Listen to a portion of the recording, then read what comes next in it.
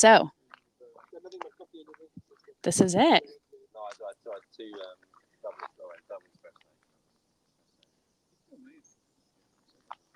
Good morning. Hello, everyone. Okay. We got the whole crew here and we're live. How is everyone feeling? Let me go one by one. Let's start with our Richmond crew who paddled through the night. Okay, so you guys are in the lead. Yeah, thank you. All right. Andy, Brett, which leg did you do? Remind me. I did the fourth. The fourth stage. leg. Yeah. Is that the worst leg? Yeah, probably. Yeah. Yeah, it was. Yeah, but I just did the one leg, so I just put it all out there. I didn't hold back. Oh my God. So you were not at the start. No. You stayed home and slept. Yeah, okay. Exactly. I was at 2 o'clock. I was having an afternoon nap. Oh my God. Love that. Clearly a good strategy. Are we in sight? Joe, that's it, Joe. Turn on the bridge. When you get to the footbridge, turn around and come back. There isn't a buoy. He's looking bad, eh? He's looking better than his earlier. Okay, there's Joe. Let's do a zoom in. So that's Joe, who's about to win this for RCC and Friends. The official finish is just along the towpath here at the Teddington Lock.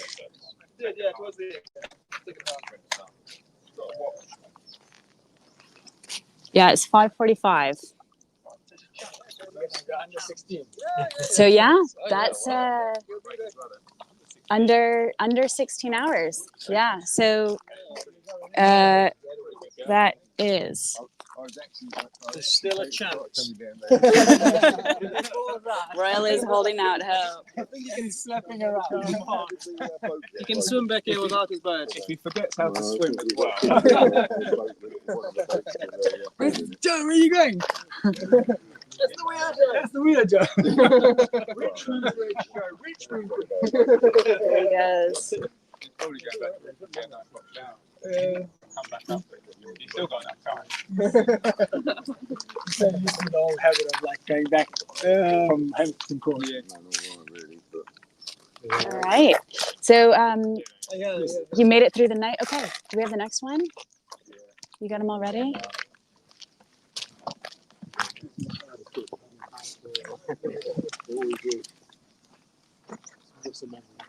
So we should have the Royal boat coming any minute.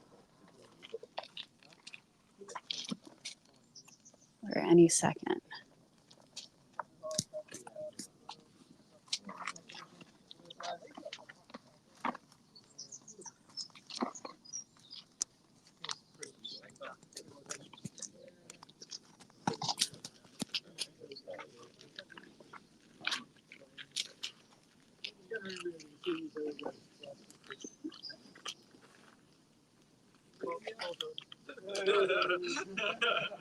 You got to do 2 laps.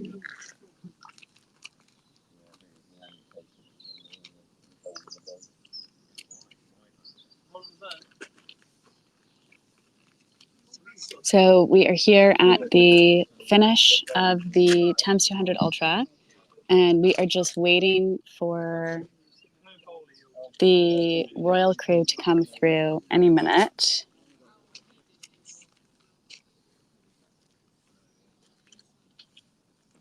And I should clarify, where I'm standing here is not technically the finish line because the actual finish line is down at Teddington Lock over there.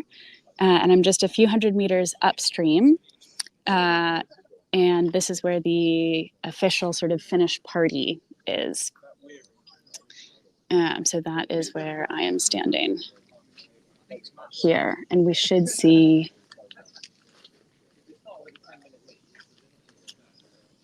Here he is. Here they are.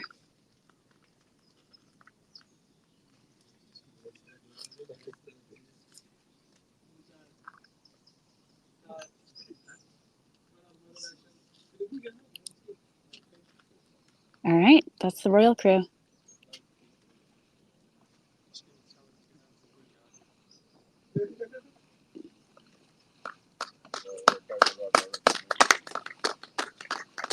That is Matt Bowley in front and Lewis. So Matt Bowley and Lewis Smith from Royal Canoe Club. And they did the first leg, which was at 2 p.m. yesterday. And here they are on the last leg.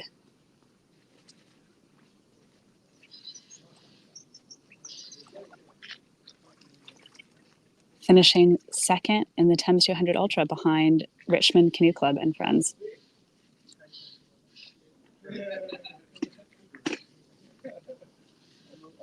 Excellent.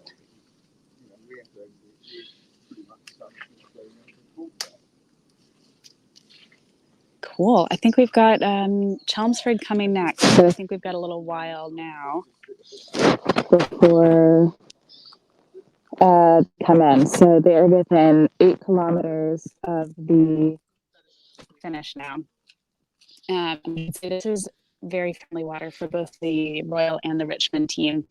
So I think Richmond's gone ahead and taken that first place at this point, but Royal not far behind, and Richmond is just past Teddington Lock. That's their home water, and this water right here that I'm standing on is the home water for Royal Canoe Club.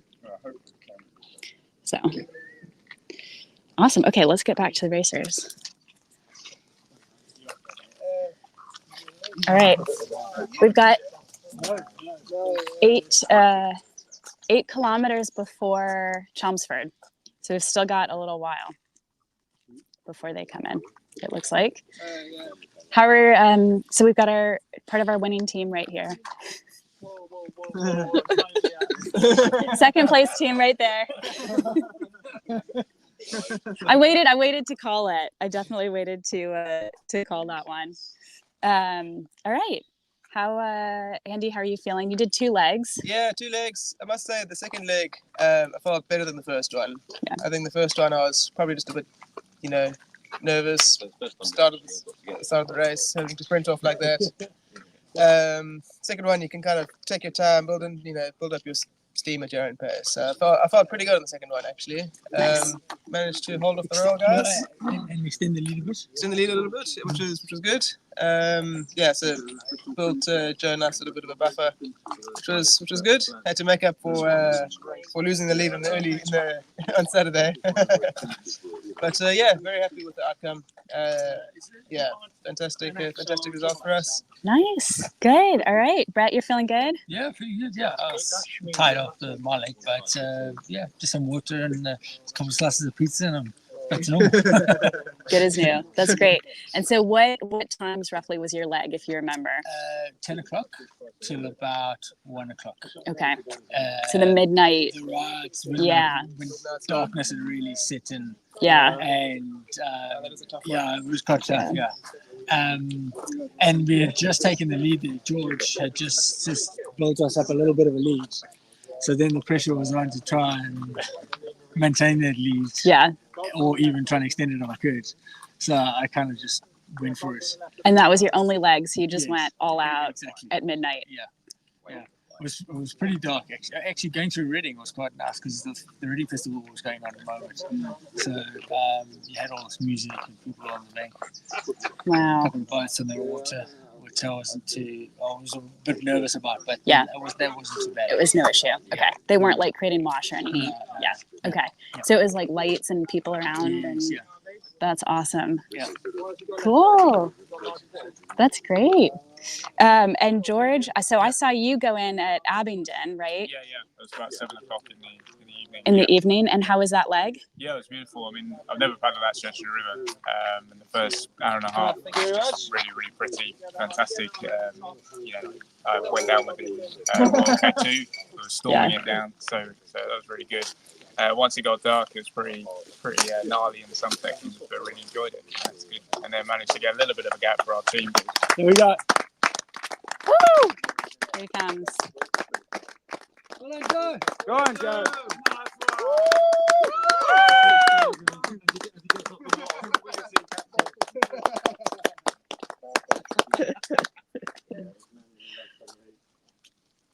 Excellent. Nice. So you were able to put that put the power on for your leg and Yeah, that was the aim. keep just things to try and make us much up on Andy's leg and just try and keep building through it. Yeah. We managed. I think we're about 2 minutes ahead at that point. That's great. Nice. And was that was your only leg that you did? Yeah. Yeah. So, Nice. So it wasn't too bad. It was only about an hour and a half. Yeah. In the dark. Yeah, that's not too bad. So started at sunset and then went into the dark and finished. That feels like a nice leg to do. It was good enough. Good Yeah. enough leg, I think. Nice. Well done. Thank you very much. Congratulations. All right. Got the first. Oh, let me get this. Okay. We've got medals and bubbly. You got to put your thumb over it.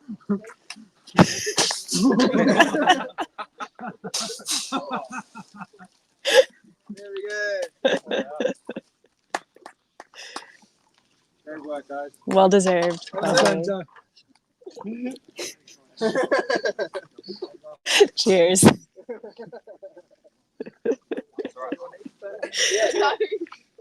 Nothing like a little champagne There you go. on a Sunday morning. So the teammates made that very comfortable final. That would have been nice and yeah. I got out of Penton Hook and I was like, it's a mistake. Quite a long run on stones. Penton Hook's never like friendly one. Great work. Yeah, let me get that for you. You've done the hard work. Yeah, team picture. Team picture, yeah. Yeah. Well done, boys. Well done, Joe.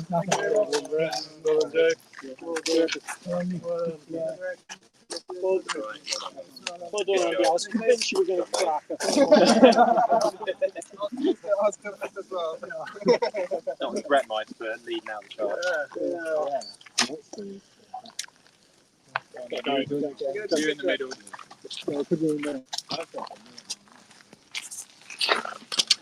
First time we've had the whole team together. Yeah. All right. We are just getting a team photo here. Yes. Like I said, all the hard work that they've done by the time. Yeah. It's All right. I feel like I took it fairly casually, and then tried to go at Hampton Court. I was like, "Oh, I'm actually a bit tired." Then I was freaking. I was like convinced the tide was coming that way. Convinced the tide had suddenly gone over the weir. It does say it's been tired. Morning, Ian. Nice. How are you? Thank you. You're just waking up. Whoa! Had myself one here else instead. You've had enough hits to the face. Oh, man. Don't do any more. Where's my finish? Joe, how are you feeling? A little tired? Yeah. All right.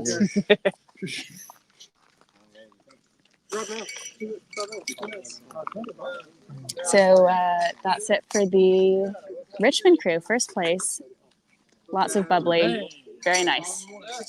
Yep. 6 in the almost six. And that was under 16 hours. So the record for this stretch is in K2 with the same boat going down the whole way.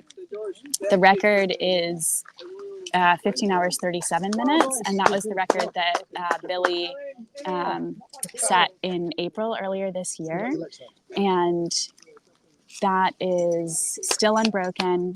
This wouldn't qualify anyway because we've got the relay teams, but it's still notable that it's they weren't that far off that time. and especially in K1s, that's very impressive. So we've just had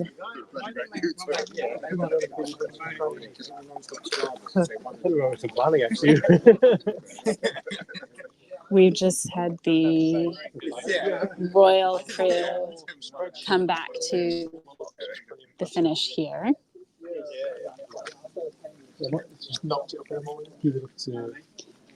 So let's get a view of them. That is Matt and Lewis.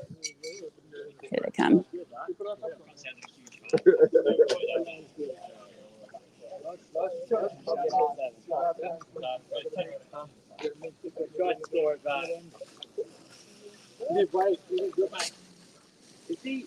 The lock is the turn, right?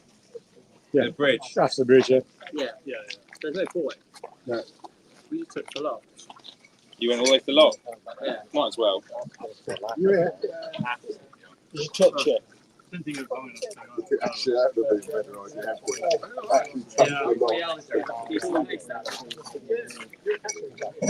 All right, so that is Matt Boley and Lewis Smith. And their teammate Graham has just come down to welcome them in.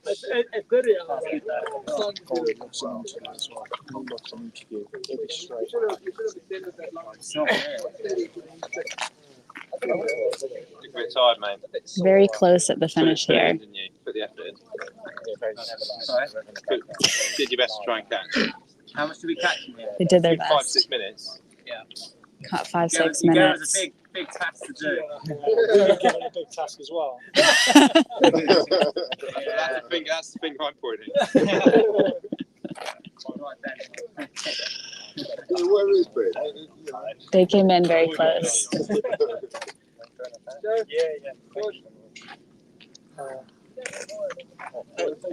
This is a bit of a picture with the losers in the background.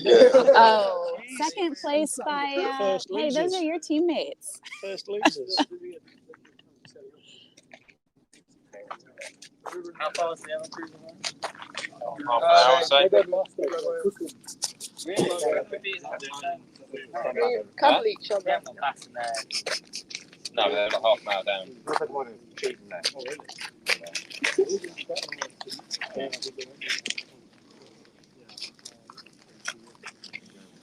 Okay, those are our winners there.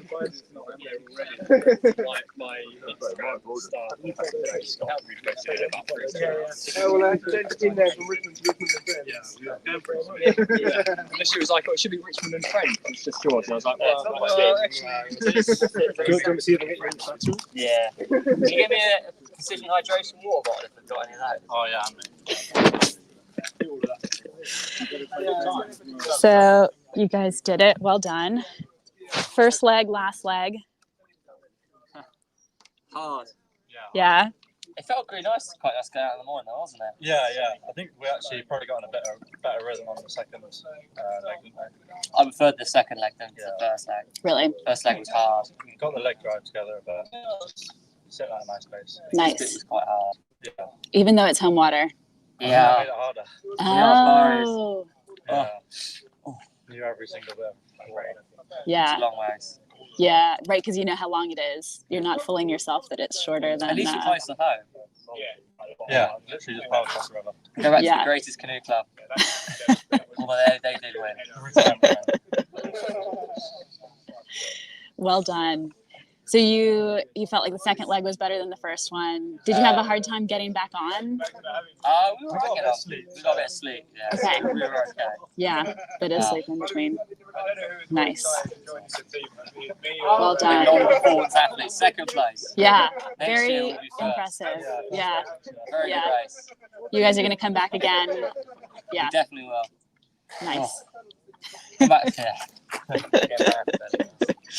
And Lewis, this is 2 marathons for you for the first time in Should we go off very a briefly? very long time. Go off very briefly. Okay. We don't have any synthetic needs, so I'll try to get down for you before we go. Yeah, you guys have a precision hydration. Got some Yeah, I don't know if we'll. medals coming out here. No.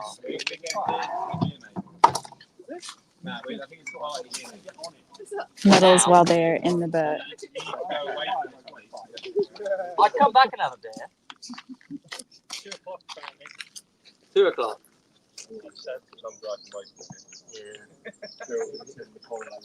Strikes again, doesn't it?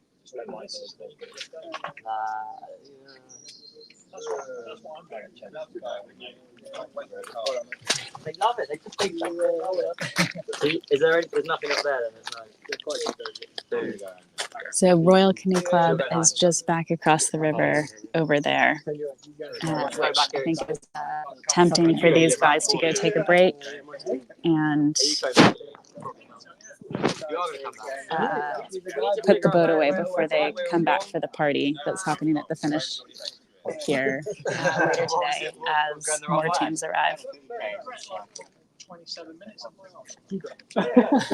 Just think, we lost it by 5 minutes there. We lost it by 5 minutes. More than 5 minutes. What? Looking more than 5 minutes.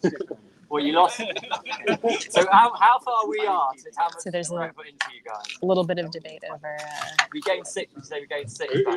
how much time Yeah, but we would have had the edge. these two were able to gain over the other crews on their team. Could have done it. Problem is, Matt, you get it outside. So for anyone just tuning in, we are here with the second place finishers at the Thames 200 Ultra. So this is Matt Bully and Lewis Smith. Do you want to come in a picture? I don't know if we'll all get one like that. They're going to take a team photo together. So the first place finishers were Richmond. So Richmond Canoe Club and friends. And then we've got the Royal Crew, second place finishers here. Just a few minutes between them. So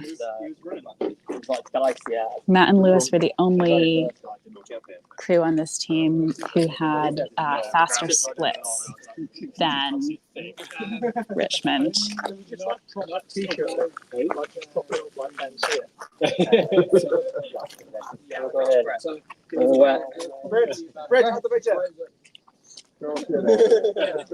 Joe wants to get Jane. Okay, let's go. We'll come back. Got a few of them. Well done, guys. Cheers. Well done. Nice work. You were good. Well done. Very good. Well done. I've had a little data tip if you guys are interested that you two are the only crew who had faster splits than Richmond. Those two. We were the saucy ones. Yeah. You guys are not fast enough, though. Yes, that is very true. That can't be true. We called George up. Yeah, but he can't away from us again, isn't he? I'll have to double check because this is fresh data. So It's incorrect data. we'll definitely double check. Another 10k, I think we'd have done 6 for 1. Another 10k would have caught nearly. You look dead again, mate. Because we knew that's all we had to complete.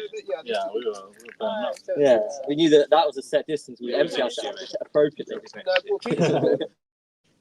It's good fun now.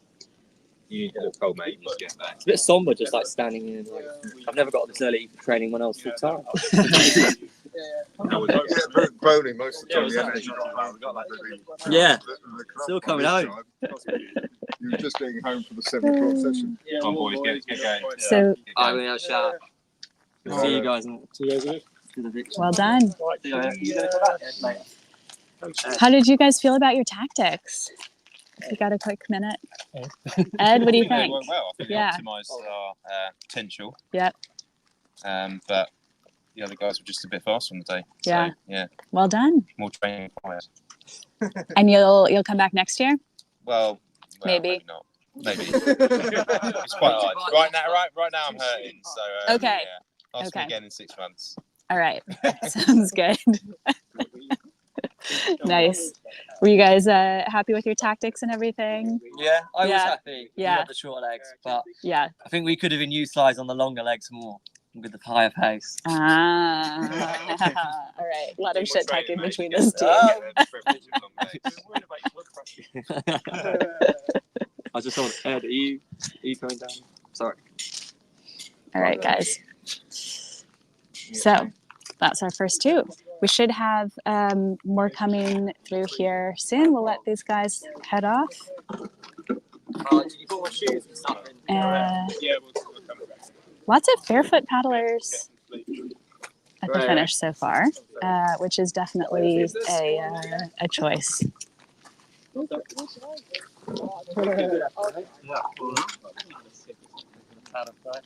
right. See you guys later. Off they go. How long do you reckon the other crew's going? A few more minutes before the next crew arrives from Chelmsford. So Matt and Lewis will head back to Royal Canoe Club across the river. So for anyone who is just tuning in and wasn't up at about 5:40 when we went live again this morning, we're here at the finish of the Thames 200 Ultra. And we've got two boats in so far, two teams. The first one was the Richmond crew, RCC and Friends. So they managed to put a good lead on through the night. So Andy Burkett was saying earlier that he had a better second leg than his first leg. So on the first leg, he was at the mass start, and things were a little bit chaotic as we expected from the mass start, but managed to get a bit of a paddle to the face and then didn't quite feel like he got in his groove. So he went and did his second leg overnight and said that felt much better. He was definitely able to get in a good groove. And George Durden we saw at Abingdon yesterday, so that was around a bit before sunset. And so he had a strong leg as well. Brett Irvine did the midnight shift, and Joe Peterson finished it off this morning. So he was able to hop in once the team had a bit of a lead and managed to hold that through the end, even though he had Matt Boley and Lewis Smith from Royal chasing him down as fast as they could. So the two crews ended up really close, just a few minutes apart over 200 kilometers and almost 16 hours. And they moved well. So the record for a doubles boat through this stretch without making relay changes is 15 hours, 37 minutes. And that was set in the springtime this year, where the flow was much higher. So that was the same flow pretty much that we had at DW. So if you watched DW, you saw just how massive that flow was. It was incredibly high, and the river was really pumping the whole way down, and that makes a huge difference in the times that the racers will set. So today there's much less flow, and the racers were definitely feeling that. I can give you a few other updates about different paddlers who are still out on the course. So first we had a few withdrawals, unfortunately. So yesterday when we were at Abingdon, we saw Emily King and Alex Tyrer, and Alex had pulled off at the Abingdon stop to take a bit of a break. And she took a particularly long break. We were a little worried she wouldn't get back on. She said her legs were really hurting, but she managed to get back on after Emily King arrived, and they were planning to paddle through the night together. Unfortunately, it looks like they both ended up having to pull out. So we'll see if we can maybe find them and hear a little bit more about what happened there. We also saw Harry Gilbert pull out.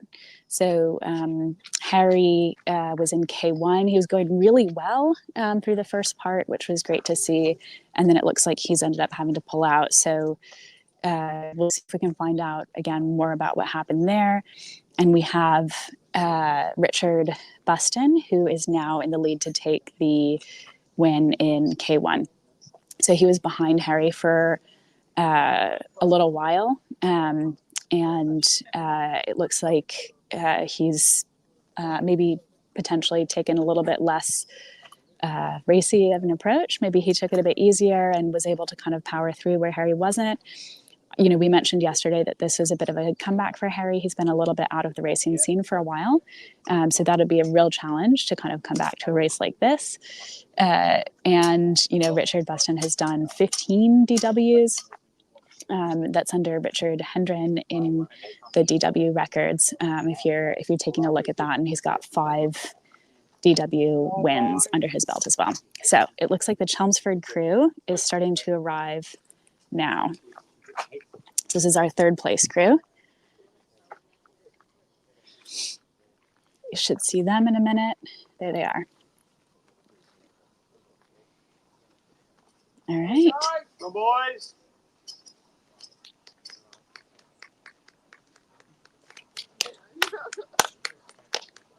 They're really powering it down the water here. They're moving really quickly. So that's the CLM and Cornwall is their team name.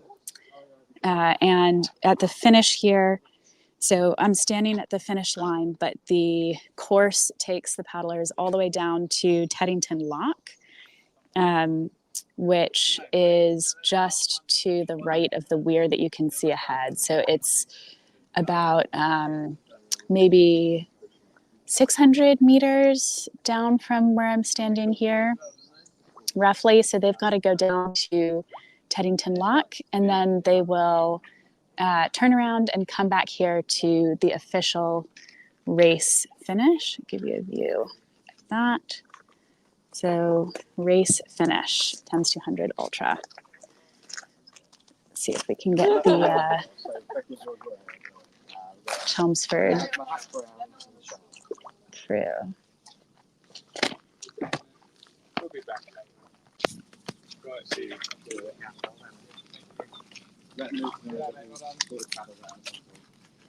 So we've got the Richmond and Friends crew just heading off here. It's a beautiful morning.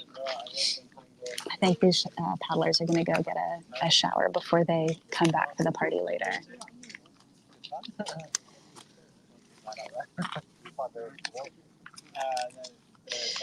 Chelmsford.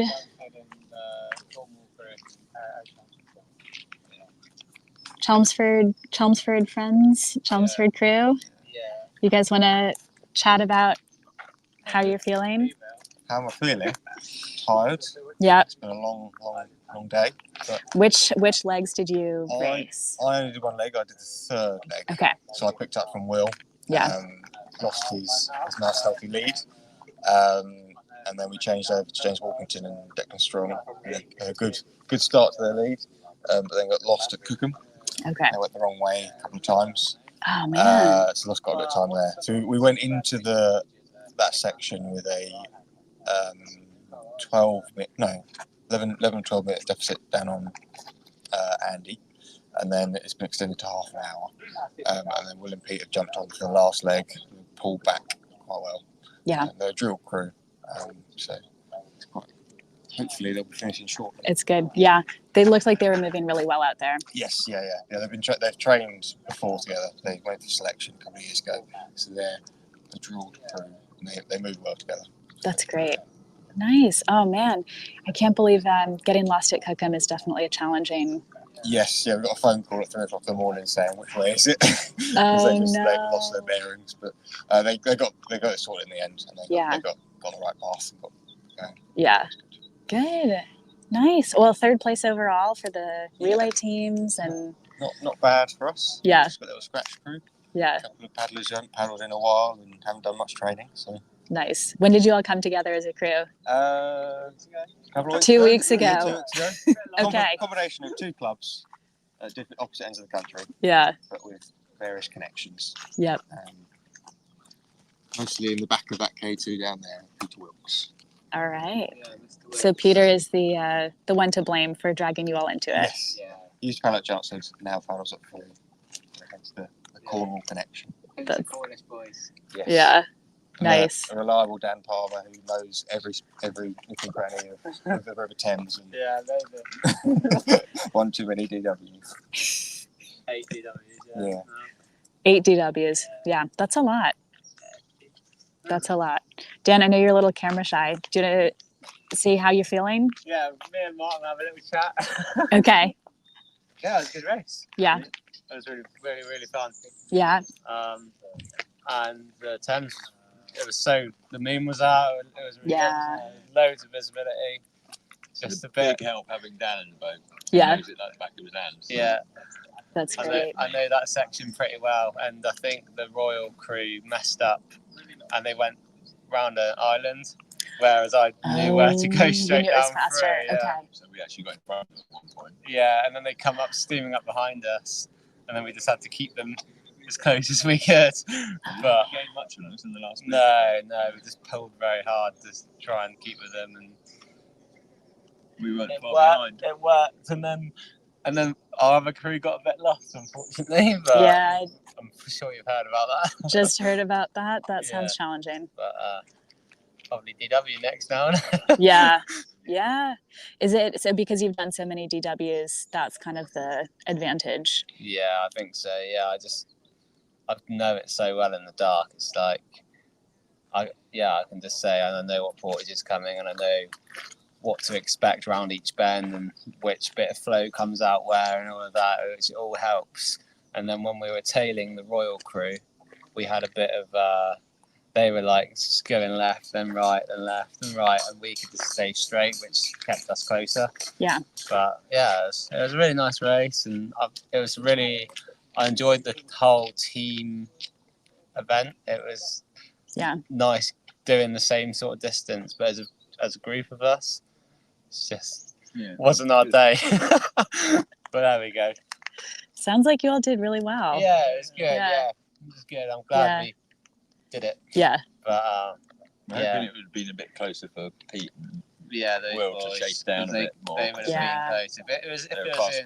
If it was in within 10 minutes, they might have been able to sneak it back. But maybe not. A little bit of a gap. 40 minutes Yeah. down. Yeah.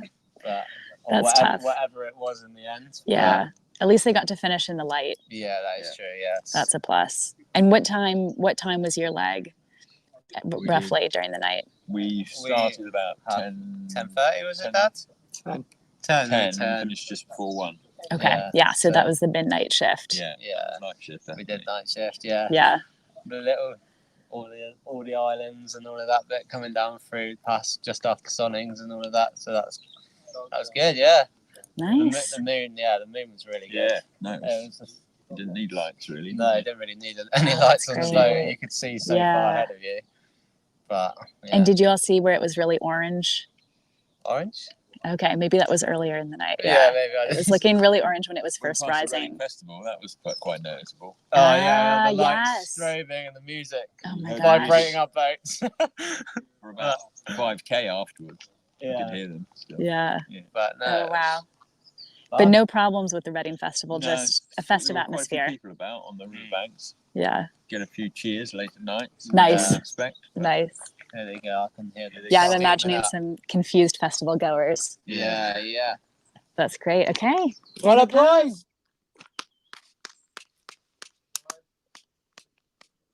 Strong. Well done.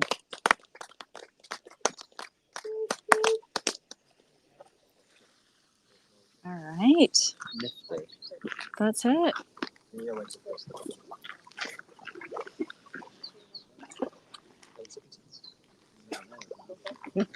So that's the third crew finishing. So for anyone who is just tuning in, that's our top 3 relay crews who have just come in. And here's their medals. So race director Keith is out here with the medals for Chelmsford and Cornwall. Got a large and a medium probably. Nice. Yeah. But I think you got a t-shirt for the boys. Yeah, they're there. Let me get Keith a little zoom in on the medals. Let's see what these look like. Very nice. Yeah. And the is that race t-shirts, finisher t-shirts? Yeah. Awesome. T-shirt. Same with the the volunteers, volunteers ones. A shout out to all the There we partners. go. Oh yeah, I love this. We've got the Paddle Daily logo there. Very exciting. Cool. There it is, boys. Well There done. they are. How was it? Good. A good stint. Nice work, boys. Great racing. Well, guys. More bare feet. Yeah, right on.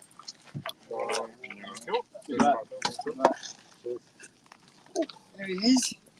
Good, mate. Right through. There you go. Very good. Well done. Wow. Thank you. No, it's all good. It's all good. Congratulations. Nice. Oh, of course, yeah, look at that. You guys want to tell us how it went for the live stream? How'd you feel? Yeah, it felt good. It's a nice sort of sunrise paddle down. The last little 600-meter section past here felt like the longest 600-meter section I think in the world. And I then bet. we almost wiped some fishing lines out at the end. But it's nice. Kind of smelled all the bonfires on the way down. Yeah, it's pleasant. It's a great event. Yeah. Wasn't it? Great fun. That last little stretch down and back wasn't the best, but Yeah. This is just It's fast once you've done the turn. yeah, on the way back I felt a lot easier. Going down it felt like a long way to go. oh man, yeah. Yeah. Good team effort. Yeah, great fun. Oh, that's great. And this was your only leg that you did, or No, did I did you the did the first leg early? as Oh, you well. did the first one. Okay. This is quite a different section of the Thames. Yeah, very. By the end.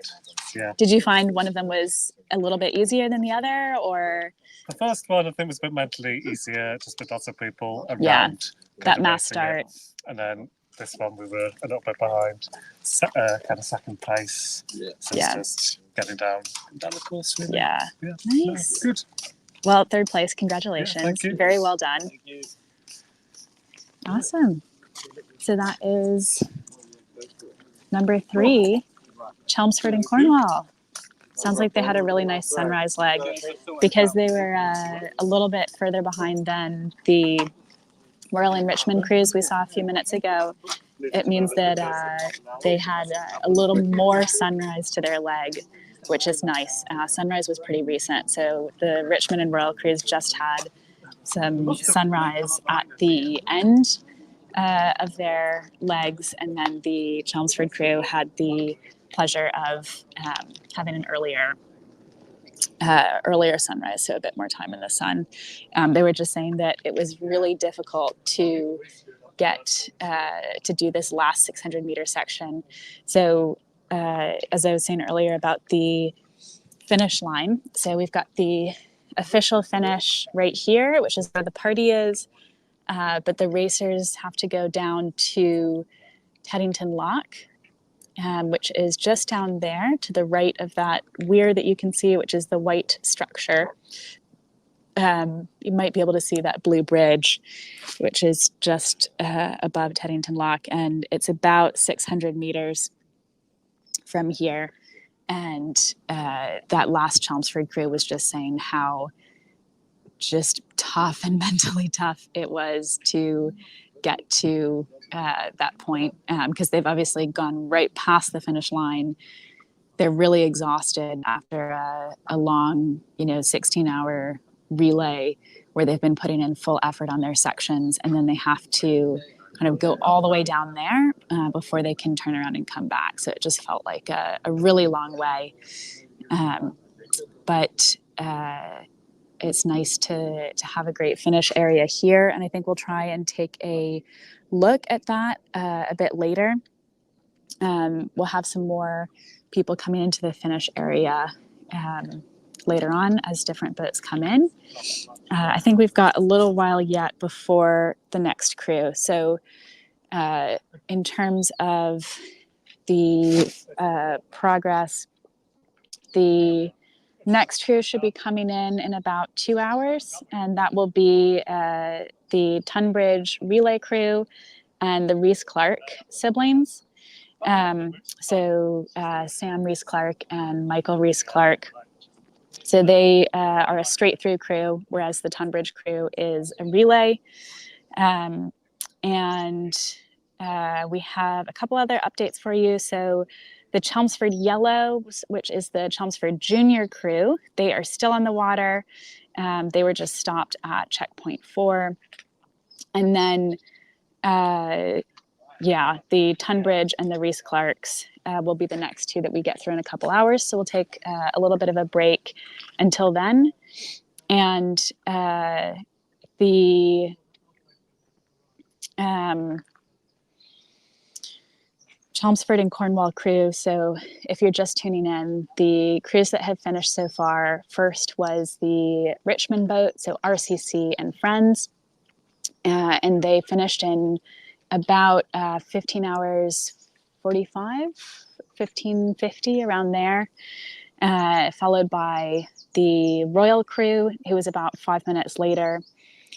Their team name is Non-Performance Athletes, obviously a misnomer since they performed really well today.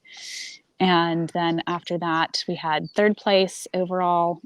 These are all 3 the relay crews, which was Chelmsford and Cornwall.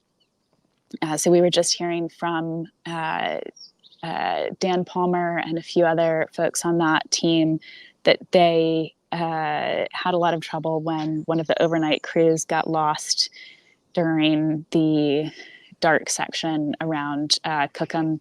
So if memory serves, I think they probably took the wrong lock cut there, but we'll have to double check and see exactly where the getting lost happened. That's really tough to happen in a race like this, very mentally tough. And then that was a big impact on the race. So that last leg for Chelmsford, the crew was just saying the 2 guys in the crew there were a really strong crew. They went for selection a few years ago. They've paddled together a lot. They're very, well practiced. It's a drilled crew, and it was a bit too bad that they were so far behind at that point, because if they had been a little closer, they might have been able to close that gap. And that crew was moving really well, so you just saw them on the water looking really strong at the finish here.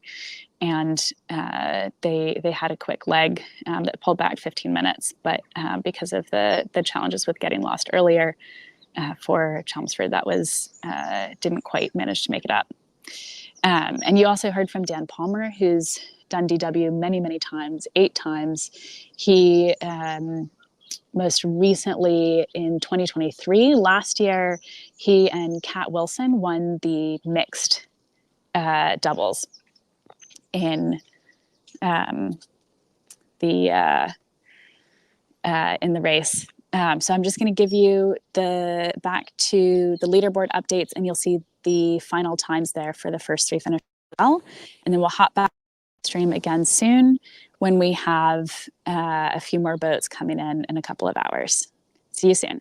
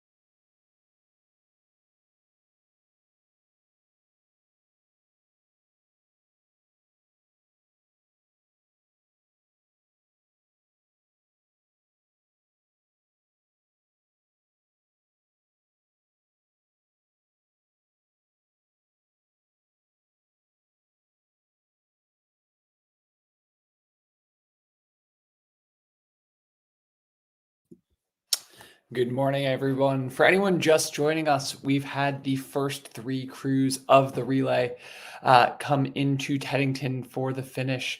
If you missed us, we had RCC and Friends taking first place in 15 hours, 53 minutes, and 43 seconds. Non-performance athletes took second in 15 hours, 59 minutes, and 22 seconds. And then CLM and Cornwall rounding out the podium in 16 hours, 22 minutes, and 18 seconds. We're going to be a couple hours away now from the next wave of paddlers coming through to the finish line. So we're taking a short break here from the live stream.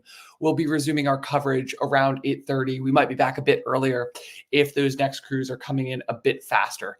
So stay tuned here. But the next 3 crews we expect to see coming in are going to be the relay crew from Tunbridge, who should be in right around that 8:30 mark, closely followed by Michael and Samantha Rees-Clark.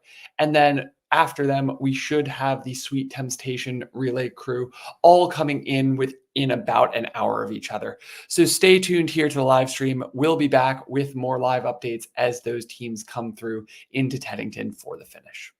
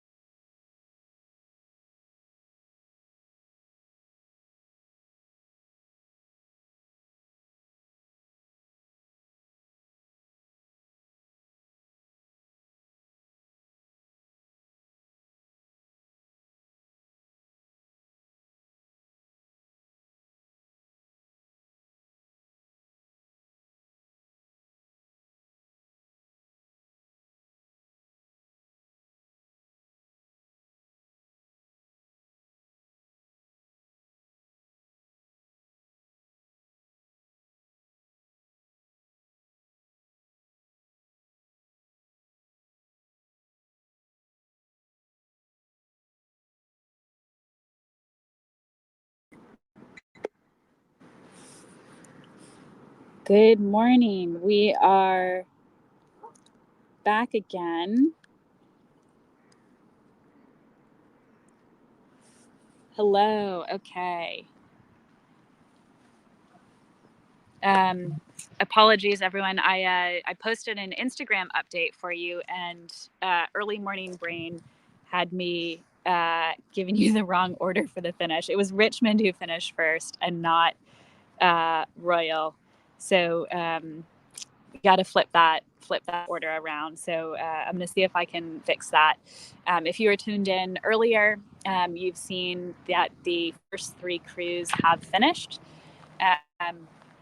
So give you a bit of a view from where we are now at Hampton Canoe Club. So come up river here, and you can see behind me that it's a beautiful morning.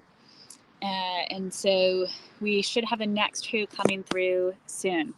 So again, that is going to be the Tunbridge Canoe Club crew will be next. And then after that, we have the Rees-Clark siblings. So Sam Rees-Clark and Mike Rees-Clark. The Tunbridge crew is another one of the crews from the relay group, which is great to see. So they'll be the 4th fastest relay crew. I've got eyes on movement. It looks like we've got some movement here, so I'll turn the camera around in just a minute. But they will be the 4th fastest relay crew, and then behind them is the Rees-Clark siblings, who are a straight through pair. So Sam Rees-Clark and Mike Rees-Clark are both really strong paddlers. So Michael finished 3rd in the DW this year, and that was with his partner Ed Dobson. And Sam Rees-Clark is a decorated marathon world champion, and she is she won 2 bronze medals at the 2022 World Championships in marathon K1. So one in each of the distances. So I think just the fact that we're seeing the Rees-Clark siblings so far up here with the top 4 relay crews, that's incredibly impressive. So it's really cool. And it also tells you that, you know, the timings at the top end are not that different between the relay crews and the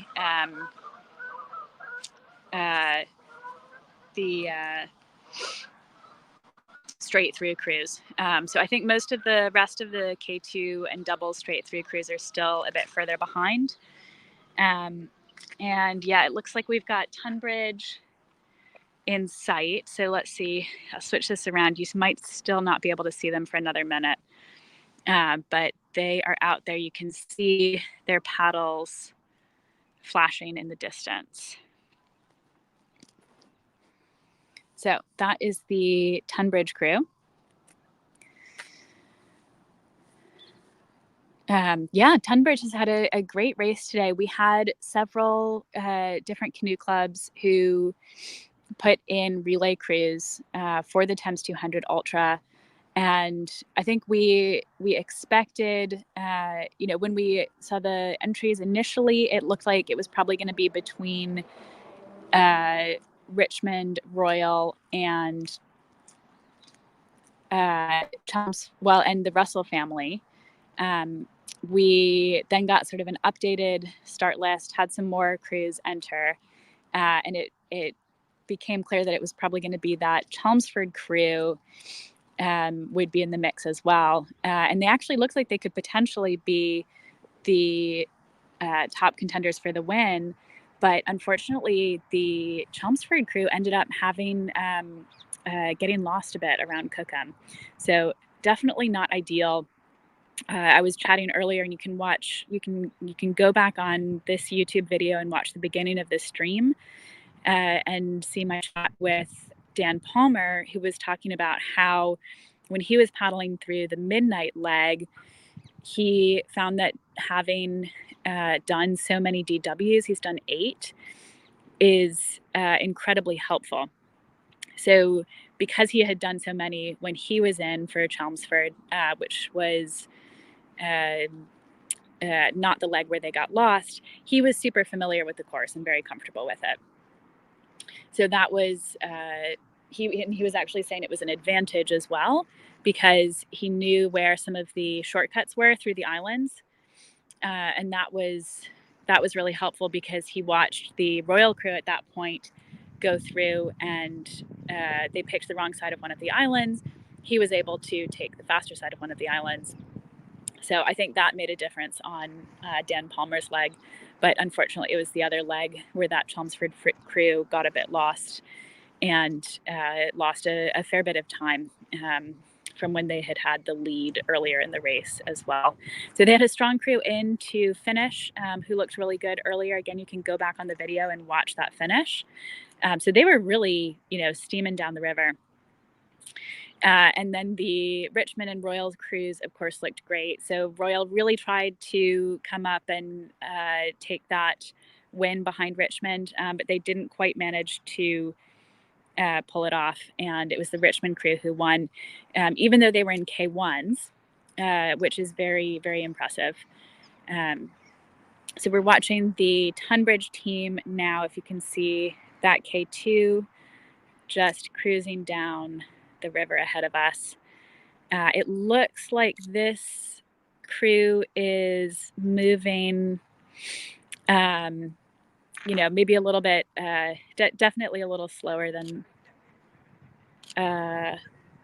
some of the other crews that we've seen pass through so far. So they've just taken the sort of shortcut between the island and the other shore there.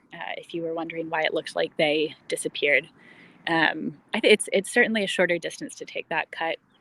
Sometimes there is, algae or seaweed under the water there. I know a lot of crews early in the race had problems with weeds, but at this point in the Thames, based on what the river's been like this summer, they should be fine with that shortcut, and it saves them a little bit of distance going down the river here. Where we are here is Hampton Canoe Club, which I mentioned earlier. You can see we've got some rowers coming out, looking very picturesque on the water, even though they're not paddlers. Molesey Boat Club.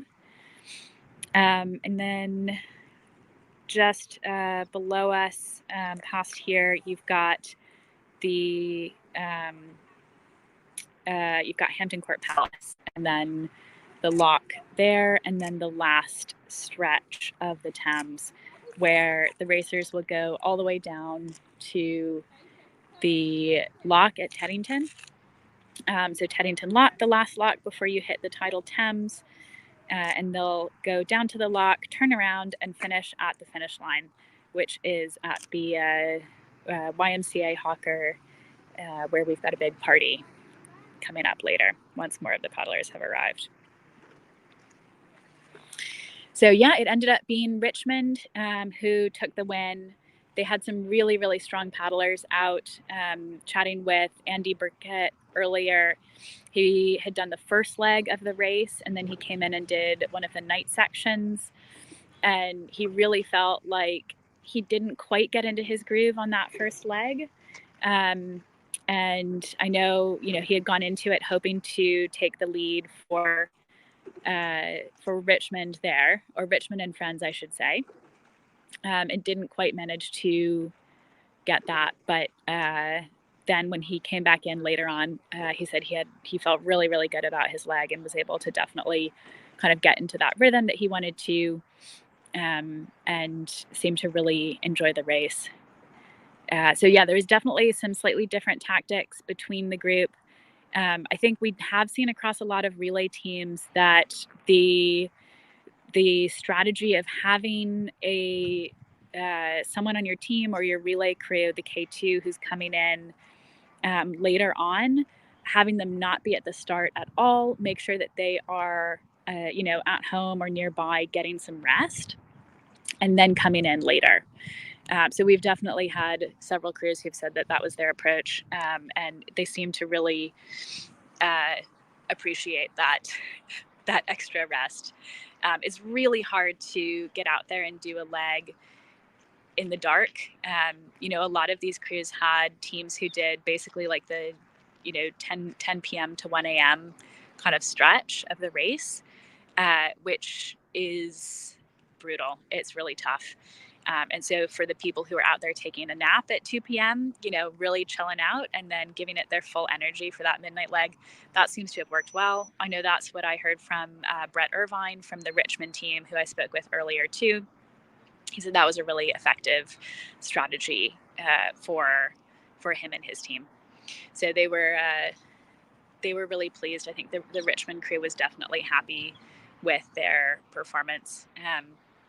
The Royal crew, I think, was happy with their finish as well. So we saw Matt Boley from Royal and Lewis Smith earlier. If you missed the live stream yesterday, Lewis Smith was a last-minute substitution for John O'Grady. So John was meant to be on the Royal crew and unfortunately got ill at the last minute, and they brought in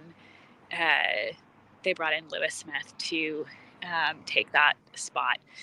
So that was, I think, something that they were happy to be able to find someone who fit well in that crew at the last minute.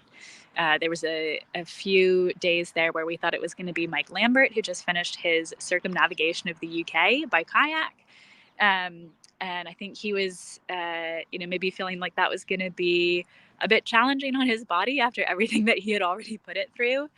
You can go read more about Mike and his journey around the UK at paddledaily.com. You can kind of scroll back through those articles and see my interview with Mike when he was at the top end of the country up in Thurso in Scotland. But he was pleased to have Lewis Smith step up so that he didn't end up having to take that leg.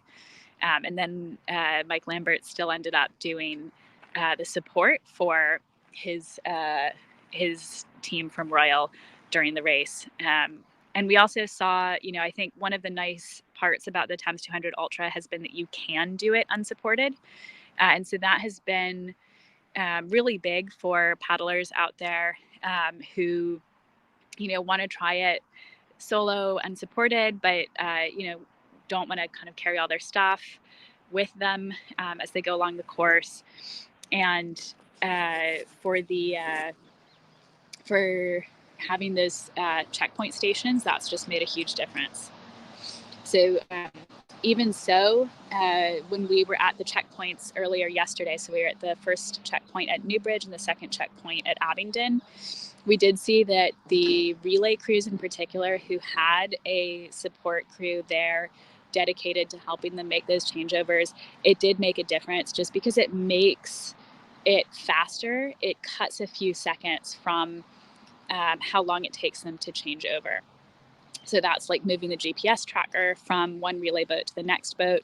That's how they've been able to maintain that consistent GPS tracking throughout the race, despite having different boats and different crews in.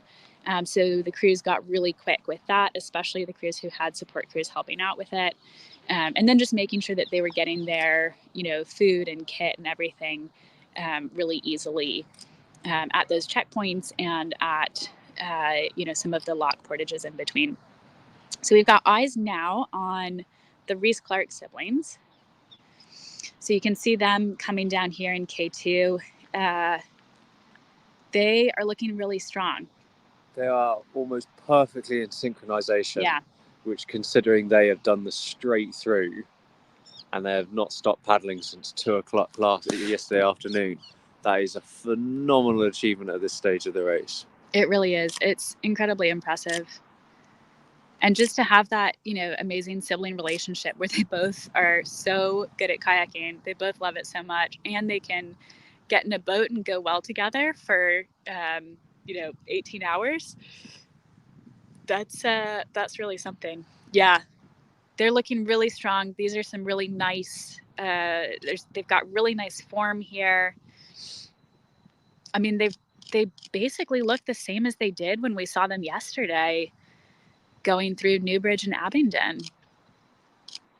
So that's Sam in the front, and then Mike behind her in orange. And they are going left of the island. So this is interesting. Now, I'm not sure. I haven't tested this bit to see which way is faster. So it really depends if there's much flow. The other side is shorter by a very, very small amount, but the flow of the river comes on this side. Funny enough, I do believe Charlie Smith owns all the Strava segments in the area, having done Lusmore. And so, given that Charlie Smith is part of their support crew, I would imagine he would advise go left. Yeah. This is also part of the Frank Lusmore route now. Those guys train at Elmbridge, so they will know this stretch of river fairly well. Yeah, at this time of year, I don't think it's going to matter too much whether you go left or right. But if it doesn't matter, then you might as well take the gamble and hope that the flow does take you on a slightly faster trajectory. Yeah. And they took a line really close to that island too, so they certainly weren't adding much distance by, coming out towards this bank of the river. So yeah, it probably wasn't too much distance. And the crew from Tunbridge we saw earlier, it looked like they were maybe not quite as on form as Sam and Mike Rees-Clark are looking here. Which is really just a testament to how strong this pair is. So Sam and Mike Rees-Clark will be the first straight through crew to finish the race. Yeah, and they are looking super relaxed. I mean, yeah. there is, I don't want to say there's no urgency on that, but they just look comfortable. Yeah. I'm sure we'll get to the finish line, and if we say that, they might swear at us. Yeah. They look comfortable. They do look comfortable. I think, those are two very experienced paddlers, and they know what they're doing out there. I thought it was funny yesterday when I was talking to Sam and Mike. Mike was saying that, Sam is, because this was her first time doing an ultra distance like this. She had thought about doing DW next year, but they ended up deciding to do the Thames 200 Ultra this year because Sam is getting married next year and thought it would be a little bit much to do that immediately after the DW because that is planning to, I don't want to make a statement about, whether it's harder to plan DW or a wedding, but yeah. Definitely harder to plan DW. Yeah. Says someone who hasn't planned a wedding, but they're both, I would say, pretty similar in level of planning, and doing two at once is not recommended. So I think Sam has probably made a good choice here, and she's going to be very, very happy to have finished her first ultra at the Thames 200 Ultra. And Mike was saying earlier that one of the challenges he was expecting was going to be to keep her from getting overly competitive and kind of going a little bit too fast. In the race. And so given how they're looking now, I'm guessing that they were able to manage that pretty successfully because as Henry was saying, they look super smooth. So we can check the GPS and see who else we've got. So the next crew coming in here is going to be Sweet Temptation. And that's the crew, the next relay crew. So they will be the 5th fastest relay crew. They have had, I think, a bit of a mix of K1s and K2s, and they are about 5 kilometers away.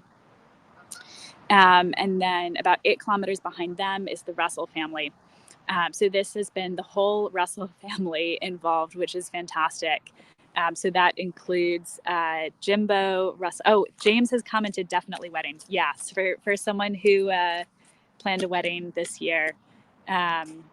I think that's, relatable, and did DW the year prior. Glad those were in different years. Who won, and do we have any singles in yet? Great question. It was Richmond who won.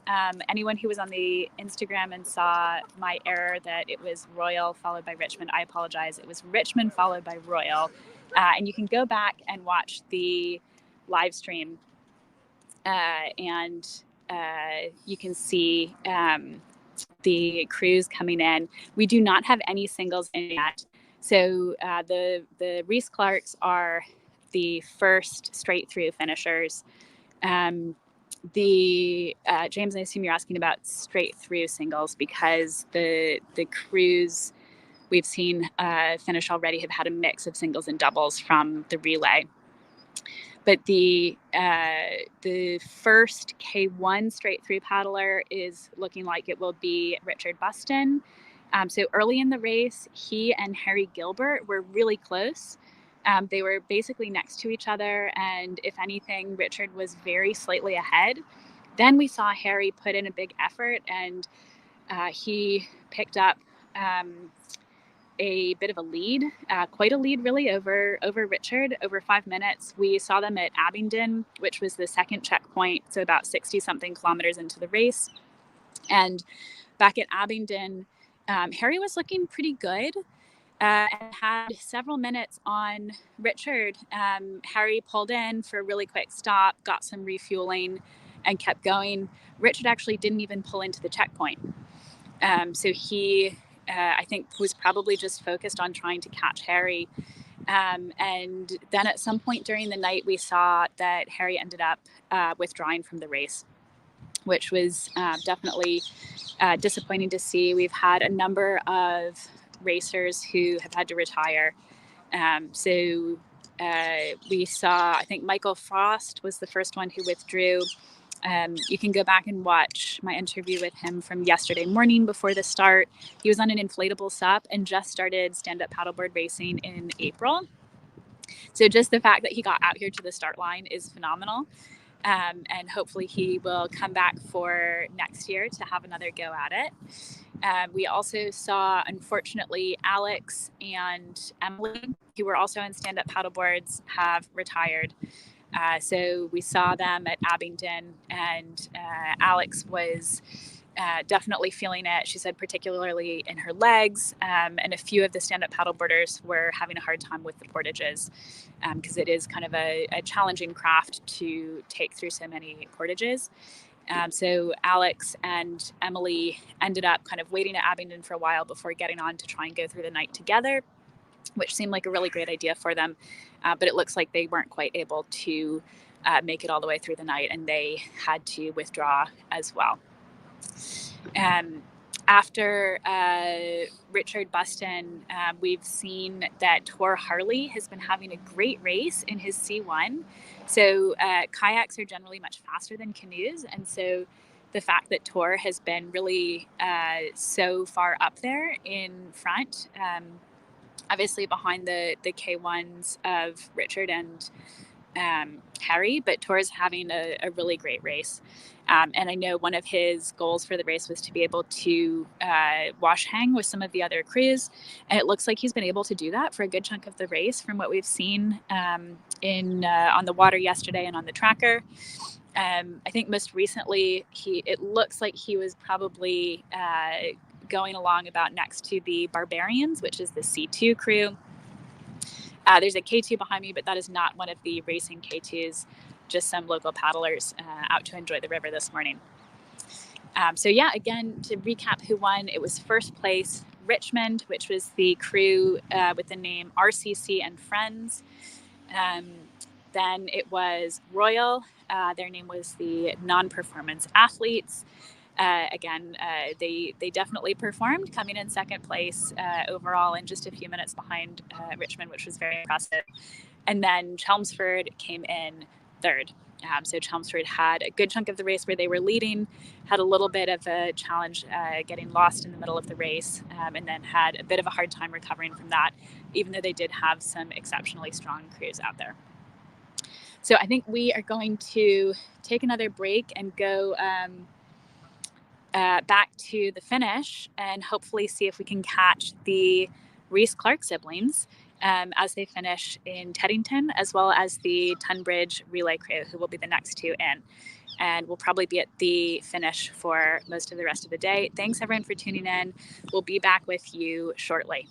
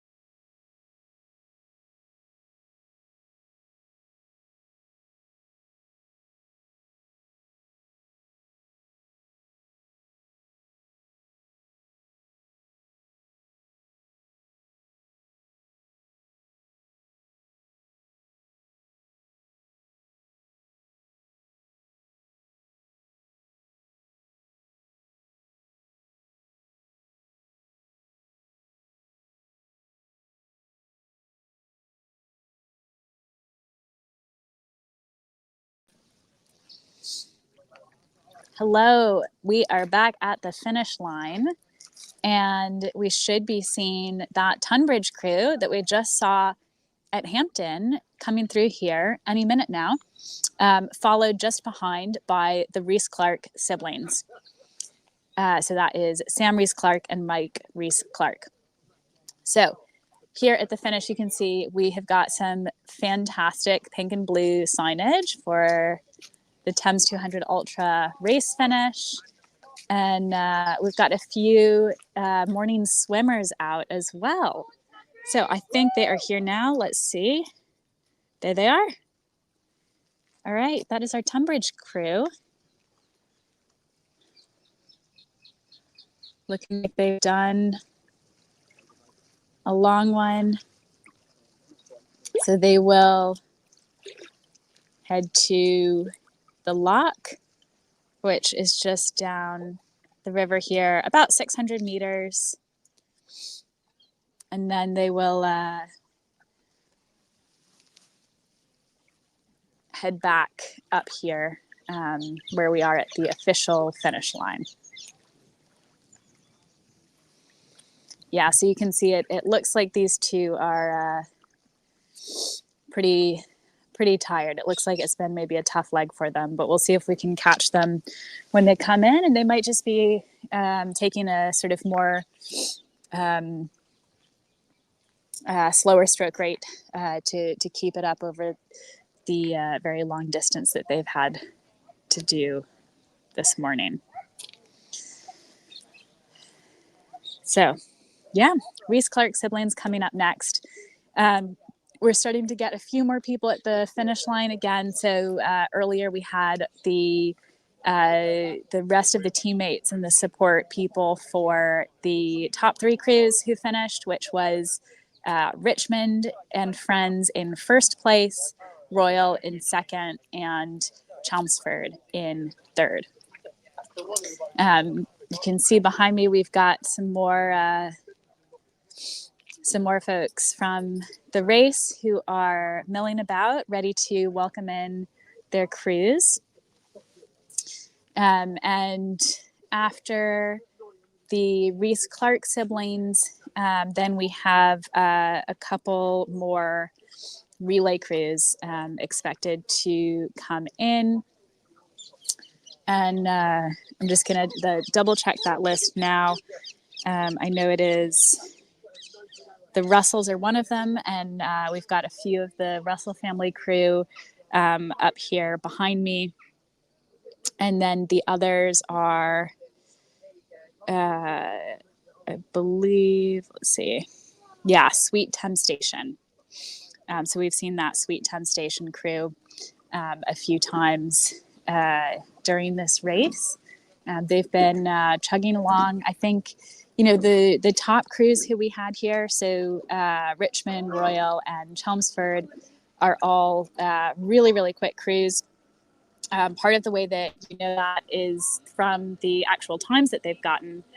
So the crews have the record for this exact course, the length of the Thames, the 200 kilometers, is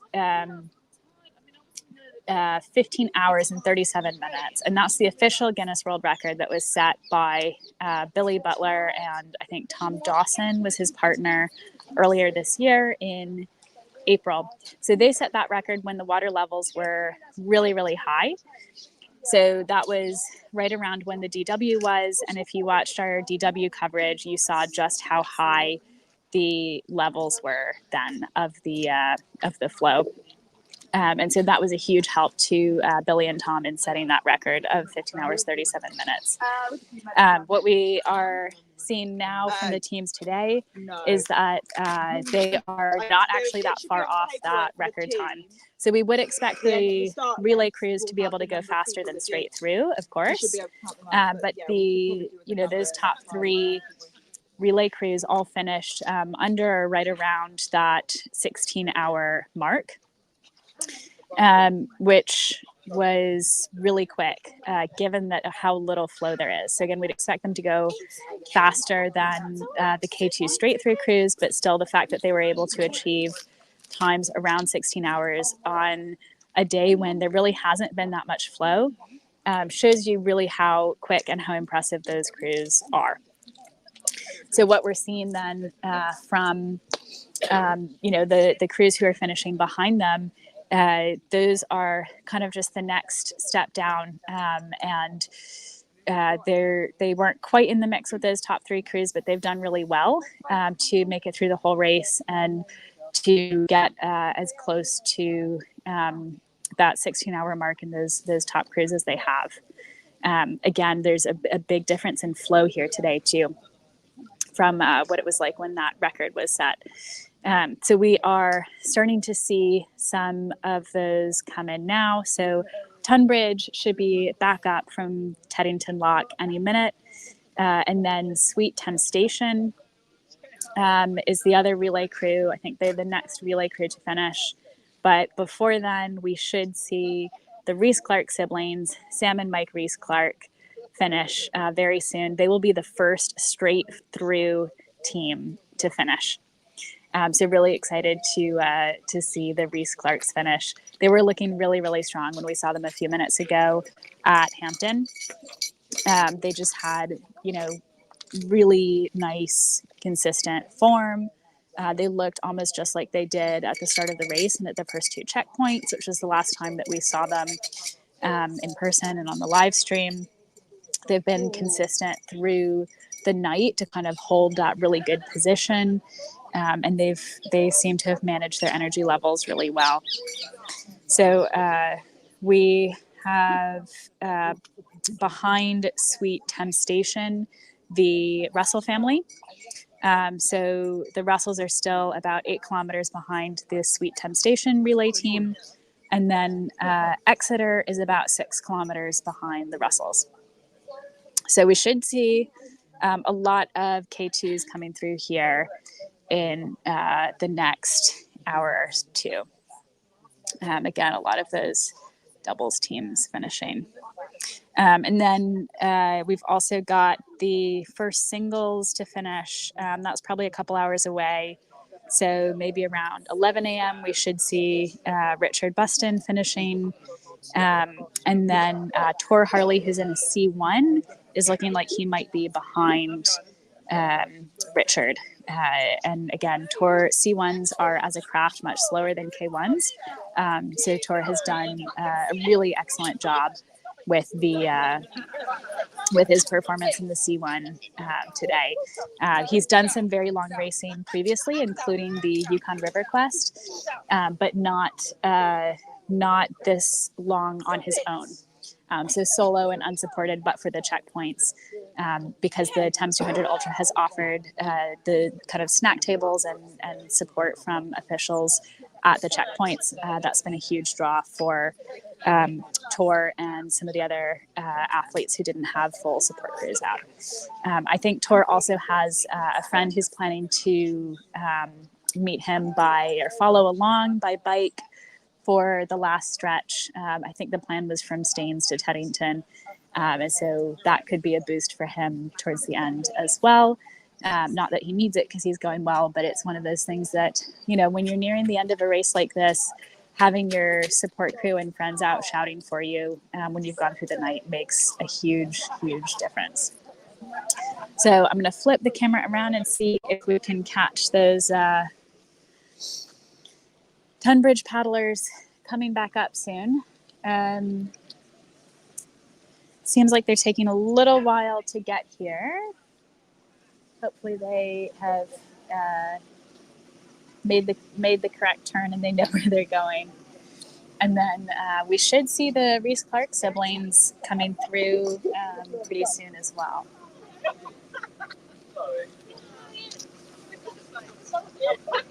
Are you looking out for the Tunbridge crew? Are you with the Tunbridge crew? You were, yeah? Which, I'll put you in the live stream if you don't mind. Which leg did you race? I did 1, 3, and 5. Okay, that's a lot. Long way. How many people were in your crew? Only 4. So me and I my dad. wondered. Okay. And then Oh, that's right. Casey got there. Wow. So, So 3 legs. That is a lot.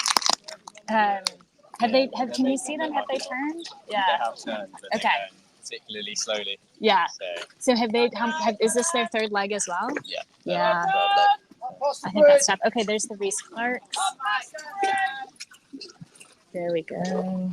So there goes Sam and Mike. They look really strong.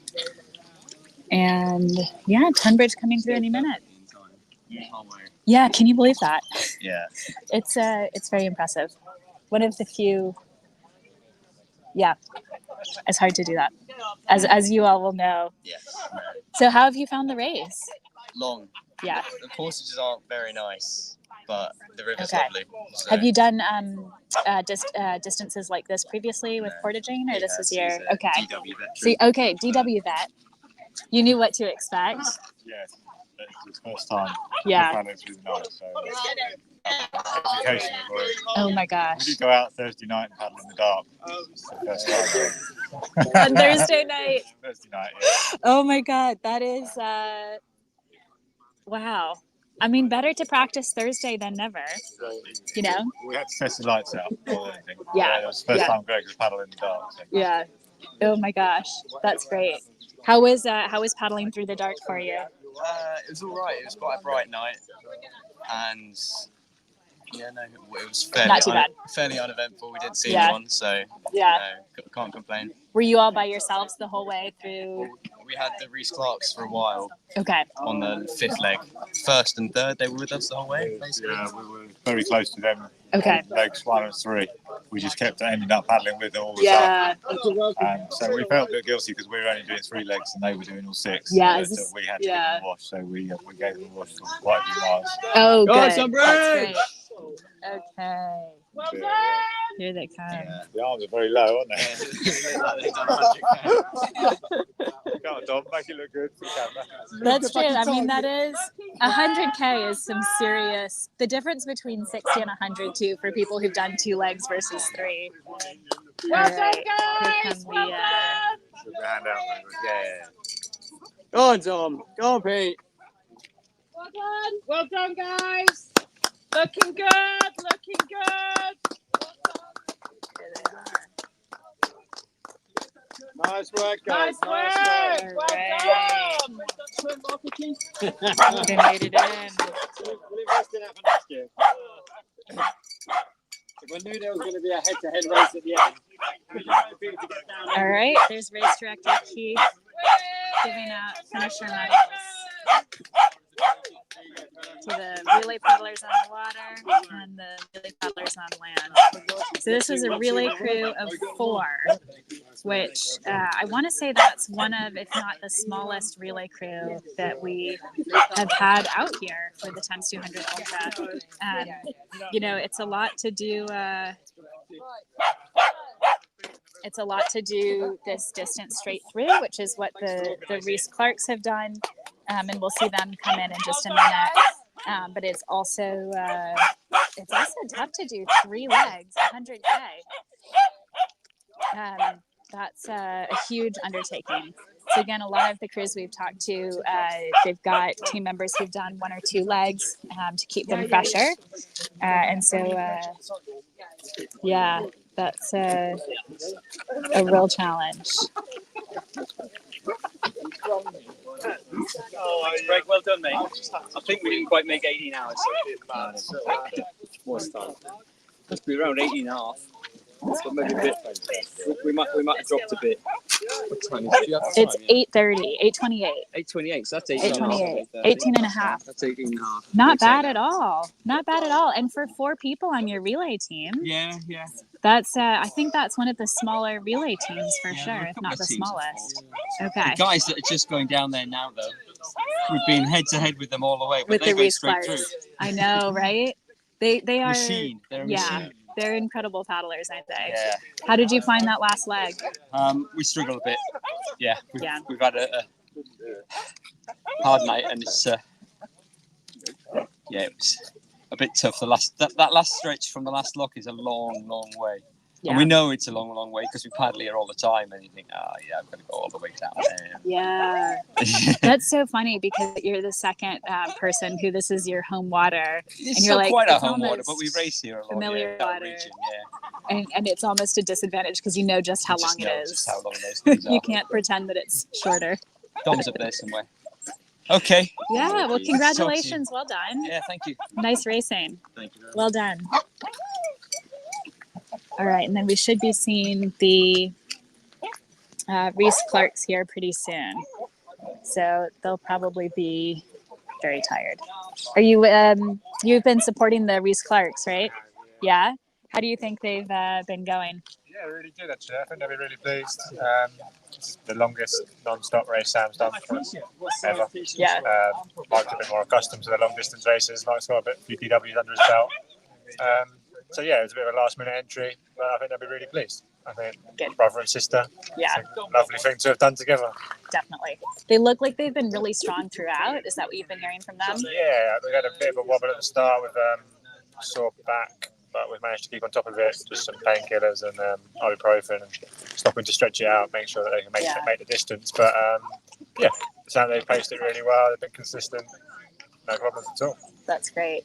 It's very impressive. They've done a nice job with it. Yeah, I think they'll be really pleased. Yeah, good. Congrats. So we'll see the Rees-Clarks through here any minute. And so it sounds like the Rees-Clarks and that Tunbridge team were pretty close to each other for a lot of the race. So, trading off a lot of the way. I think for the Rees-Clarks especially, that would have made probably a big difference in their race, just being able to kind of have people near them through the night. But they've certainly been extremely consistent and strong throughout. So they definitely have shown, how to do a nice straight through. So really cool, very, very impressive from the Rees-Clarks. And then the Tunbridge crew who we just spoke to, it sounded like they were pretty pleased with their performance. They were around 18 and a half hours. So I think it sounded like they wanted to go maybe slightly faster, but it's not too far off what they wanted to achieve. So that final Tunbridge time was 18 hours, 26 minutes, and 30 seconds. And because we had a mass start, you can pretty much just keep watching the clock to see what each finishing time is. And that is the case for everyone from the 2 p.m. start. For the 10 a.m. start, that will be the only case where we've got a difference in how you're calculating those times. From that 10 a.m. start, we do still have a few paddlers coming through in a little while. So the next boat that we are expecting here is Sweet Thames Station. If you're seeing boats on the screen, that is the rowers who are just out for their Sunday morning practice. So Sweet Thames Station is a few kilometers away. Looks like they're moving reasonably well. And then behind them is the Russell family. It does look like there is quite a gap between Sweet Thames Station and the Russell family. Behind the Russells is Exeter Canoe Club. And then behind them, we have the Olivers. So the Olivers will be the second fastest straight through crew for doubles. So I think the Olivers will be pleased with that performance. We'll catch them when they come through here. Behind the Olivers, we have Richard Buston. So he will be the first K1 finisher. First singles straight through. And then we've got Team Newbury or Team Egypt as they have self-labeled. We've got some more paddlers. This is the Richmond lot out doing their Sunday morning training. So just out for a regular session there, not the racers. And then we've got, let's see, a few more relay teams back. The Chelmsford Yellows, which is the junior boat. They are currently at New Runnymede Bridge. Okay. Here we go.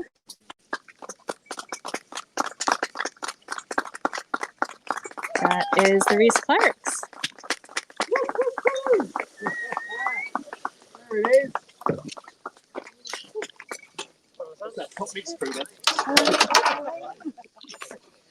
Yeah. Thank you so much. Nice work. Oh, very nice. All right, finishers medals and bubbly. First straight through. First fastest straight through doubles crew. How was that? Was it all right? You had some friends the whole way, didn't you? Pretty much. Yeah, it was a nice relay team that was all right for a while. Yeah. I'm going to go over the water, That's a huge accomplishment.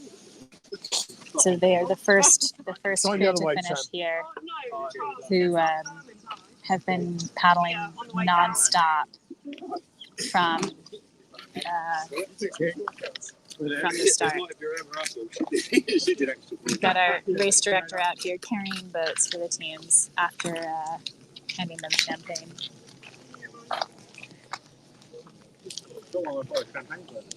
Yeah. Just taking a few photos.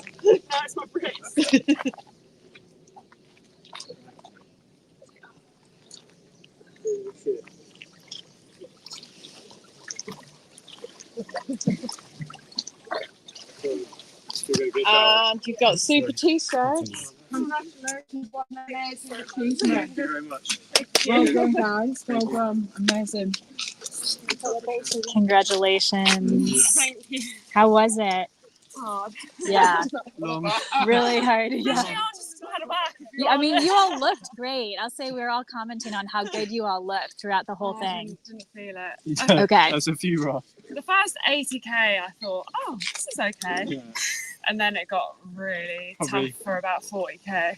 Yeah, up to about 120k was starting to struggle. Okay, and that was through the dark, right? Yeah. It brightened up and it was right again. Yeah. Had to put first bird song. Yeah. So that's all right. And then, yeah, I started going slightly delusional about 160 km. That's awesome. Nice. Well, congratulations. Thank you very Huge much. accomplishment. It's been great watching you all come down the course. Thank you. First straight through boat. Well done. All right, I think they are headed off for showers now. Very well deserved. So that's Well done. yeah, that's just a huge accomplishment, isn't it? Really impressive from the Rees-Clarks, just hugging their support. And I follow your channel. I post this to the channel. I love your videos. they've done great. Oh, we've got a fan here. Okay. Oh, yes. More races for me to film. I think that sounds like a great idea. Let's see who's watching in the live stream. Give us some comments here and tell us what questions that you have about the race today. So if you're just tuning in, we are at the finish, at the Thames 200 Ultra finish, and we have seen the first few boats come through. So far we saw the top three crews finish, which was Richmond, Royal, and Chelmsford. So that was the top three relay crews. Then behind them, we just saw the next two, which was Tunbridge relay team and the Rees-Clark siblings. who were in a K2. They are the first straight through doubles team to finish. They looked incredibly good from where we were watching. From what they were saying, it sounds like it was harder work than it looked. Sam was having a bit of trouble with her back. Her support crew was saying they've been just helping her out with that, helping manage her back pain and make sure that she was able to keep going. She looked okay getting out, a bit wobbly, but seemed all right. So hopefully nothing too serious. And then we've got so they were the first straight through to come through. We heard from Sam and Mike when I spoke with them just now that I think Sam said the first 80K felt pretty good. She was cruising along, but then it was after that she and Mike definitely went through a bit of a tough patch between, they said around 80 to 140 kilometers. So that would have been around sort of the first section in the dark. So the last time we saw them on the live stream yesterday was at Abingdon, which is the second checkpoint, around 60 something kilometers. And then it was around 20 kilometers after that, before that third checkpoint, that it sounds like they really kind of started to feel it. And this was Sam's first ultra through the night, her longest straight through race like that ever. Mike has done the DW a few times, so he's more used to it. So I think that was probably a learning experience for her. I think anyone who's done ultras, it's pretty typical, I think, for your first one to really feel it. And it's quite an adjustment to make, to go from racing, 500 meters, 1,000 meters, 30 kilometers, or even kind of like the mid distance, say like 30 to 60 kilometer distances, to go from that to doing the straight through ultra is very, very challenging. So that first one is an adjustment. I will say it tends to get easier from there, especially as you learn how to manage yourself and your energy and food and things like that through super long distance ultras. So hopefully Sam will be back for some more, maybe next year. After she gets her wedding out of the way, which was part of why she decided to do the Thames 200 Ultra, because she and Mike had originally talked about doing next DW, but it's super close to her wedding, which is two big events close together. A lot of work to plan both of those at once, so she's opted to do the Thames 200 Ultra instead. So then hopefully she's back next year for another Thames 200 Ultra once she's got the wedding out the way, and maybe even DW the following year. We'll see how she's feeling later. I'm going to say she's probably not going to say yes to any of that right now based on how she's feeling. She definitely said that was a really long and tough race for her, even though it looked good from the riverbank. But I do think those ultras tend to get a bit... I don't know if easier is the word for it, but you tend to be able to manage them more effectively the more ultras you do. Thank you, Sean, for the comment support for Mike and Sam Rees-Clark. Yeah, I think that was just, that was fantastic to watch from them. And they came in as well about 18 and a half hours for their time. So we talked a bit about time earlier, which was the record for this stretch is 15 hours, 37 minutes. That was set when the flow was very, very high by Billy Butler and Tom Dawson earlier this year. And then the top three relay crews all finished around that 16-hour mark. So Richmond and Royal they finished about, I think, 6:15 this morning. So really just a few minutes off that record. Again, they wouldn't have been eligible for the record pace because that was a straight through record rather than the relay teams, which is what we had here today. But given how little flow there is on the river, really impressive results and timings from those crews.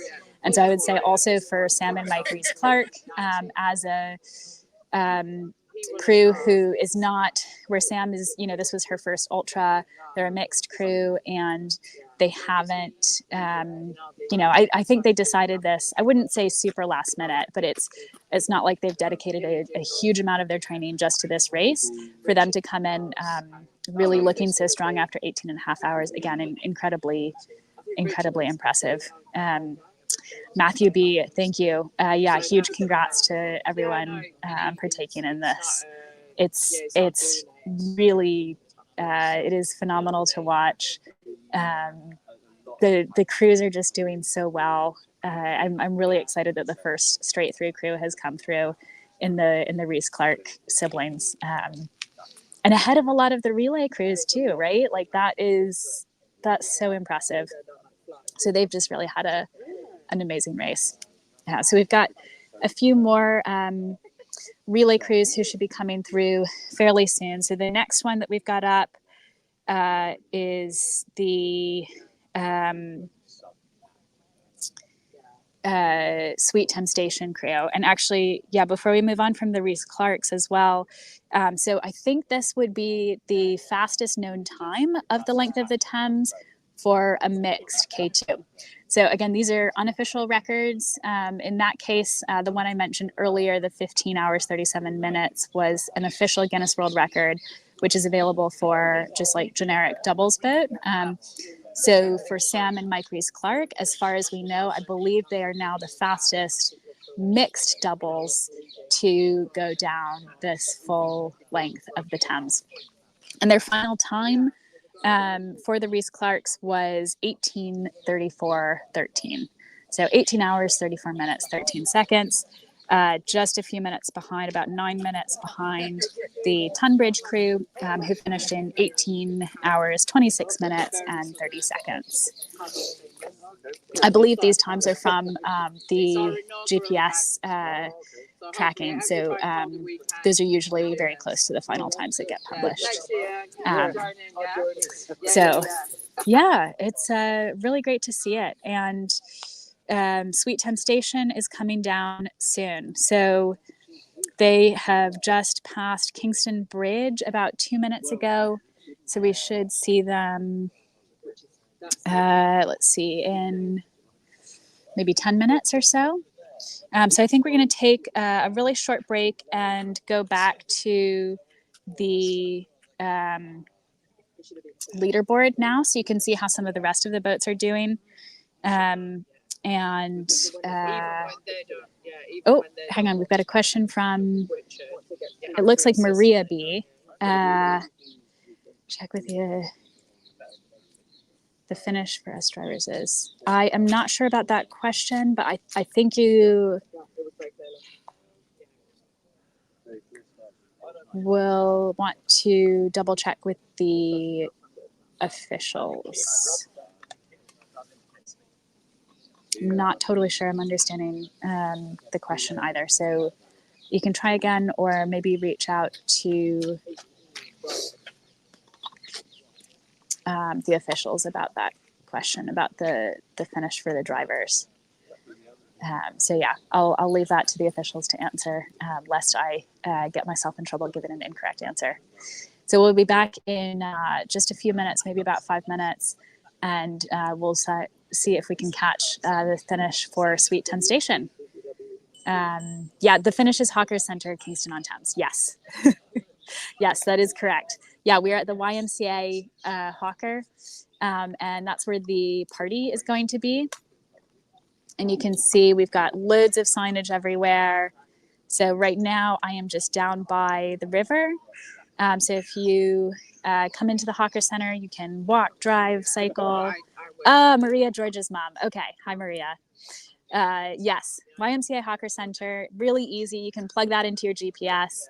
And I think it's open as well. So anyone else in the area who wants to join for the party today, we'll be having finishers coming in all day.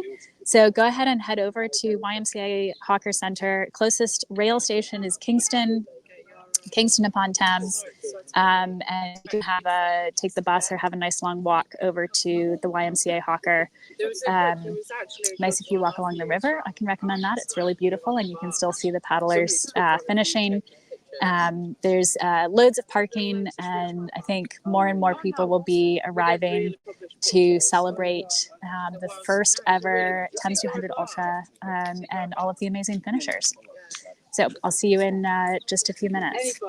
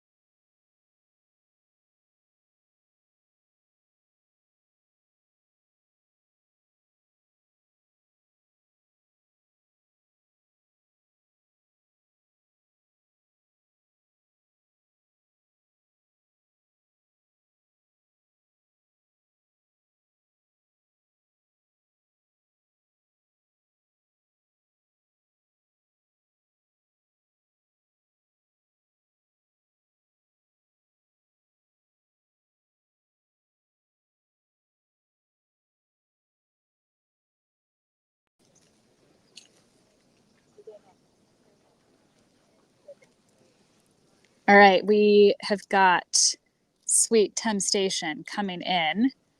So K1 here coming down. Well done. Keep going to the bridge and back. Blue bridge.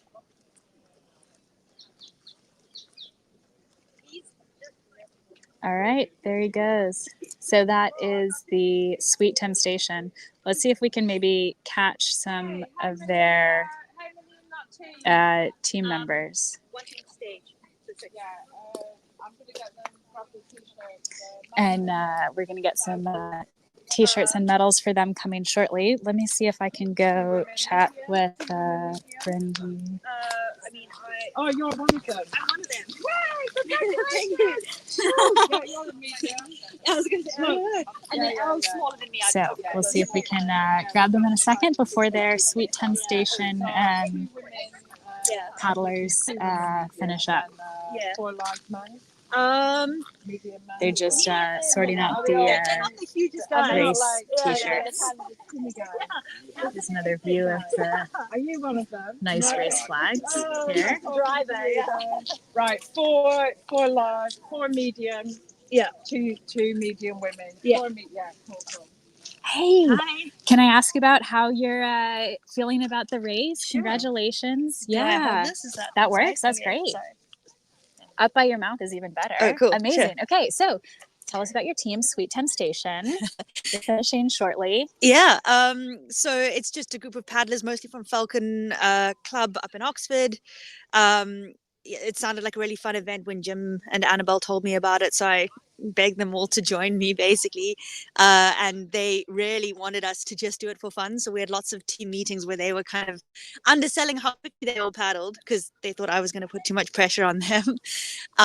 But yeah, it's been a really fun thing to do together, a fun group chat. And I mean, I really enjoyed my section. It was the previous leg. So I got on the water at sometime after 3, and I had dark, stars, mist, and then a sunrise. So lots of really fun different conditions, I guess. That's great. So you did get to the sunrise then. Yeah, okay. yeah. That helps. Well, it would have been nice if I'd been quicker and not had a sunrise. I was going to say. But yeah, it was nice to have all of them. Yeah, that's awesome. Yes, I did hear that you were the instigator of your team. Yeah, a little bit.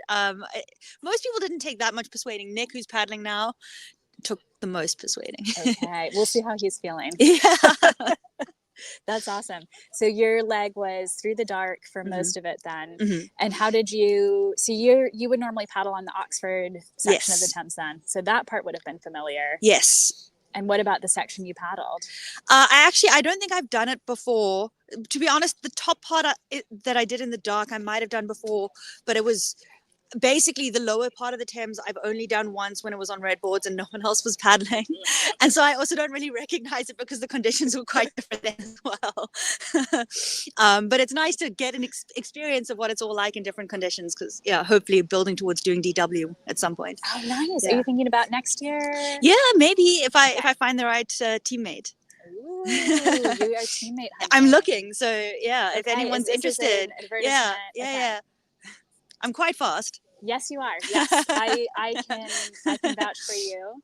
I think we can find you someone fast to paddle with. Anyone on the live stream who's watching, watch out because that's going to be a quick boat.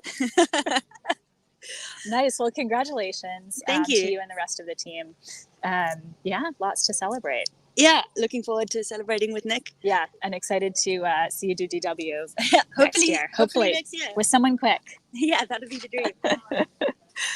Awesome. So that's the Sweet Thames Station from Falcon and Oxford, who will be coming in very shortly over here. And Brinda's looking for a partner for DW next year. I'm going to say that again because I am hoping we got someone who's watching or who watches later who hears that and jumps at that chance. She's super quick. We saw her at the Sussex Classic surf ski race, in June, where she won the women's surf ski division in that race, which was great fun to watch. So yeah, she's definitely quick in the surf ski, in the kayak, and she could definitely be a big threat at DW with the right partner for a top spot there. And if you didn't watch the Paddle Daily DW coverage this year, we have a few of the first hours of coverage on YouTube, and you can go back and watch that as well. It was an incredible race to watch. We've also got an interview with Tom and Anushka Freeman, who were the winners of the race, and that's on YouTube too. So I caught them at Richmond Canoe Club, their home canoe club, after the race when they had a chance to recover a bit, and they were obviously a mixed crew. Tom Sharp has won the race previously with Keith Moole. Tom and Keith set the record in 2023. Keith, of course, you've seen on camera a lot during the Thames 200 Ultra because he is the race director. So we've definitely got a great community of ultra paddlers and a lot of folks who will be familiar names here participating in both the DW and the Thames 200 Ultra. One of the advantages of the Thames 200 Ultra is that because it's in August, even when we've gotten a ton of rain, which we did yesterday, the water levels are much lower. And so it makes it sort of more accessible, especially for folks who are less experienced paddling when the Thames is on red boards, which means that the flow is just exceptionally high and really difficult to manage and can be dangerous for people who are less experienced. So it's a great race to do the Thames 200 Ultra, really regardless of your experience level, because you heard from Brindy, of course, that she's a very experienced and proficient paddler and really quick. But even for her, the Thames 200 Ultra is a great sort of warm-up race to prep for doing DW next year. So yeah, nice to have a bunch of crossover. And let's see, we should still see Sweet 10 Station coming back shortly. I think that's Nick out there who Brindy said she had to do some real convincing to get him to agree to this. We've definitely seen with the relay teams that they seem to have like one main instigator at least for each of those teams who's been kind of the lead in getting their friends and teammates to sign up. There we go. Sorry, I think that's been fun to see. Who's the instigator on each team and how successful they've been at getting friends to sign up. And everyone's had good feedback about the relay aspect as well. I think it was Matt, who I was speaking with earlier, Matt Foley from Royal, who was just talking about, how much he enjoyed that team aspect of the race and getting to do it with a crew, with friends. Even though they had sort of some challenges when one of their teammates was ill and had to drop out at the last minute, which was John O'Grady, who I know is absolutely gutted to be missing this race. I'm sure he'll be back next year though. But they were able to, find a replacement. So it's a great thing to have, a bunch of teammates who are ready to kind of hop in and come out and do this race. And yeah, enjoy it as a team. Certainly makes things go easier and faster over 200 kilometers compared to the straight through option. The next team who we'll see here, once we get Sweet 10 Station back from Teddington Lock up here at the finish line, after that, we will see the Russell family. So the Russells are getting close to Hampton Court Bridge right now.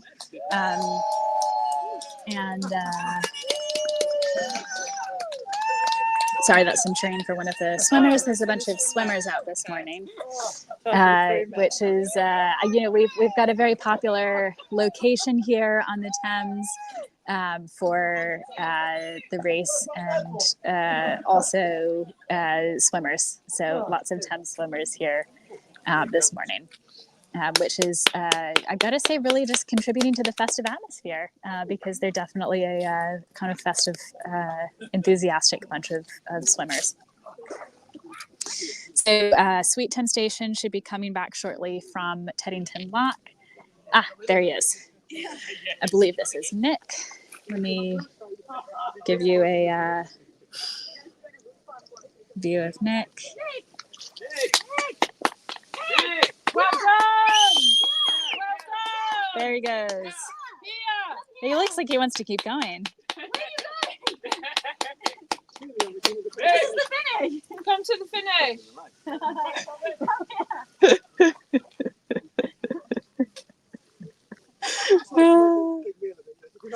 All right. Well, probably a good sign if he's feeling well enough to have just paddled slightly past the finish line with high energy, I'll say. So let's see, we've got Nick coming in here. Let's see if we can catch him. Well, I didn't do it. I'm just a driver. It was good. There he is. I was from 3 a.m. All right. Feels like the whole way. Well done. Good work. This is the fastest I've done.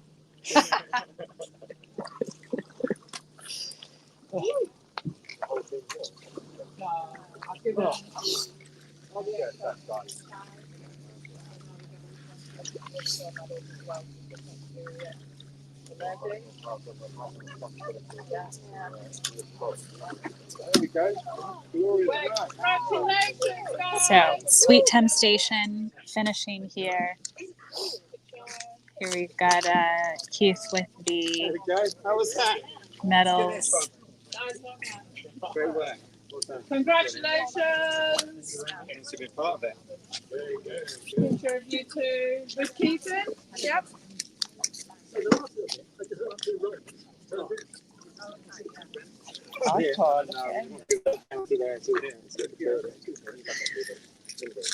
He's looking pretty Well comfortable done. for just smashing out 30 odd kilometers. Brilliant. Congratulations. Grab one of you two together, please. Perfect. Lovely. I did most of the work. Oh, beautiful, beautiful. Lovely. Well done, guys. Well done. Fantastic work. That's very handy, isn't it? Race director out carrying There's a boats. t-shirt for you. Congratulations. Well done. How did you find it? Well, I just started at the top and going down. It was, that easy. Great answer. And I did enjoy all of your interviews and stuff. Oh, thank you so much. It was Great good. to hear It was that. good. Great to hear that. Thank Nice. Well, congratulations. Well done. Awesome. Very cool to hear that. It's I think we have had a number of racers who've tuned in and out of the race. I know earlier yesterday I had Chloe on the live stream while she was resting up ahead of joining her teammates, which is the team the yellow from the egg. So yeah, very cool to have racers tuning in before their races, and it gives them a nice kind of briefing on what's going on and checking out the river and everything, which I'm sure is a bonus as well. So the next crew coming down is going to be the Russell family, and it looks like they're let's see. Court, Molesey Lock. Still up at Hampton Court Lock, yeah. So it's just been a couple minutes there. So I guess they're getting close. So yeah, 20 minutes or so until we get them through. The official time there for Sweet Thames Station, the Sweet Thames Station team was 19 hours, 1 minute and 20 seconds. And it might be more than 20 minutes, probably closer to 30 or 40. So yeah, great time for Sweet Thames Station there, 19 hours. really good, really nice result. And yeah, they should be, it seems like they're pretty happy with that. We didn't have the full team down here at the finish, so I think they'll probably go get showered, get warm, and then find the rest of their team to celebrate. Checking in on the rest of the cruise. So Russell family is next in about maybe 30 minutes or so. They're just up at Hampton Court Bridge right now. And then after them, we still have a few more relay teams coming through. So that will be Exeter Canoe Club is behind the Russells, and then the Olivers. So the Olivers are the second straight through pair. And it looks like Richard Buston is about even with the Olivers. So they might be, he might be enjoying some nice K2 wash there potentially. Hard to see just how close he is. And then the Team 4, Team Newbury is what I'm calling them. You can find their it's boat number 150. You can find their full team name on the GPS tracker at Thames200ultra.com/GPS tracking. Behind them, we've got Chelmsford Yellows, which is the juniors team from Chelmsford, which is really nice to see some juniors out here doing some intense ultra racing. And then the Yellow from the Egg is behind them. So that's a whole bunch of relay teams will be coming through later. We've got a bit of a gap before Why aren't you them. doing the race? What's So that's going a on? couple more Richmond paddlers behind me who are out for their Chilling. Sunday morning paddle. Definitely enjoying probably a more chilled out, relaxed paddle than we've got everyone else for. And then later on today, in a few hours, we should see the first stand-up paddleboarders come through. So you'll remember from yesterday that it was Gavin Summons and Chris Davison who are the top two SUP paddlers. So they've managed to hold on to that lead throughout the race, which is really impressive. And it looks like they're still paddling next to each other. So they were paddling together for basically the whole time. It's going to be interesting to see if one of them tries to break away and paddle by themselves and kind of take a lead into the finish. I think if they're going to do that, it's going to be, sometime within the next couple of hours, probably. I expect that they probably wouldn't try to leave that all the way until the finish. It would be a bit risky to kind of last minute at the finish, but we could see them stick together the whole way. If they're tired and really feeling like they haven't got that much more energy in them, they might really try and stick together all the way until the finish and then do just a sprint at the end to see who can take first or second.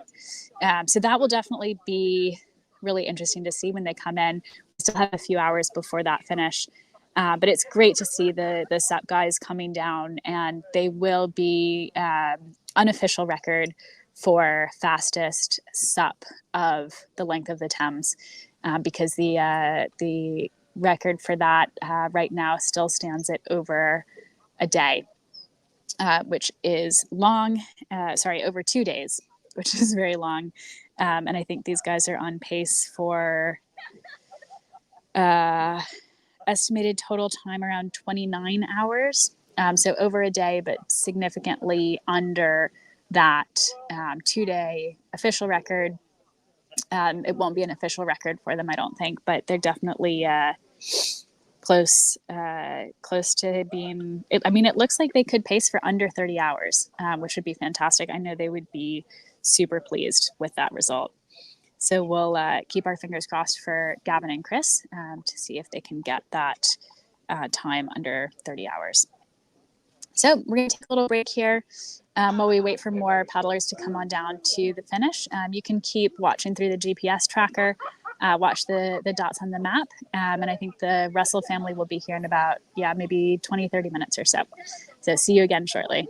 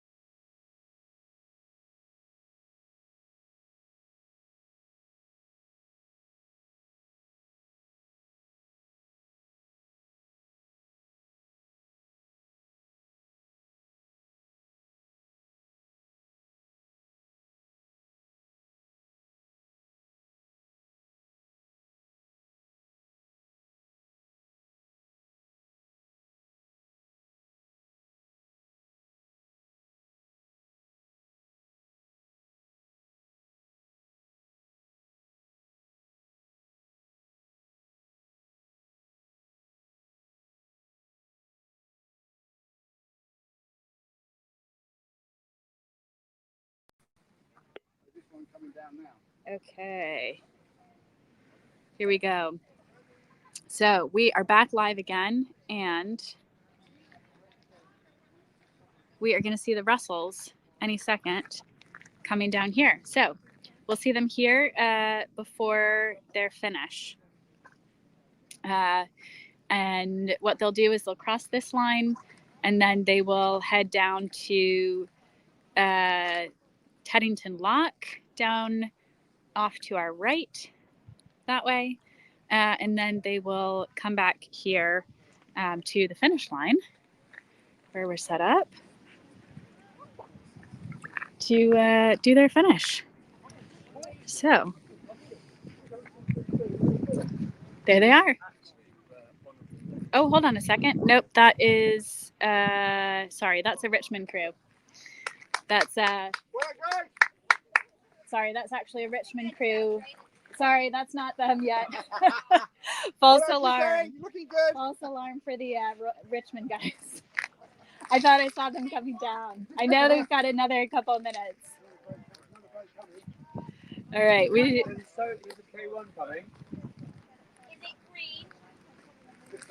got a lot of boats out on the river today. Green top, yeah. We're just trying to confirm because we've got so many kayakers out training today. Just trying to confirm which paddlers are coming down. So yeah, we are expecting a green K1 who is with the Russells.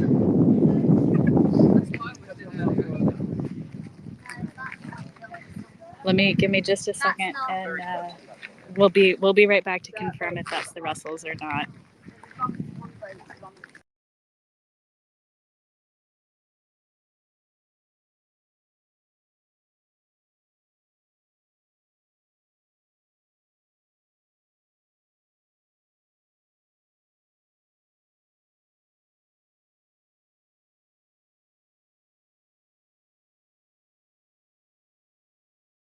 Training this morning, and I'm like, of course, because it's such a stunning day out, everyone's out for their paddles. Right in the middle of the clay. That's a good target. Okay, so green boat should be coming through any minute. Hopefully, I've got my audio sorted out now for you all. Just to make that clear, just to clarify. So we've got the Russell family down here. How are you all feeling about the race? How did it go through the rest of the evening? We got through it. Yeah, Okay. we had some interesting moments in the mist where it was hard to work out where we were, very disorientating, but didn't have too many mishaps. Was that was around like 3 a.m.? Is that right? Okay, I was hearing about the mist earlier. Yeah, it was really dense, and because the top torches on the front were like shining off it, you couldn't see like beyond it, so it was really hard to work out whether it was a weir or not a weir. Yeah. It was fun. Weir or not a weir is not the game that you want to be playing at 3 o'clock in the morning. Yeah. And then remind me how you all did. So you two did the first leg together, I know. Yeah. And then Jimbo was number 2. Went along very well, of course. And then third leg, we had your dad, who's out there now. Okay. And then fourth leg, that was you. Yeah, in my K1. In K1. Okay. I needed Jackie. I was slightly slower in my K1. Maybe a little tired. Maybe. Probably a little tired too. Yeah. We won't blame you for that. That's hard work. And then were you leg 5? Okay. And that was who had the midnight shift? That was me. So you had that midnight shift, and then you had the 3 a.m. shift. Nice. How was that? First couple of hours quite difficult because I just couldn't see anything. Here we go. All right, there's Phil chasing down some other paddlers on the river here. There's Phil in the green, and we've got some O1ers from Kingston training as well. All right, so he should be back at the finish in just a minute. sorry, Emma, you were saying it was it's tough getting on at 3 a.m., right? Yeah. I got a bit lost a few times. I may have done an extra 2.5 kilometers because I kept going wrong. Oh no! But once I got into daylight, I stopped going wrong. Okay. But it did just make it a bit longer than I expected.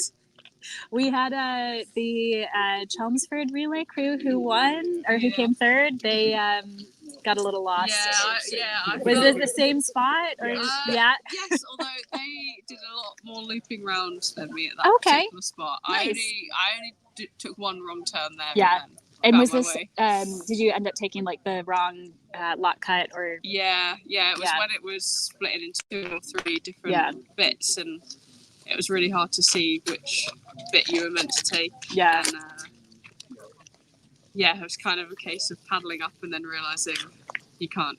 You can't go that way. So Yep. go back. Oh man. Yeah. That's Cookham? Is that right? That was one of the ones we got stuck at. One of the I did ones, also yes. go. I went around the back of an island, and then I thought I was going the wrong way. So just before I got to the other side of the island, I turned back and went all the way back. Oh no! Oh my god. When I could have just carried on. Yeah. That was probably my stupidest mistake. But it looks great on Strava. It does. That's amazing. Good, We're gonna have to find that and feature that little extra loop. Yeah. I love that. Oh my gosh. Well, you all have done well despite a couple of missed turns. And then Emma, you did one leg, right? That was one and done. Okay. And is that will you also be at the Marathon World Champs with James? Not racing, no. Not I'm racing. Gonna be there Okay. cheering everyone. Supporting. Yeah. Okay. Nice. Cool. Should be fun. You all are having a very busy summer. Yeah.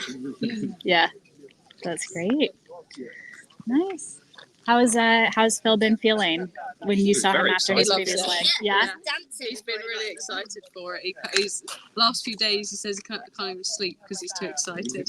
I know that feeling. He was training for the Norfolk Ultra. Oh, right, yeah. And that got cancelled, so it was ideal for him to put his training into action here. So, He was waiting for it. He was like it's ready to coiled go. spring. As much as one can be a coiled spring for an ultra, that's It definitely was. yeah. Oh, that's fantastic. Nice. We should see him coming through here. It's I think we're hearing it's kind of surprisingly long, the last stretch, probably because it's the Probably last 'cause stretch where you you can double see it back as on. well. Yep.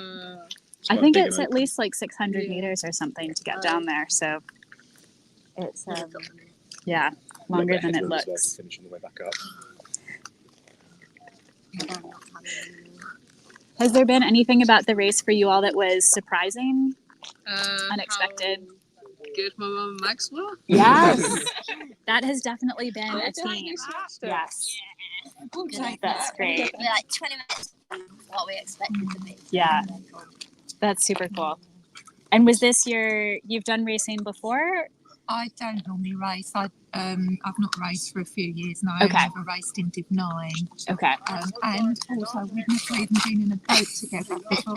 That's incredible. And that was your first time in that boat too. Yeah. Oh yeah. Wow. Yeah. I've been in that kind of boat before, so I knew it'd be fine. Right. They're nice and stable. Your experience. I had but- a practice with Emma in a week, so we Okay. Okay. That's I good. took a little 4 kilometre lap round just to check that Mum was happy in that boat. Yeah. And, Nice. I love.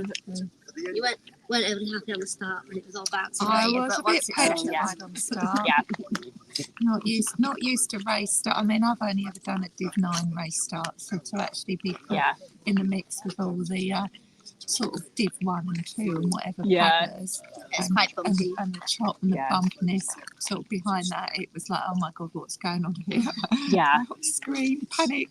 Oh my god. But once we settled into it, it was great. Yeah. Oh, that's good. Yeah, it was a really intense start. Yeah, and I was like, guys, this is quite fast. I know.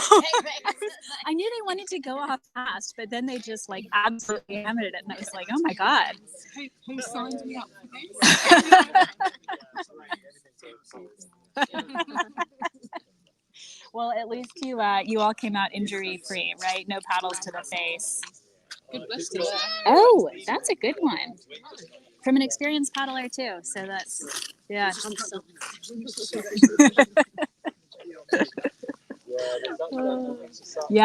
Andy Burkett got a paddle to the head off the start, apparently. There was quite a big clash. It wasn't there? I was, thought someone yeah. was going to go in at one point because there's paddles kind of Yeah. hitting other people. There was I think the yellow K2 was the Chelmsford Junior boat. I thought they were going to get shoved into the bridge. It was really tight. It was, that was very exciting to watch. All right, should we see if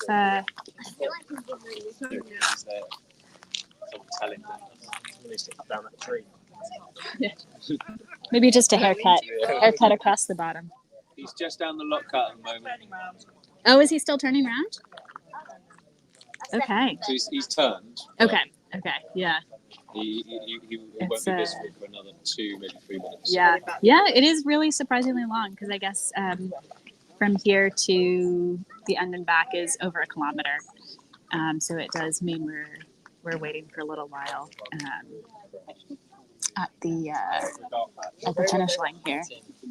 So you can see, each time we get one of these teams finishing, we get a crowd of their teammates and supporters come down, and everyone's, I think, enjoying the finish here.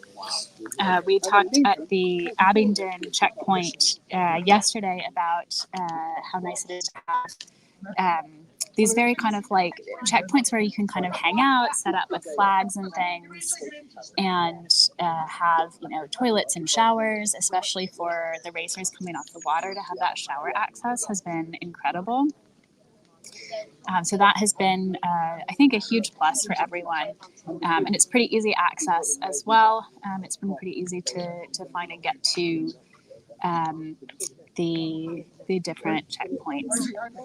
So really nice to have the option. So Phil will be back in a couple minutes. We can take a little look at the rest of the field and see how everyone else is doing. So let's see.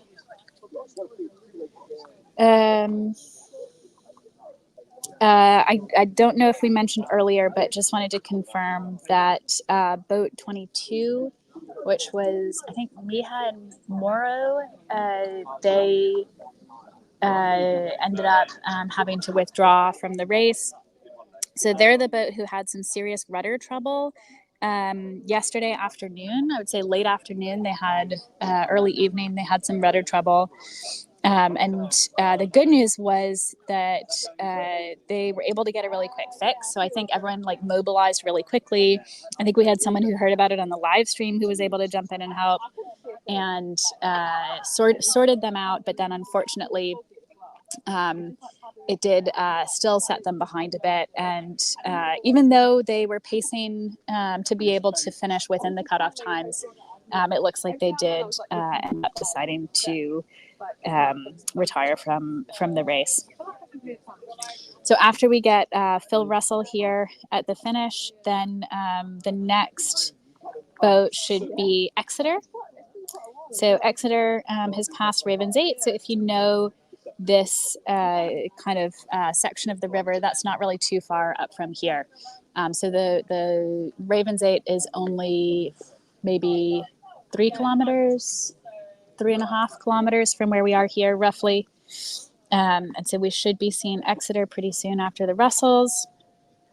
And then after Exeter, in order, we're expecting the Olivers. The Olivers are a straight through K2.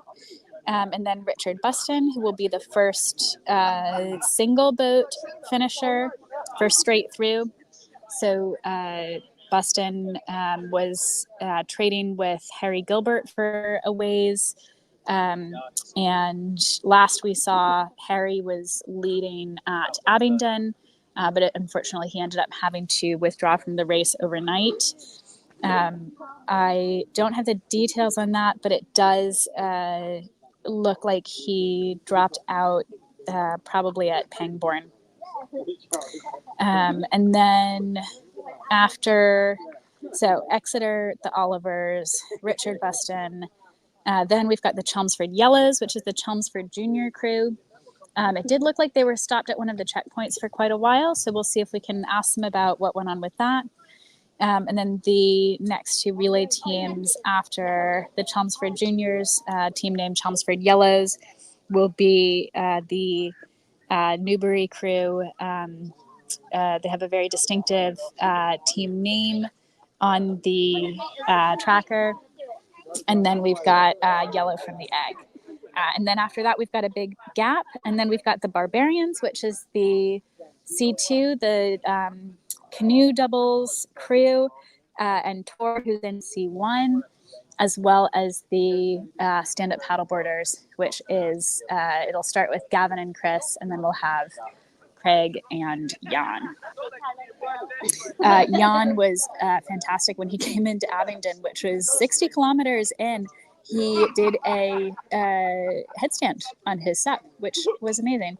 So I'm really looking forward to seeing his finish later and see if he is still in as good spirits as he was yesterday evening. Sprint finish.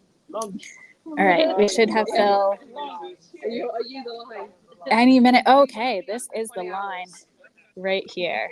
Come on. So let's see. Here he comes.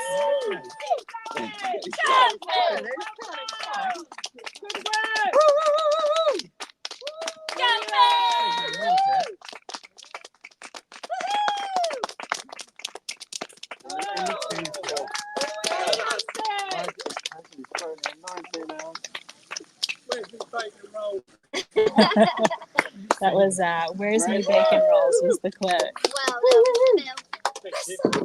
What an adventure. Under 20 hours for Team Russell. Superb. Good race. All right, Keith is giving Phil his finisher medal, and then he's gonna. Thank you. Well done, Team Russell. Great start. 20 minutes up on schedule, was it, from the start? Superb. Well done, guys. Good work. Loving it. Shall we get a quick picture with Keith first? Yeah, Team Russell, group together, please. Team Russell, gather All right, we're around. getting some nice team photos here. Yep, let's just squeeze you in together. And, Well done, Team Russell. Here's to Team Russell. Well done, guys. Nice one. Perfect. Beautiful. Well done, guys. Awesome result. There's your t-shirt. And congratulations. Yeah, well done. Good work.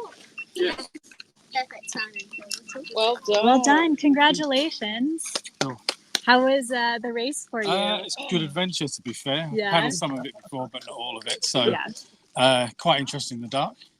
It's a new concept, but yeah, loved it.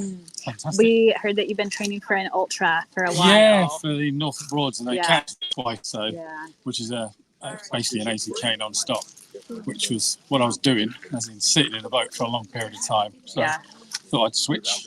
And you were raring to go. Absolutely. Yeah. It's great. Nice. And did you enjoy it? Yep, absolutely. Loved every minute. That's fantastic. Good adventure. Oh, that's great. Lots of little side tracks going on.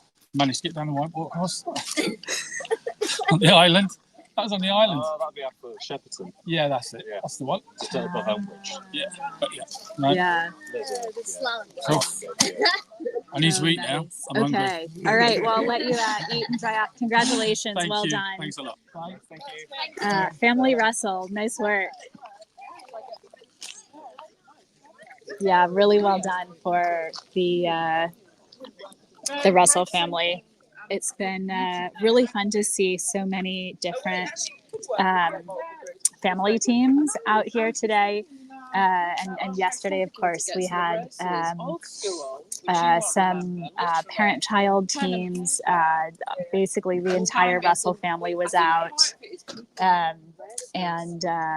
Yeah, it's really cool to see all of these paddling families coming together across different generations, across different, people from different divisions with different skill levels, who are out here paddling together. It's really neat to see it. So next up, I think we've got Exeter. So let's see what they are looking like on the GPS tracker. And the time there for the Russell family, they finished in 19 hours and 58 minutes, 37 seconds. So they should be pretty excited with having that as a finish under 20 hours, which is great. I think they, you know, James and Emma are super, super high level top athletes.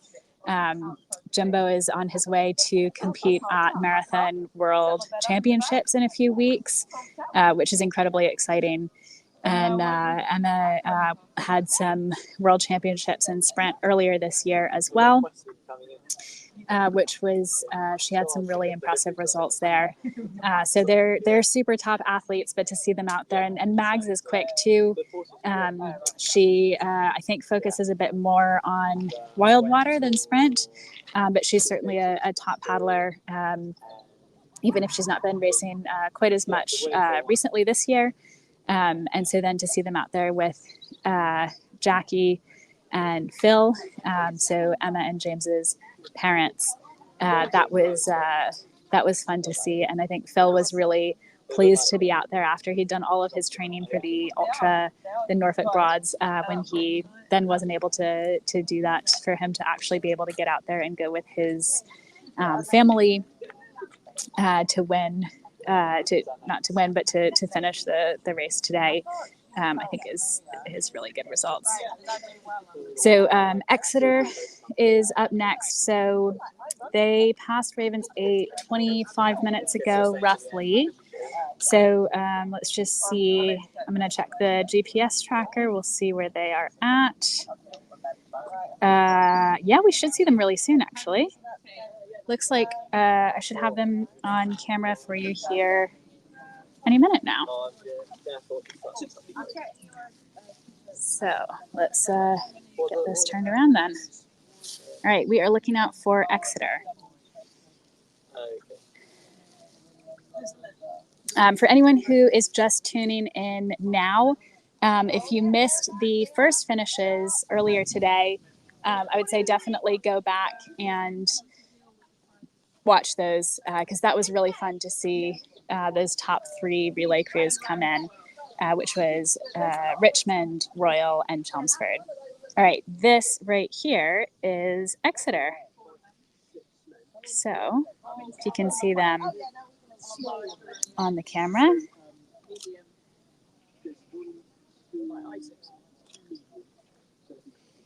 That is the Exeter K2. So they're all the way on the other side of the river right now, which is probably not the line that I would take. You've got a little bit of flow on this part of the river, and you'd want to take probably a more central line, especially since the Teddington Lock is down on the right. Maybe I think since these paddlers are from Exeter, they might not be quite as familiar with this stretch of river, or they could be trying to, oh, sorry about that. I have told you the wrong crew again because there's so many people out training today. That was not Exeter. We have got Exeter coming down momentarily. Yeah, that looks like it was just a couple of paddlers doing a training paddle. So I'm just keeping an eye out for Exeter now. About 450 meters off. 450 meters off. It's a real challenge having so many paddlers out training. But this is a really popular section of river. It's actually the longest section of the Thames, but in terms of the distance between locks. So we've got Teddington Lock about 600 meters down from where we are here. And then the next lock going in the upriver direction is 30 seconds. Okay, 30 more seconds, then we should have them. So the next lock up from here is the one at Hampton Court Palace. And there's quite a gap between here and there. Okay, I think this is actually Exeter. And they are taking a much better line. which makes a lot more sense. Look at that. Go on, Kenny. Give it some. Excellent. Great. Yeah, it looks like they are maybe a little bit tired. Got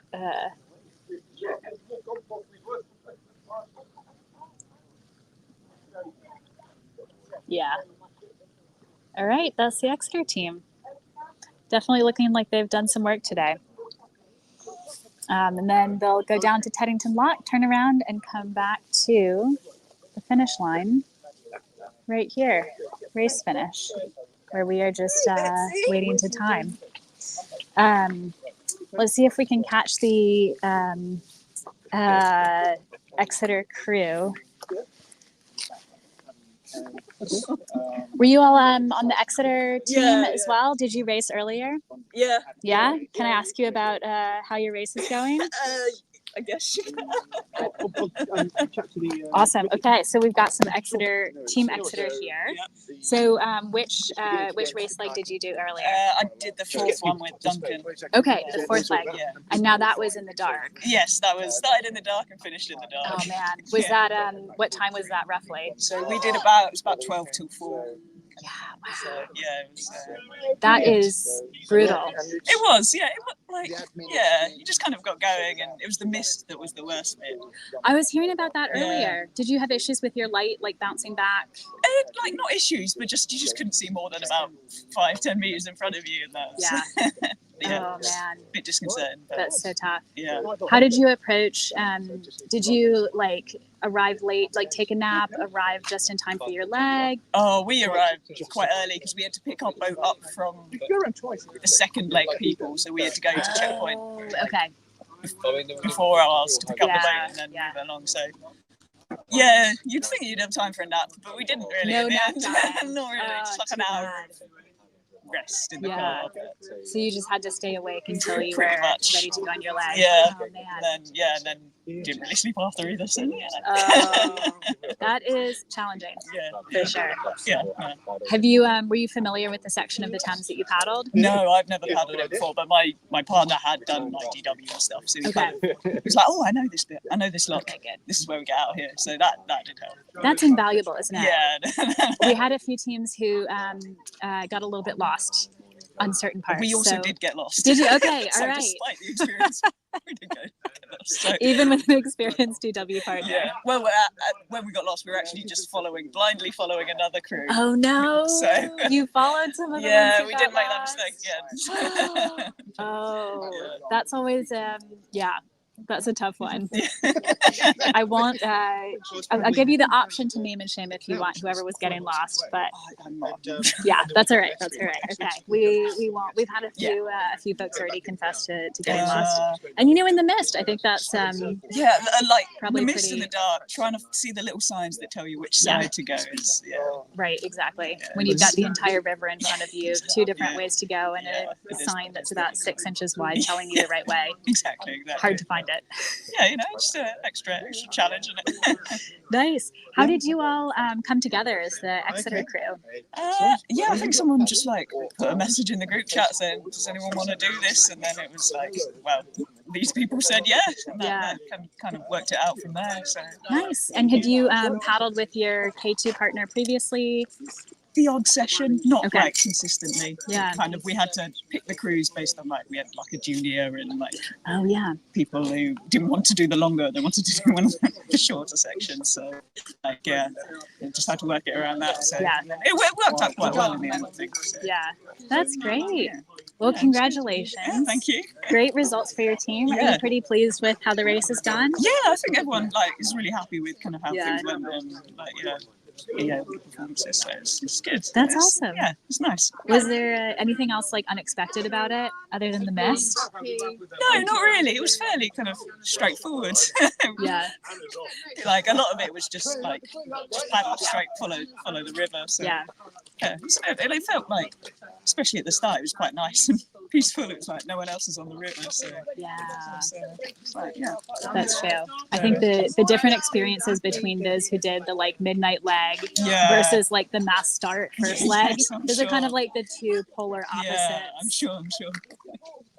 It was fun watching the mass start earlier. Yeah, so.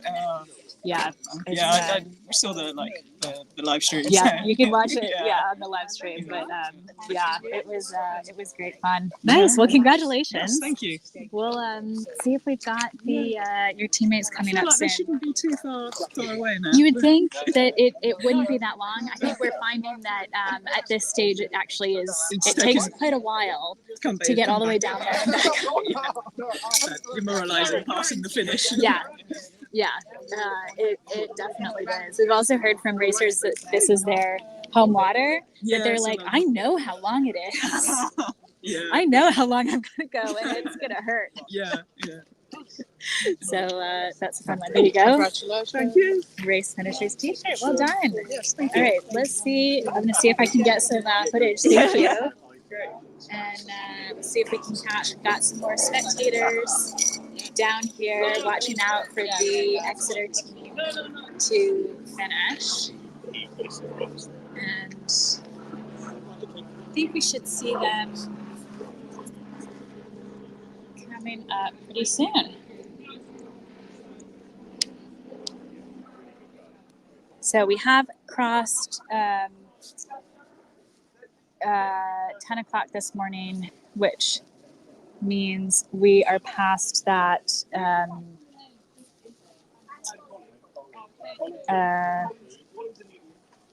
mark of for the racers who started at 10 a.m. yesterday.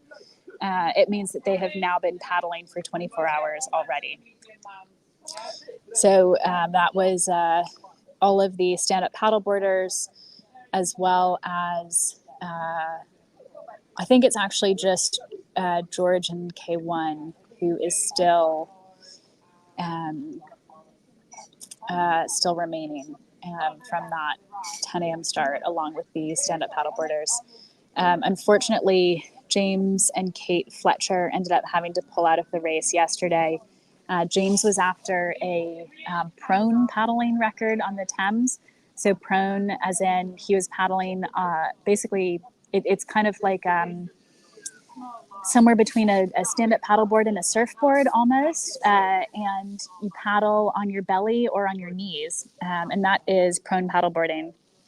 And James has done a ton of really long and intense prone paddleboarding races and setting records. He's got the prone record for Loch Ness up in Scotland, and he was going to try and get the record for fastest prone paddle of the Thames, and unfortunately he wasn't able to complete that. I think he was ready for it, and was really excited to get it, but he does have a health condition, specifically with his heart, and had an atrial fibrillation, which of course is the kind of thing that you take very seriously. And I think he's all right, but that was definitely frustrating, I think, and disappointing for him to have that happen during the race and not be able to continue.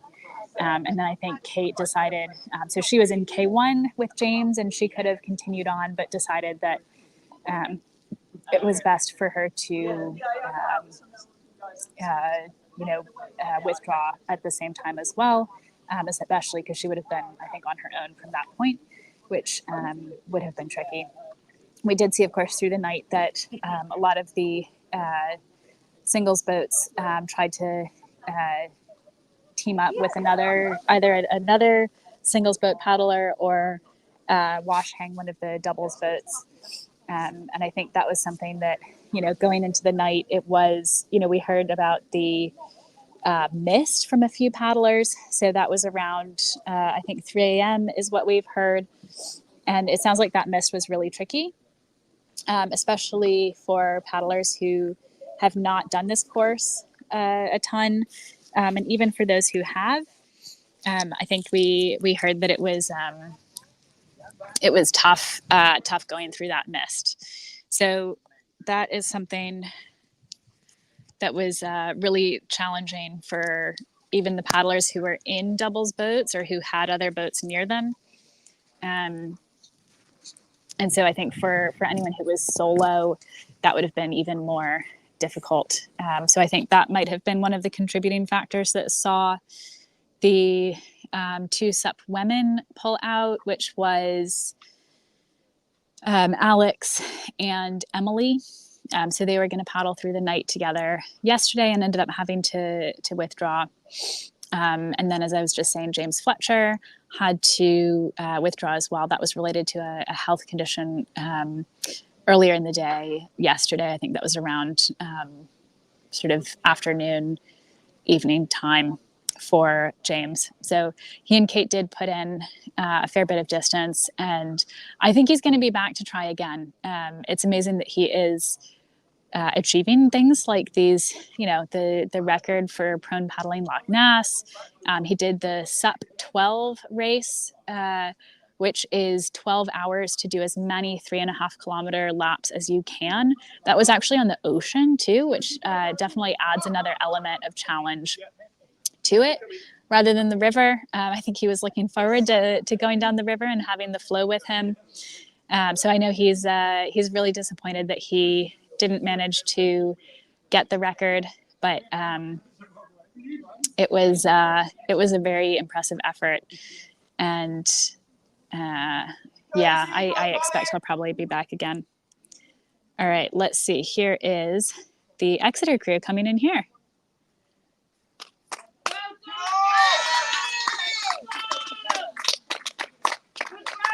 I'm gonna get out of the way a bit so that we don't interrupt the timing.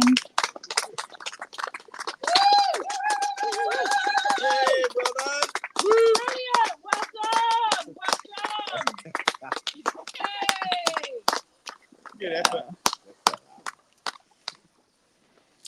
Excellent work. How was it? Fine. Yeah.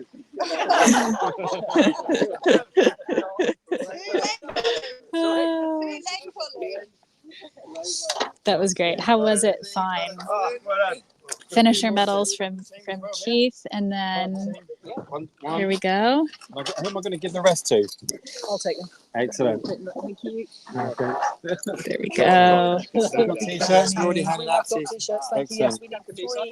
We're getting their race T-shirts as well. Let's get that on you, Pete. Back in the face. Sorry, buddy. And then we need 3 for lots of Team Exeter here. Cruise. And you also, yes, no, we changed our one of I did paddle. Oh yeah. You had to jump in and do an extra leg. If you can all just quickly group together. We're gonna see if they'll do a team photo here. Get everyone in the image. Oh, good. Yeah.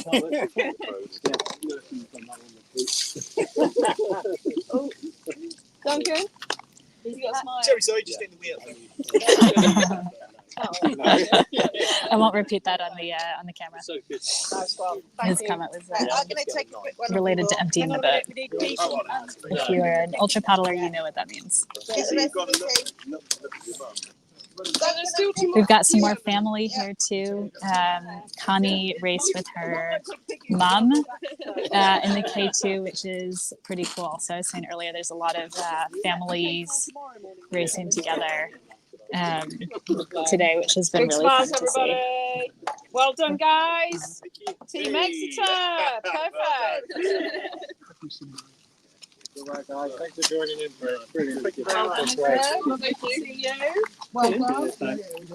T-shirts and medals. Brilliant, Hey, yes. how are you all? Congratulations. Oh, How was the cheers. last leg? Oh, it was good. Yeah, we had. Yeah, I really It was enjoyed good. that. Yeah, Amazing. it was tough to get going again, but Yeah. And when was the previous leg that you had done? yeah, the one before. Oh, so you did 2 in a row? Yeah, Oh man. and it was great because we went from Wow. sort of a really misty, dark Yes. start to that one to finishing in the sun. Wow. Good fun. Yeah. Oh, that's great. And you both did the 2 legs back to back? No. No. Okay. So you swapped out. Okay. So did you just sign up for extra? You were like, you know what, I want to do. I want to go straight through. So So you had to fill in. Okay.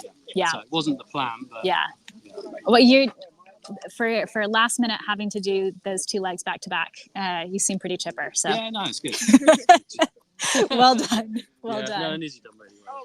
Yeah, congratulations. How was it for you? Yeah, it's all right. Yeah? I mean, pulling it all nicer and then doing 27k was fun, but yeah, I enjoyed it. That's awesome.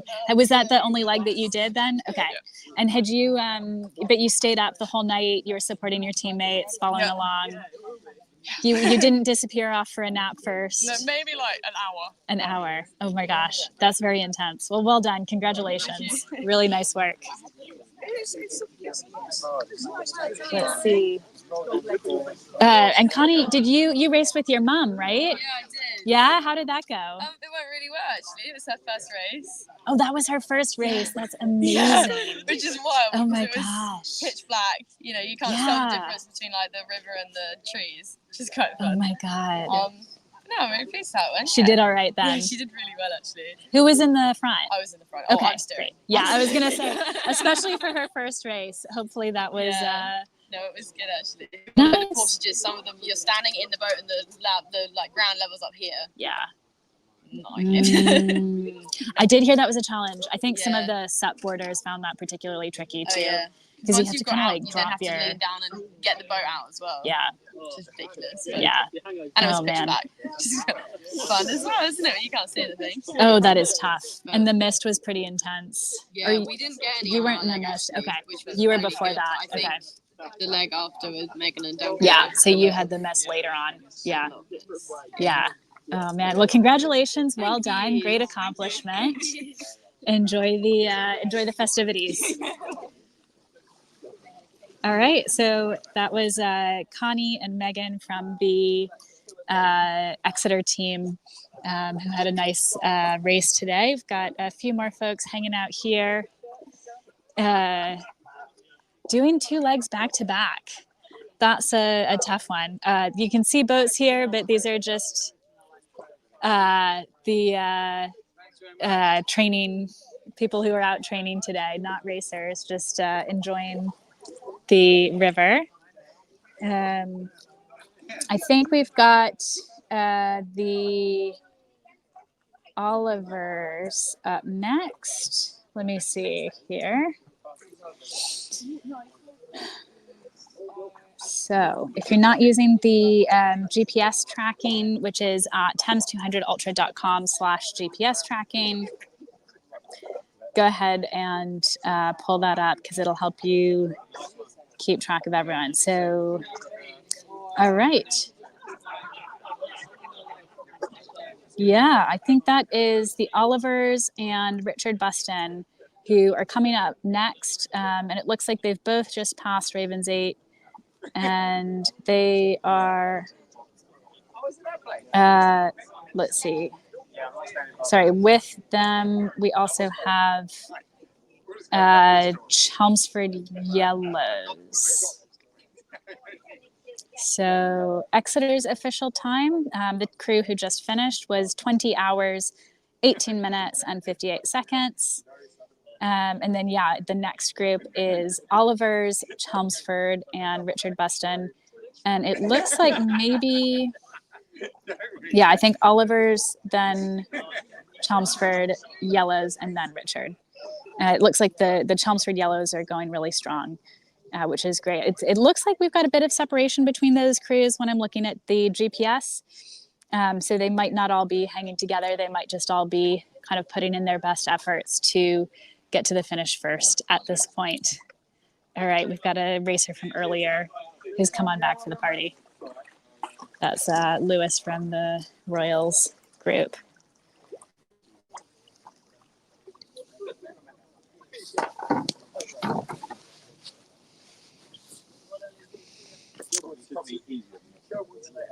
So we've got a little bit of a gap now, maybe 15 minutes or more before they get here, probably more than 15 minutes before they get here from Ravens 8, which is just above Kingston Bridge from up here, or not just above, a little bit of a ways above it. I think we might take a little break again before we get back to the next group of finishers. I'd love to get some more, questions or comments in the chat. So any chats and comments, any comments, questions, things you want to hear about, go ahead and pop that into the chat, and I'll get to that in the next session. So we'll see you again soon for the next group of finishers, which is going to be the Olivers, who are a straight through crew, the Chelmsford Yellows, which is a junior relay crew, and Richard Buston, Richard Hendren, who is going to be the first singles finisher in K1. See you shortly.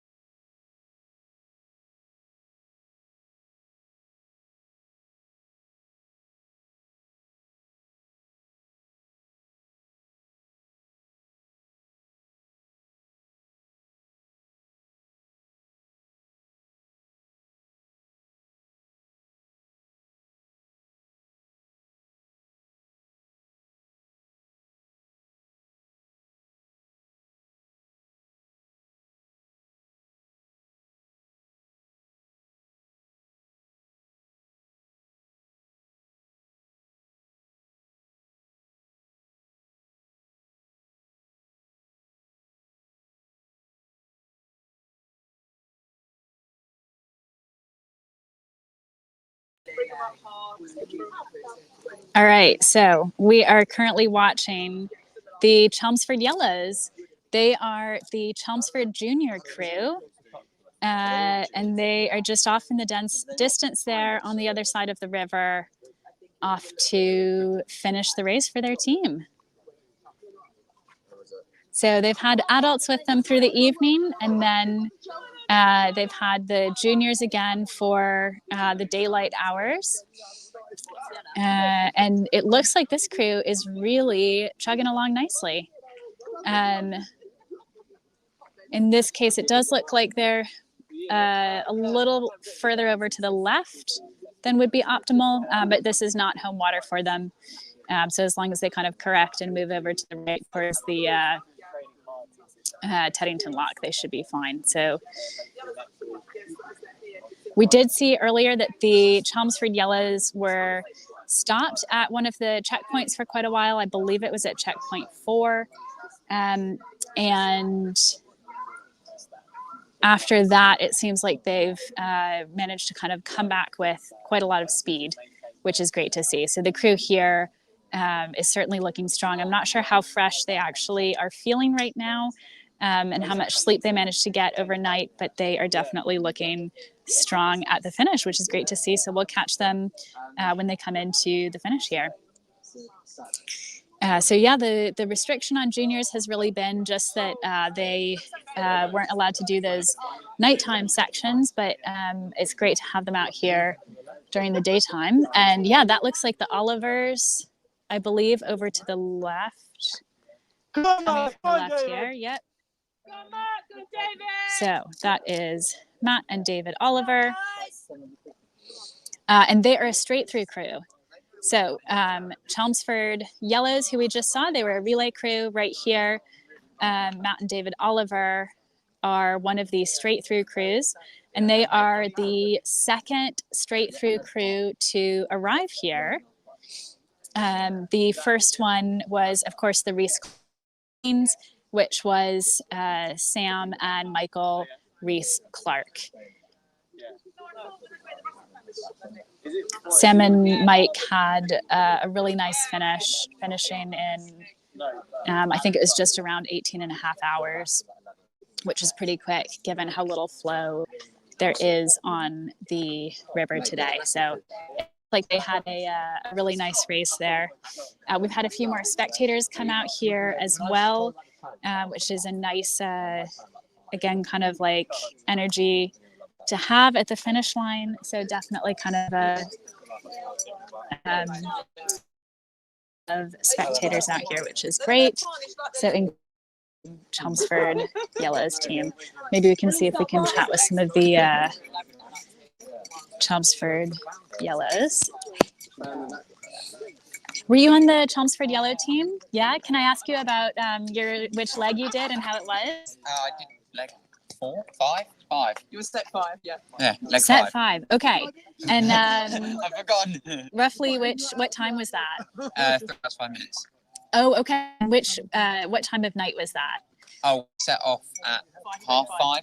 5:30. Okay. Yeah. So you caught a little bit of that sunset. Yeah. Which was really nice, wasn't it? Got trees in the way and stuff. Okay. Fair enough. How did the leg go for you?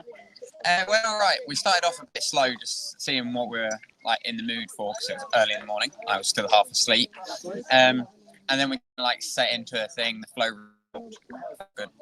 Nice. That's great. Had you paddled that section of the Thames before? Yeah, a little bit on the last. As a final 2 years ago. Okay. We had that little stretch, but otherwise no.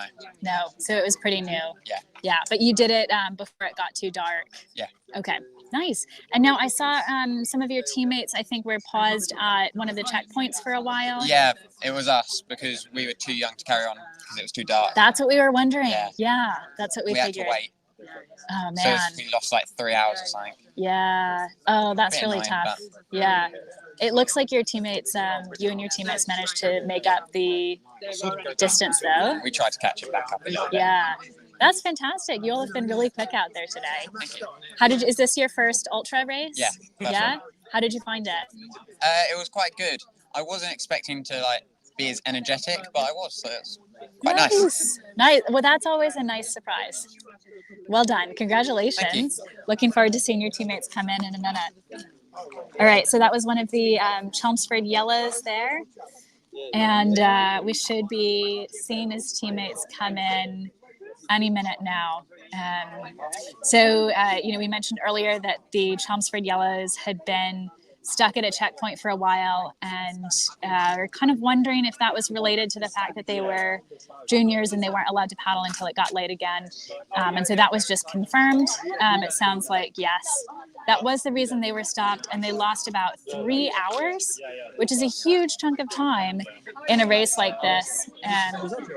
So that was that would be really, really, really tricky for them. But I think, they are one of the most sort of like junior heavy crews. We've got other juniors who are out racing, but I think this was the crew with the most of them.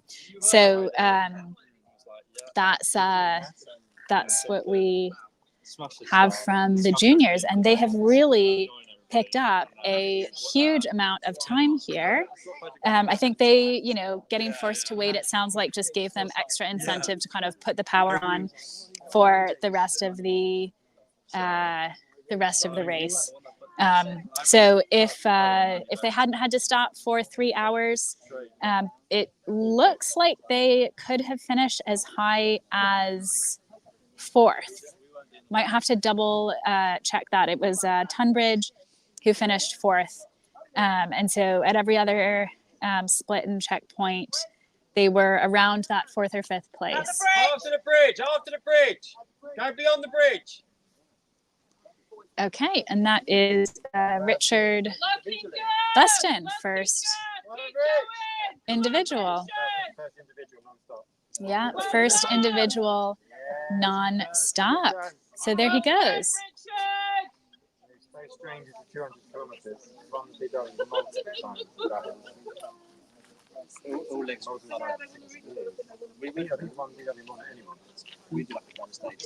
Yeah, he's got 15 DW finishes and 5 wins. Is that what it is? Yeah.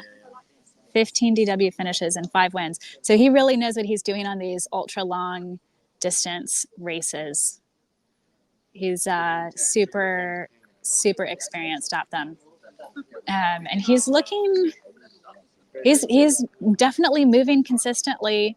I think we've seen a few of the more recent paddlers coming in with, I would say, form that's a little bit more suited to the ultra long distance. So that means they're, where we'll see their hands are a little bit lower and they're a little bit more relaxed in the boat over the distance.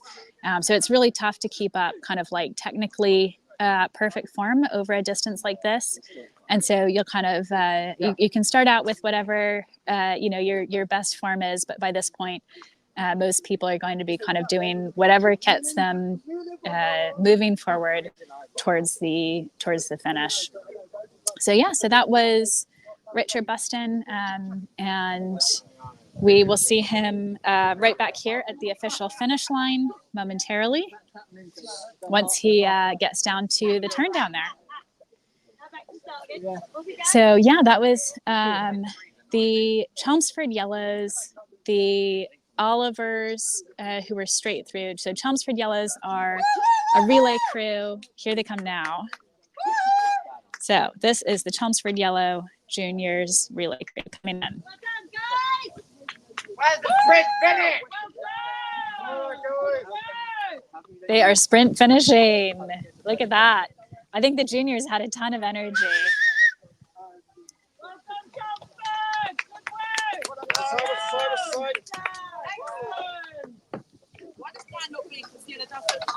Great work.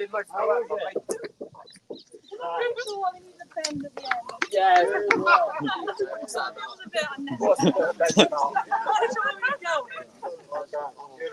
Awesome. Well done, guys. Here we go. Who else is here from Team Chelmsford? Who am I leading these with? I'll take them. Yeah. Excellent. Good work. Well done, Sienna. Well done. Well done. Great work. Thank you. Come on, Cassie, get in. Anybody else on the team want to speak? Team leader? Team leader? I'm not team leader. No. Okay, no. Well done, guys. Beautiful. Perfect. Well done, guys. Perfect. Thank you, guys. Brilliant. Well done.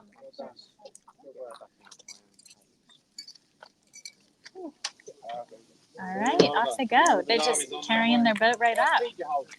Super high energy junior team there. And great to see them out. We've still got the Olivers coming in, who are the second fastest straight through crew. And then we've also got Richard Buston right behind them, who is the fastest individual straight through.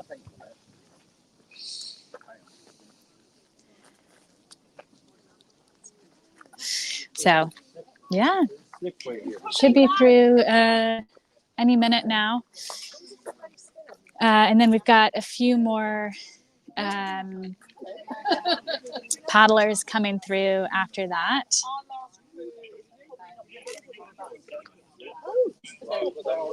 So the official time for the Chelmsford Yellows, who we just saw come through, was 20 hours, 48 minutes, and 5 seconds.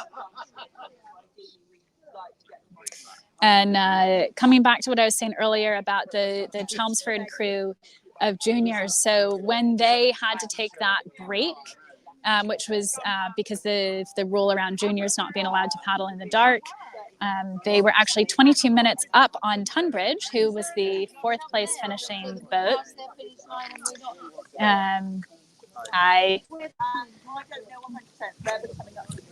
So we come past it. No, go down. We've got some more swimmers coming up here from the Swim for Gaza event today. There've been loads of swimmers here throughout the morning, also including a lot of regular swimmers. We had a couple of them stop by who also enjoy kayaking. So we're going to see if we can get them into the Thames 200 Ultra next year. It's really a great, I think, kind of entry-level ultra race. So a great one to do with a lot of support and a nice course for your first ultra that you're going to attempt. So even if everyone didn't finish today, I expect that a lot of the first timers have learned a lot of lessons about how to manage their ultra paddling in the future, and they'll probably finish it on the next attempt is what I'm expecting. And then the 2 relays. So so for that last leg, it looks from the GPS data like Chelmsford Yellows had the 2nd fastest time overall. Again, just for that last leg. So if that is correct from the GPS, then they were right up there in the mix speed-wise with those top 3 crews. And here are the Olivers. Well done. There we go. Brilliant. Good stuff. Well done, guys. Cheers. There it is. Great work. He said that was a beast. That was a beast. A little bit. Turn around and look the other way whilst we get out. This is the stage of the race where getting out of the boat is a real challenge. I know we saw earlier Sam had a little wobble because she'd had a lot of back pain as well that she was dealing with. So it's usually not going to be the most graceful part of the race. They've got some nice big handles on that boat, which looks comfortable.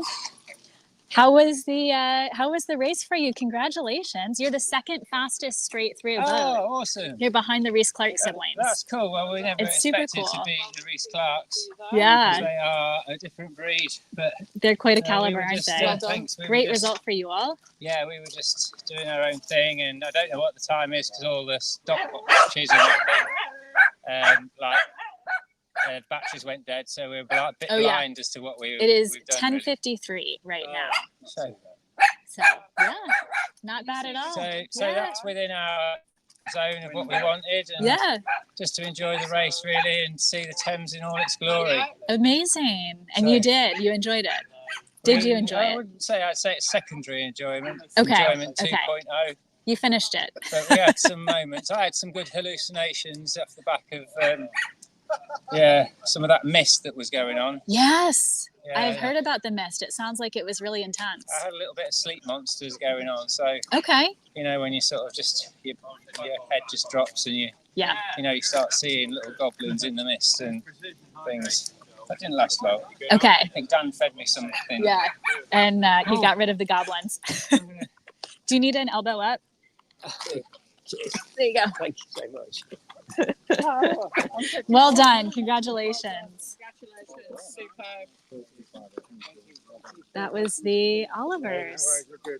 So they've just finished. They're the second fastest straight through. As they were just saying, they weren't going to finish ahead of the Rees-Clarks, who are just, incredibly fast and talented paddlers. As I've said previously, but to finish second place to them is a real accomplishment, and it sounds like they were pretty close to within their time goal that they wanted to achieve, which is always nice to finish a race in about the time that you would expect. So the last one from this group coming in is going to be Richard Buston. And the official time for the Olivers, that is 20 hours, 52 minutes, and 16 seconds.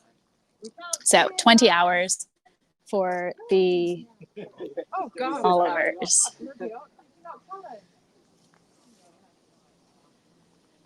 And we are just waiting for Richard Buston. Has he turned around? No, he'll know. It's just like everybody else going slowly. Yeah, it takes quite a bit of time to get back here from there. So I think we had the Olivers finish not too far behind the Chelmsford Yellows. No. So we'll give Richard a few more minutes. And the actual distance is about 1.2, maybe 1.3k. Yeah, the full distance here to there. Once you go and back. Yeah.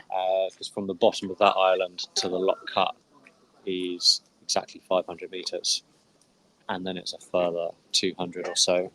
So to actually get to the lock itself. Yeah. Here he is. Well done. Okay, here he comes. He came up the inside back. Well done. That is Richard Buston, who is the first and fastest singles finisher. Well done, Richard. All right. There it is. Ceremony. There we go. Got Keith down here with his finisher medal.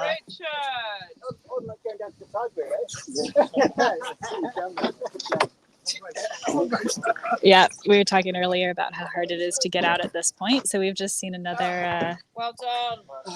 Challenging get out. Did you say Keith about the tracker? Yeah, I did. Okay. Yeah. I got it. All right. No. I changed life jackets, but I forgot to take the tracker. How we know? There was a short period where I did one lock. Okay. It was just a short. Yeah. I remember Yeah. Jim got on the phone to me and said it was bouncing. No. But then I was in the car. And then that'd be when I said it's bouncing. And then We'll have to check that data. How was And then I said, no, he's you'd just cross one of the island thing. I said, no, he just can't to the weir string. But he was talking about the same difference. What I was talking about. How was your race? Congratulations. Yeah, it was good. It was nice actually. Yeah. So a bit of rain at the start, but great weather. Yeah, it was really good. Nice to change. So. How did you enjoy? I heard there was a lot of mist that was a bit challenging. Yeah, at night time it got a bit cold. Yeah.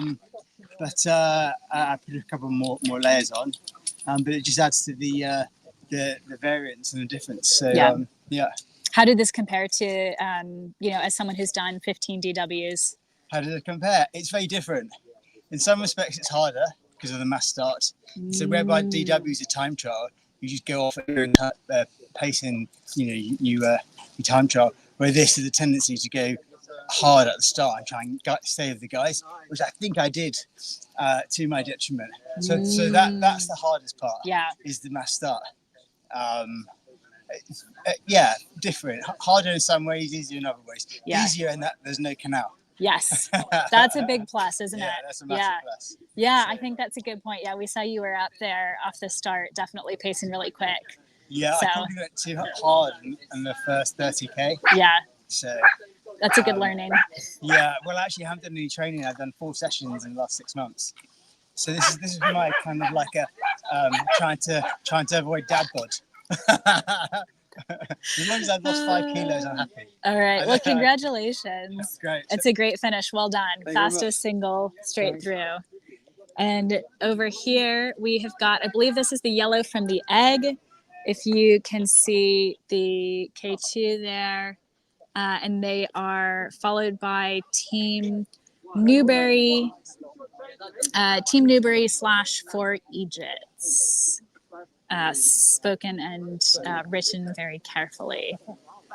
And you can go see their team name details on the GPS. So it looks like they are pretty close to each other, which is great. So I am guessing that probably, I think that's Rebecca and Anya, who we saw when they were putting in at Abingdon for the second leg. We saw them at Newbridge when they were putting in for the second leg to Abingdon. I'm guessing they're going to try and chase down the team ahead of them. And we could see a close finish here, actually. So this is 2 relay crews. They're both in the same class for the race. And they both look like they are still powering through. It doesn't look like either of them is really struggling at this point. They might be, again, physically or mentally, and we can't see it, but they're both looking pretty strong. So that'll be really fun if they get down to the turn and come back with not too much distance between them. I think we've only had 1 boat on the pontoon here at a time. So we've got, I think, just enough space for those 2 K2s finishing together. So let's see how much Rebecca and Anya can pick it up and try to catch the boat in front of them. We had some paddlers from across the river come over and visit as well. So nice again to have more supporters and participants over here. It's been, as I mentioned, a very busy morning of paddling on the river. And so it's a nice day out. We are having a bit of a breeze picking up, and it looks like this is a headwind for the paddlers coming in now, which is potentially going to be, well, a headwind for them until they turn around. So it could be at least a good incentive to get to the lock and manage to get a little bit of a tailwind behind them coming back. So if this wind picks up too much more, it's going to make for potentially a really tricky time for the next wave of paddlers coming down. We're still waiting for the paddlers from the canoeists. So we've got Tor in C1 and Barbarians in the C2 relay team, as well as the stand-up paddleboarders. We've got Chris and Gavin and Craig and Jan, who are all coming through on SUPs. And of course on the SUP you're standing up, and so I think that headwind can maybe hit a little bit harder because of that. So the visitors from Royal just heading out and back now. So not racers, just supporters in kayaks. We've definitely seen a ton of engagement from the paddling community this weekend, which has been really great to see. And hopefully you all who have been watching and engaging through the live stream have been enjoying that. Got some go boats out as well, which is just folks enjoying the Nice weather. Mostly nice weather, I should say. I think one of the things that it sounds like has been a surprise for a lot of paddlers is how cold it was overnight.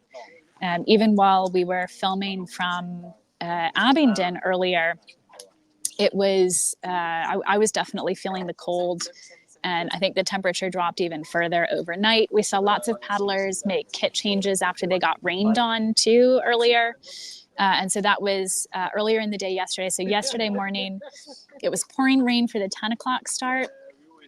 And then after that, it was nice for a few hours for the 2 o'clock start. But then not too long after that 2 o'clock start went off, we had a bunch more rain. So while we were filming from Newbridge, which was the first checkpoint, we got absolutely poured on. And then that, you know, I think really made it a bit challenging for the racers in terms of managing their, you know, kit changes and body temperature. And it sounds, I think from what we saw while we were at Abingdon, different racers were making that change to their nighttime kit at different times. So it's definitely not something that you would necessarily think about for a race in August. I think it's something that we talk about with DW a lot because, you know, it's in March and April. You know it's going to be cold. The water is pretty cold coming out of the winter. And so I think that's going to be probably a learning for a lot of racers as well with this race, that it is important to still be mindful of the air temperature and managing your core temperature, even though it's summertime. I think another one of the big learnings for this race, we just heard that from Richard, which was interesting. So he was the first solo finisher from the straight through. And he was just saying, you know, he's done 15 DWs, so he's extremely experienced there. But one of the bigger differences here is the mass start. And part of the fun of that is that, you know, it creates a lot more excitement. I think it was fun to watch. If you haven't watched that mass start on the live stream, you can go back and watch it. It was really fun to watch. There was a paddle to the head. There was a K2 that got almost run into the bridge. They went off incredibly fast. If they hadn't gone well, I would have said way too fast for a 200-kilometer race. But I think for the relay teams who were able to keep up a good pace over that first leg, I think they were all pretty happy with their choices. I think what we just heard from Richard a few minutes ago was that he probably went off a little bit too hard at the start for a straight through, which is tough when you've got a combination of the relay teams and the straight through teams that you want to kind of put a good effort in and, you know, get the right position on the boats that you're going to be trying to wash hang throughout the race. But because it's so exciting, it's really hard to kind of control yourself in terms of putting, you know, all of that effort in to keep up with everyone else off the start. So that is what we just heard from Richard, was that it was, he said he probably put in a little bit too much effort at the start, probably went a little bit too hot out the gate, and then had to kind of adjust for that as he went along. And that's even from someone who's an incredibly experienced ultra paddling racer, which I think is interesting. You're always, you know, learning new things. I think with the ultras, once you get your first one done, it makes a huge difference. But even after that, you know, even after 15 or more ultra distance races, you're still kind of learning new things, which is cool. That's part of what makes this more interesting, I think. So yeah, another learning for everyone who's kind of taking notes as they plan to sign up for next year. You want to be careful managing your energy off the start. But if you're on a relay and you can kind of put that in and keep it up for 30 kilometers, then, you know, go for it. Do that fast start. All right. And here's the two K2s. So I thought these two might finish next to each other. It looks like Yellow from the Egg has maintained their lead ahead of the Newbury team. They look strong. Well done. Good job, done. Well done, guys. Perfect. Yeah, so that is Chloe in the stern. And just behind them, we have got Rebecca and Anya.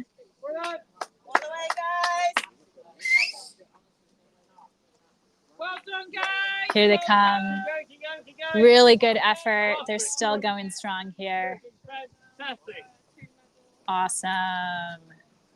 This is the, I think they're team 150.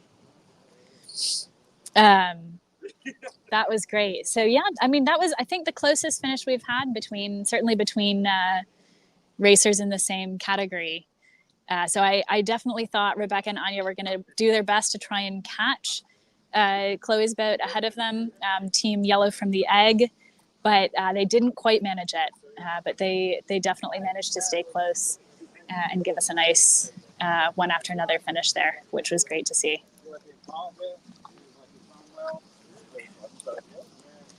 Okay, here they come now. Good work.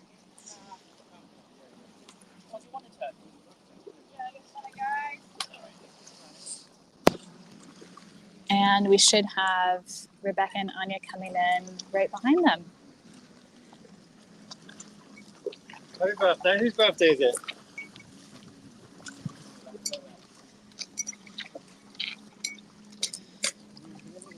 How was it? Yeah, it was good actually. Finishers medals. Hello. And right here,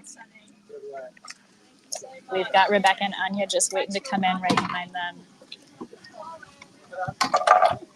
I'm going to give them a minute to come on up here. And the wind is definitely kicking up. So I was just wondering if it would. And it is indeed really kicking up. There's Rebecca and Anya. All right, well done. Congratulations. How was your race? Fun? Love to hear it. That's awesome. I'm going to let you go with your boat so you can put that away. How was it, Chloe? It was so good. Really enjoyed it. Yay, amazing. Lovely, sunny, fairly nice and speedy because we had the shorter leg in here, which was really good. Yeah. Nice. You all were able to put in good effort and keep the speed up. Yeah, I think after we went over the last portage, I said to Peter, right, it's a 10K time trial, pace it like that, and then the pace picked up with the speed. So. Very nice. But Well had done. We had some chaos getting in the boat on time because although we were one of the two teams that had to get held for like 3 or 4 hours because we had juniors who were waiting for daylight. Yeah. So we were napping on the sofas. But then when we were getting ready to get in the boat, the tracker said that our paddler was about 20-30 minutes behind. And my seat wasn't in the right place or anything because someone had taken the boat out yesterday and moved it. And then suddenly he turned up and we were like, oh shit. No. Oh my gosh. So we didn't have the Very smoothest dramatic. changeover. Yeah. The other crew went away, but yeah. We got it. That's all right. Well done. They didn't catch you at the end. You held them off too. I think they were probably making their best. That was another crew. We A came different past crew that you came past, waiting. yeah.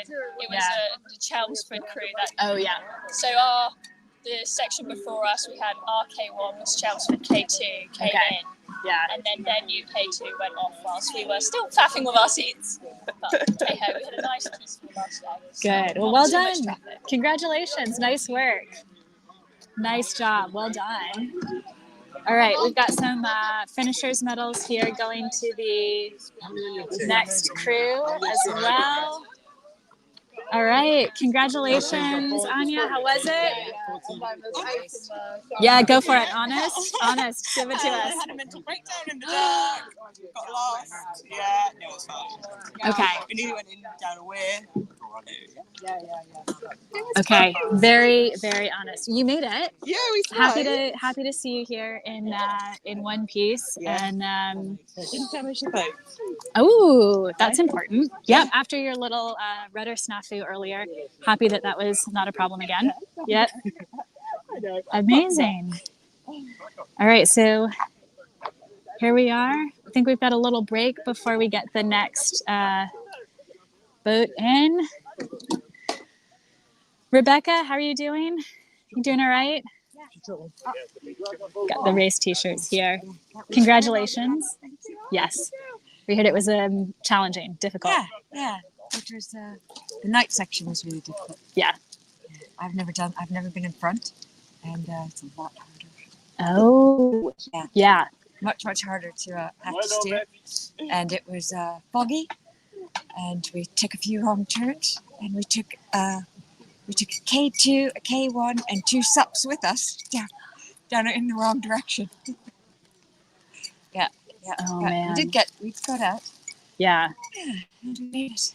Well done. Well, you know what? I've heard from almost everyone about how the fog and the mist was really challenging. Yeah, it was. And a bunch of crews got lost, got turned around, including the Chelmsford crew that came third place. Wow. So Well, that's good. You all are in good company, and you can maybe feel a little bit less bad about leading a bunch of people in the wrong direction. Heard from someone else who had done DW and still followed a boat the wrong direction too. Yeah. So so maybe they followed us. I'm not sure if that was you or someone else, but yeah, you're definitely in good company. See someone ahead of you, and you think, okay, I'll just follow Yes, them. exactly.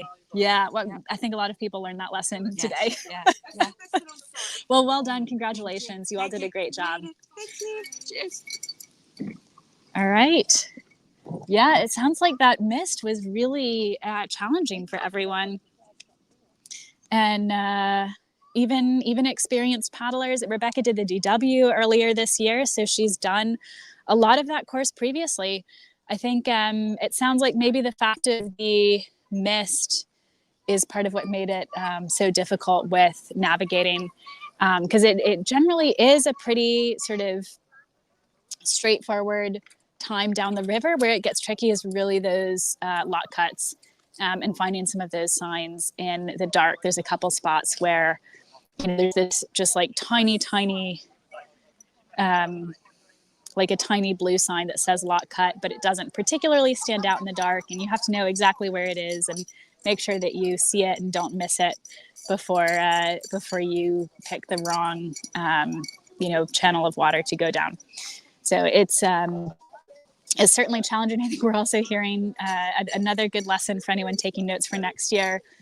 Make sure that you don't just follow other boats blindly, because we've had that happen a few times. It sounds like where racers have been following another boat, assuming they know what they're doing, and then unfortunately it turns out that boat was not going the right way, which has not turned out well for the boats who were following them. So I think everyone who's had a challenge with that has done a good job of making it down here. I'm not sure how much that again affected some of the crews who did have to drop out, but everyone we've talked to here today has been pretty solid at being able to manage that and make it through. It did sound like Anya had a particularly difficult time. I think it's, especially when you're new to ultra distance racing, that can happen. It's the mental part through the night is incredibly difficult. And when your body's not really used to, going super long distances or going overnight, it's really tough. It's really tough. And even for the relay teams, just because they didn't do the whole thing straight through doesn't mean that it's not hard for them as well.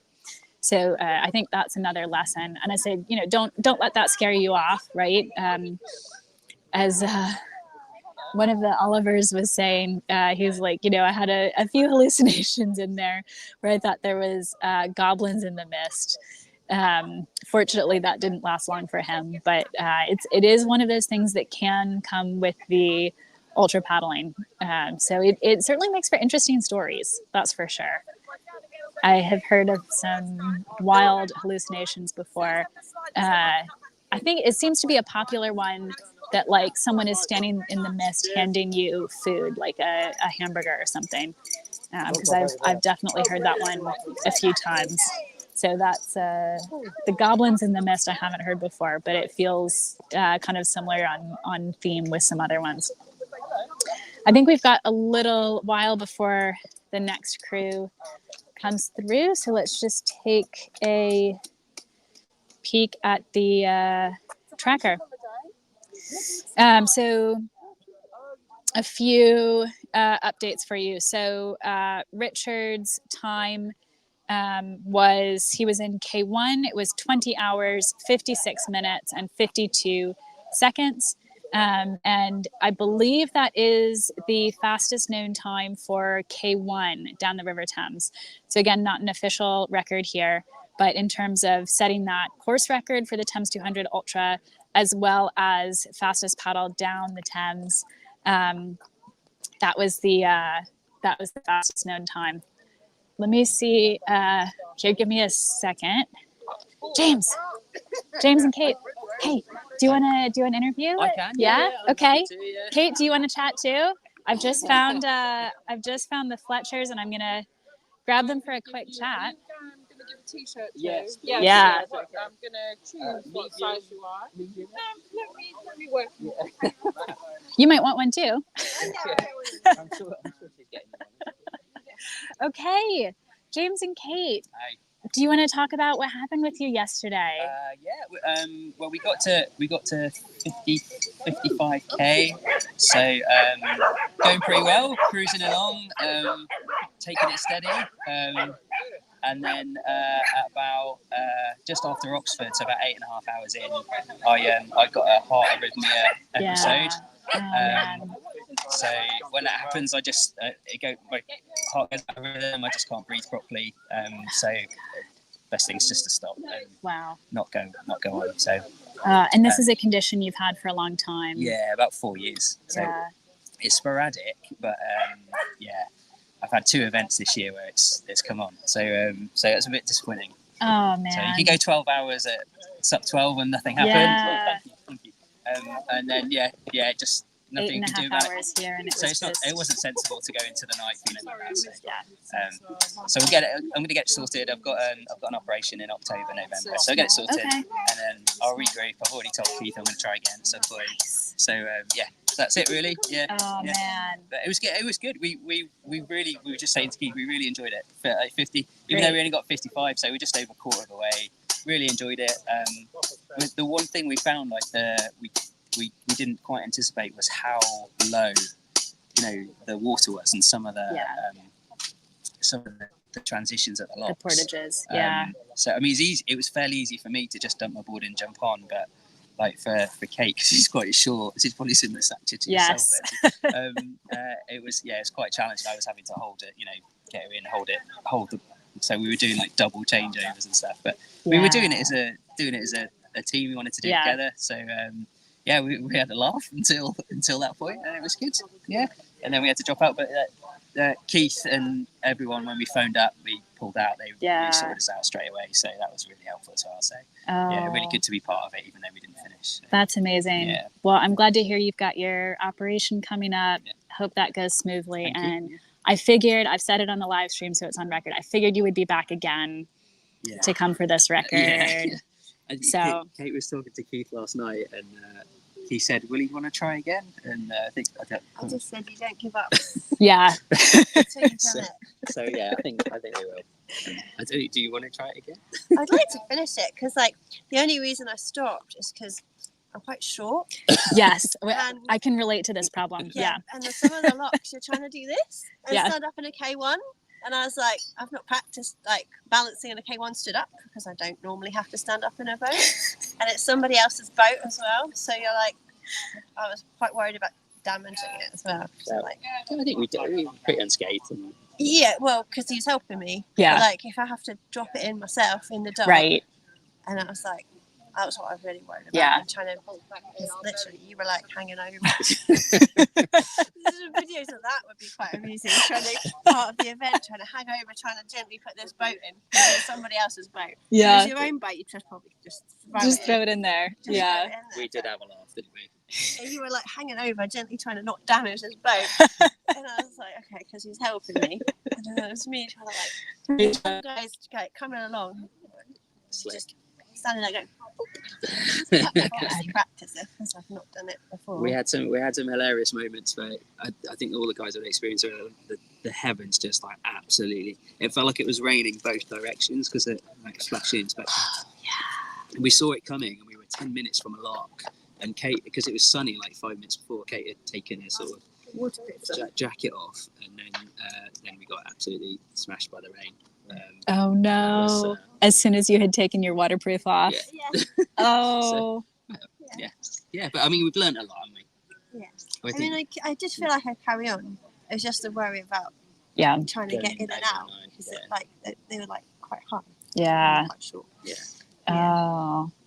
Well, and you enjoyed the K1. You were happy, with the boat. With the boat, yeah. Like I said, a little bit worried about doing it damage. But Yeah. I think we didn't. You were really good in the boat. Yeah. Paddled really well. That's So great. I was seeing a good pace, and I felt like I could have. If you were able to carry on. Yeah. Yeah. You would have carried on with them. Oh yeah. Well, and you've got a non-paddling adventure coming up soon. Yeah, so I'm planning to do a couple of friends of mine. We're going to do the Badger Divide. So we're doing that in the middle of September. So that'll be fun. That's great. So that might also be, hopefully the weather's dry, but it's likely to be wet. So that might be wet to reach your pants again soon. Well, you're well practiced. I said to my friend, I said, that will be going in the emergency kit, just dry underwear. Yes. Yeah. So. And the Badger, how long is the Badger Divide? 200 as well. 200 Also- miles, is it? Okay. No, it's case. Yeah. It's 200K. But that'd be on a mountain bike or Mountain a gravel bike. Yeah. Yeah. But I've done long rides before, and it's not continuous. We are stopping. Yeah. So that'd be over 4 or 5 days. Yeah. So it's not continuous. It'll feel easy after the first Maybe, 8.5 hours I was yesterday. like stealing myself to do overnight in a boat. I was like, right, this is going to be the difficult bit. Yeah. I'm a nurse, so I've done night shift before, and We you were get to actually 1 o'clock in the morning working, and you're like, I just want to go to bed. So. We were actually quite looking forward to it, weren't we? Yeah. The overnight bit, getting the lights on and stuff. And the moon was out super bright last night. Wasn't it stunning? So I was really disappointed, but Yeah. just The guys are definitely stronger for pulling themselves out, so I'd quite like to see. It'd be nice to see more ladies do it. Yeah. And see what they're taking. Yes. I do, there were 2 women in SUP. So it was Emily and Alex, and we saw them at the Abingdon checkpoint too. Yeah. And I know Alex was saying that her legs were hurting in part because of the portage. She was having a hard time on the portages. Yeah. And so she waited around for Emily so that they could do the night together, but they did end up having to pull out, which I think was, I think you definitely the portages, especially if you are height challenged, as a few of us are. Just generally stronger. And it's pretty physical.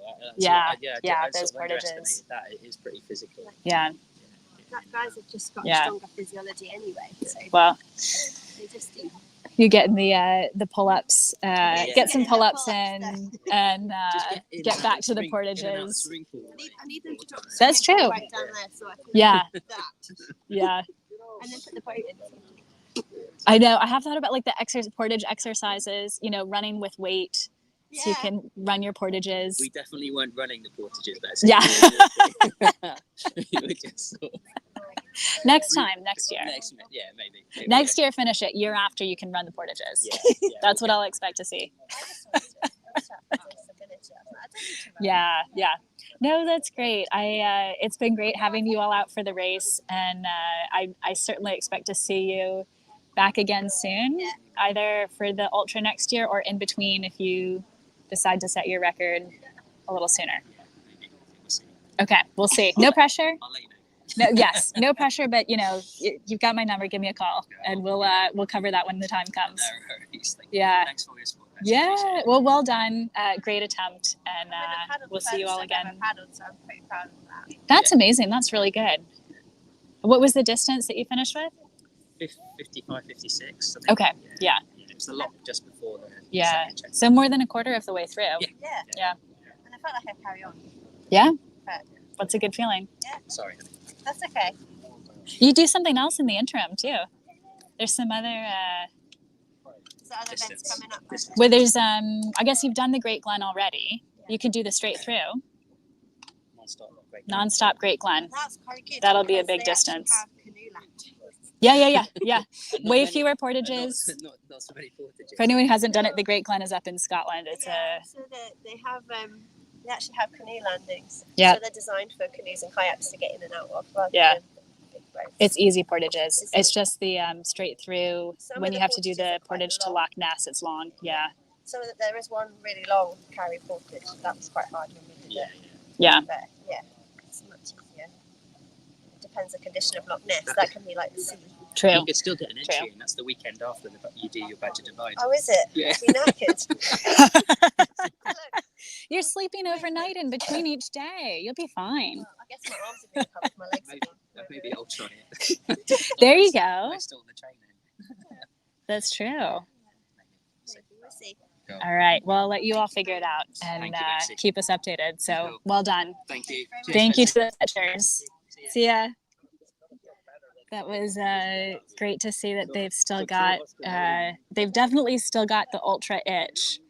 I said on the stream before that I thought that James would probably come back again to attempt that prone record. I think it's, he's definitely disappointed to have had the heart issue, the fibrillation, have that little episode during the race yesterday. Certainly the right call at that point to pull out when you just can't predict if it's going to happen again.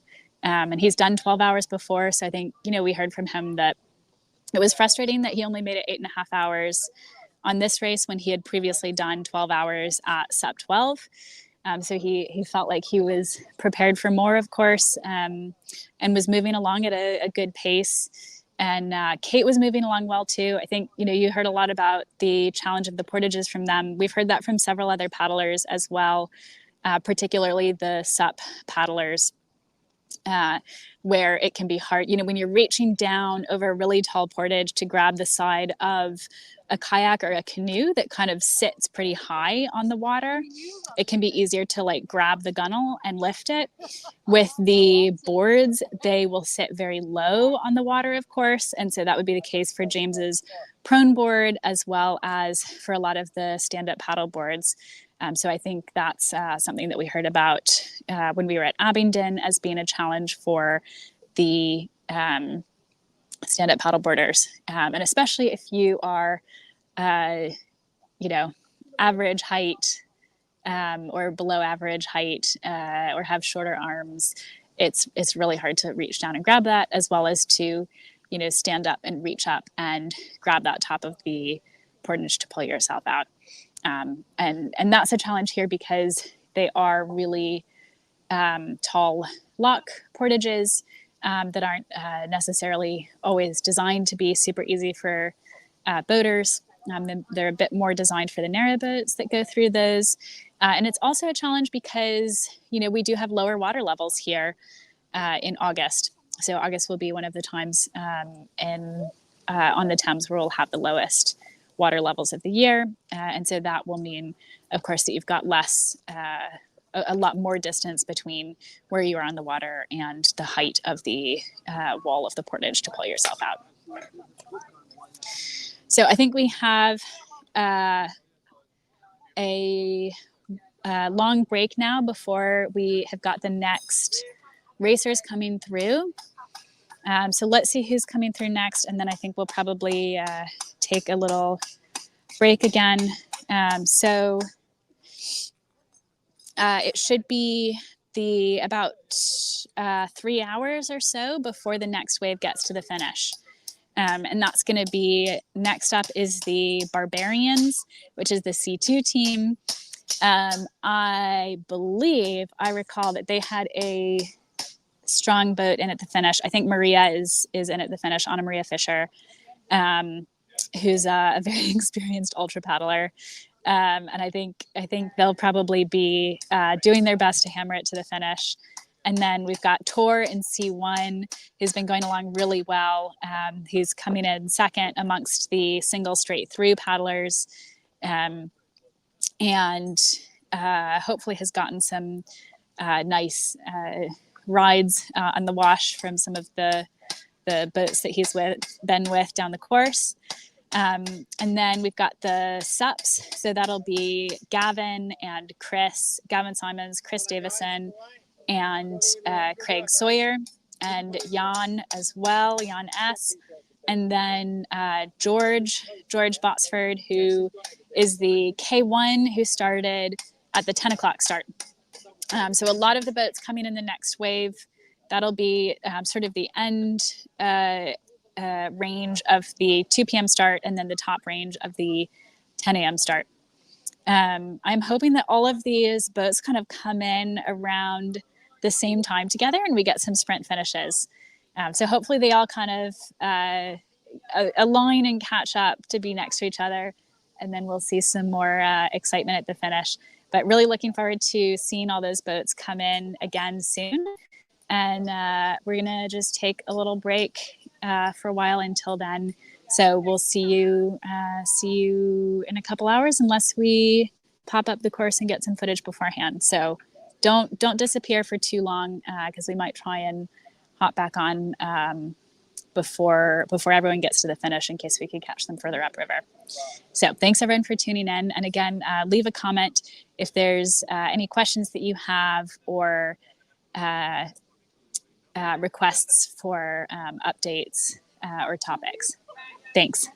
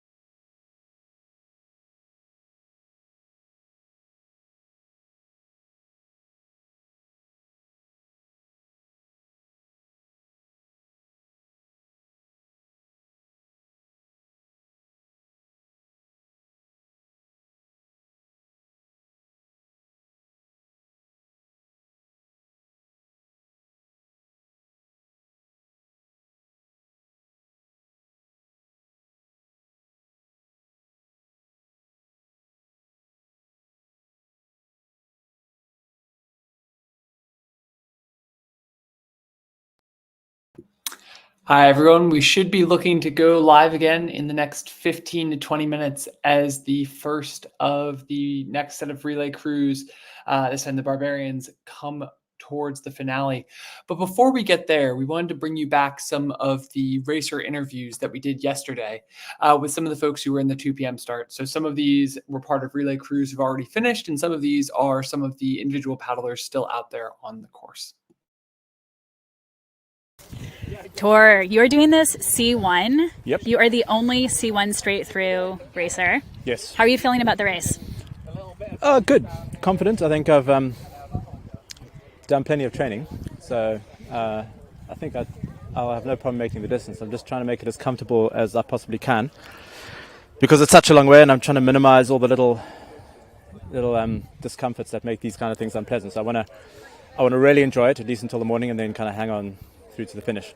So I've got everything very carefully laid out, got all my stuff. I think the fact that they're having support points along the way is going to make a huge difference. It takes away a lot of the tricky logistics, and I can basically just pedal 3-4 hours, eat, repeat times 6, and that's I think going to make it pretty cool. Nice. And you have done some very long distance racing before. Yeah. Including the Yukon. Yes, yeah, I've done the Yukon twice in a 6-man canoe. And the first part of that is about 20-21 hours. So I'm kind of familiar with what it's like in a crew boat, but I've never done anything like this in a single. Farthest I've gone is like a stage of DW, so about 6.5-7 hours. Yeah. So this is going to be new. Yeah. Yep, I've done DW 4 times now and Yukon twice, the Dordogne once. So familiar with long distance paddling, just new format for me. And doing it in summer is going to be an interesting change as well. Yeah. I'm glad it's quite cool. Yeah, hopefully a good change. Yeah. Nice. Good luck. Cool. Matt and Lewis from the Royal Boat Non-Performance Athletes team. Yeah. We've had a little bit of changes out lately. Yeah. What's the plan? So the plan, we know John and Grady unfortunately couldn't make it. He's been a bit ill, so we've subbed in Lewis Smith. He's going to be our new target. I think we're going to be an improved crew. We're going to go for very much a fast start. Add a little bit of youth. Okay, we're going to try and do as much damage as we can on the first leg. Then we're going to be finishing it off as well. Would you say anything to add, Lewis? No. I feel like I've stepped into some big shoes, but hopefully I can fill them. Nice. And Lewis, you're just saying you're not used to the ultra distance. No, I haven't done a marathon like over a year probably. So used to the 500s and 1000s really. Okay, it's just a lot of those. Yeah, exactly, back to back. Yeah, so hopefully can finish it off. Matt, you feel like you got the right tactics? We have got the right tactics, I think we've got it sorted. We've done a lot of planning and preparation for this, so I hope it goes well. And we're looking forward to it. Nice. Ethan, let's have everyone take a look at your boat. This is not the typical boat being used for Thames 200 Ultra. Nope. You're not like a super experienced ultra paddler. No, but you have done some intense things before. Yeah, so last year I did my first ultra marathon running, and then I did like 6 marathons in 6 days for a charity. And then before then I did the PCT hiking trail in America from Mexico to Canada. Pacific Crest Pacific Trail. Crest Trail, yeah, that's the one. And just generally like through hiking and stuff like that. So, but I really love water sports. I love kayaking, I love paddleboarding, I love surfing. So for a while now I've been looking for a challenge on the water, and saw this one come up not too long ago, and I just thought, all right, I'll bite the bullet and I'll see how it goes. I've got a few other things planned in the future, so I thought this would be a nice controlled sort of example of what I need to improve on and how it goes in a festival like this. I knew when I was coming, I knew that I was going to be up against a lot of very streamlined, extremely light carbon fibre boats. I was really nervous about it actually, but now I'm here, I'm just like, well, let's just give it a shot and see how it goes. And I feel like I can finish, but we'll just see how my body holds up basically. We'll just keep on going until we get to the end. Is this your first paddling race? Yes, definitely, yeah. That's amazing. Yeah. So hopefully everything goes well and you will be a convert after this, and we'll get you back for some more ultra paddling events. Yeah, I think I will be. Like, honestly, I'm already thinking that I'll probably do this again next year. See how this goes and then make some improvements maybe on next year. Yeah. And then, I think I will be a convert, definitely. Nice. I get hooked onto these things easily. Love to see it. And you found out about the Thames 200 Ultra Online. Yeah, just when I was at my desk at work, and yeah, just through Instagram, just saw it, and within the hour I'd signed up. That's and amazing. Then after that, I had to figure out all the logistics. Yeah. So yeah. And that was through Steve Backshall, who's one of the Instagram, race yeah, supporters. yeah. Cool. Definitely. So yeah, we'll see. Can't wait. All right, Andrew Burkett, how are you feeling about the race? Yeah, good. I'm very excited. It's always nice to get a new race in the calendar. I must say, when I saw the race, I thought, wow, this is going to be a good thing. It'll be such a pleasant change to paddle this in like short sleeves and shorts and not have to worry about bloody kegs and all the rest of it.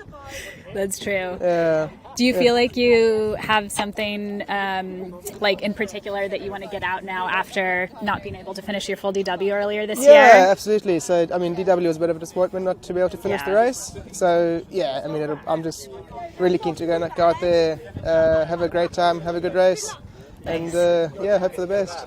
So you're in leg 1 and leg 5? Yes, leg 1 and 5. So yeah, quite nice to kick things off. We've got some good paddlers after me. We've got Joe doing 2 and 6, and in the middle we've got Brett and George 3 and 4 respectively.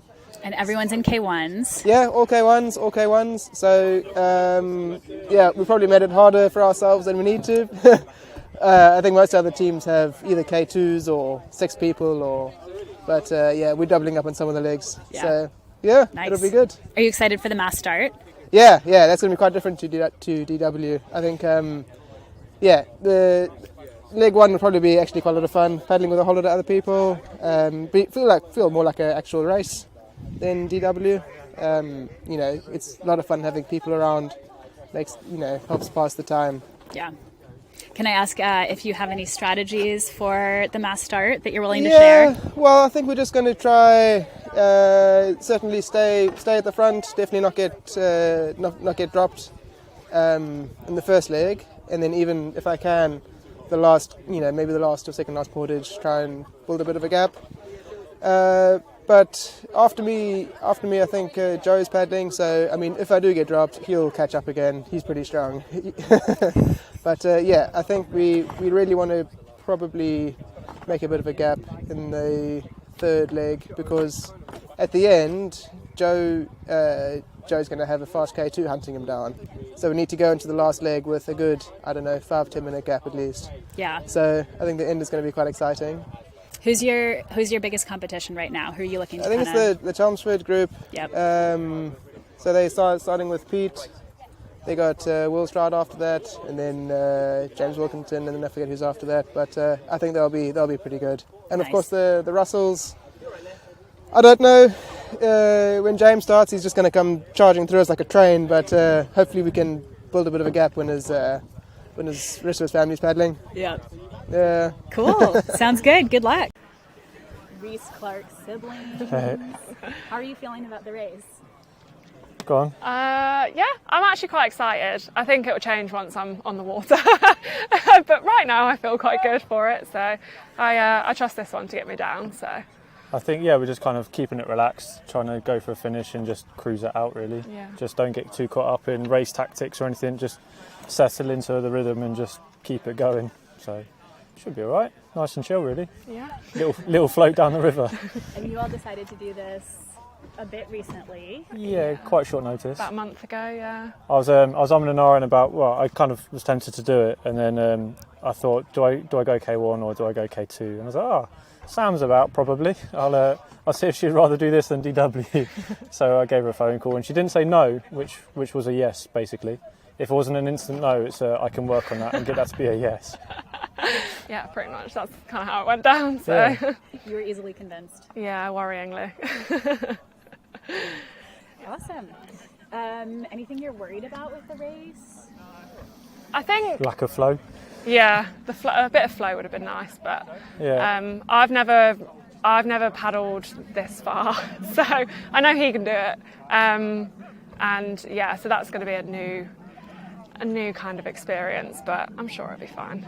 And again, trying to keep you from going into race mode and Yeah. trying to beat people into portages or sprinting out of them again. Just Yeah. settle in and keep on rolling. There's been a few times on our training run where he's been like, chill. I was like, okay, sorry.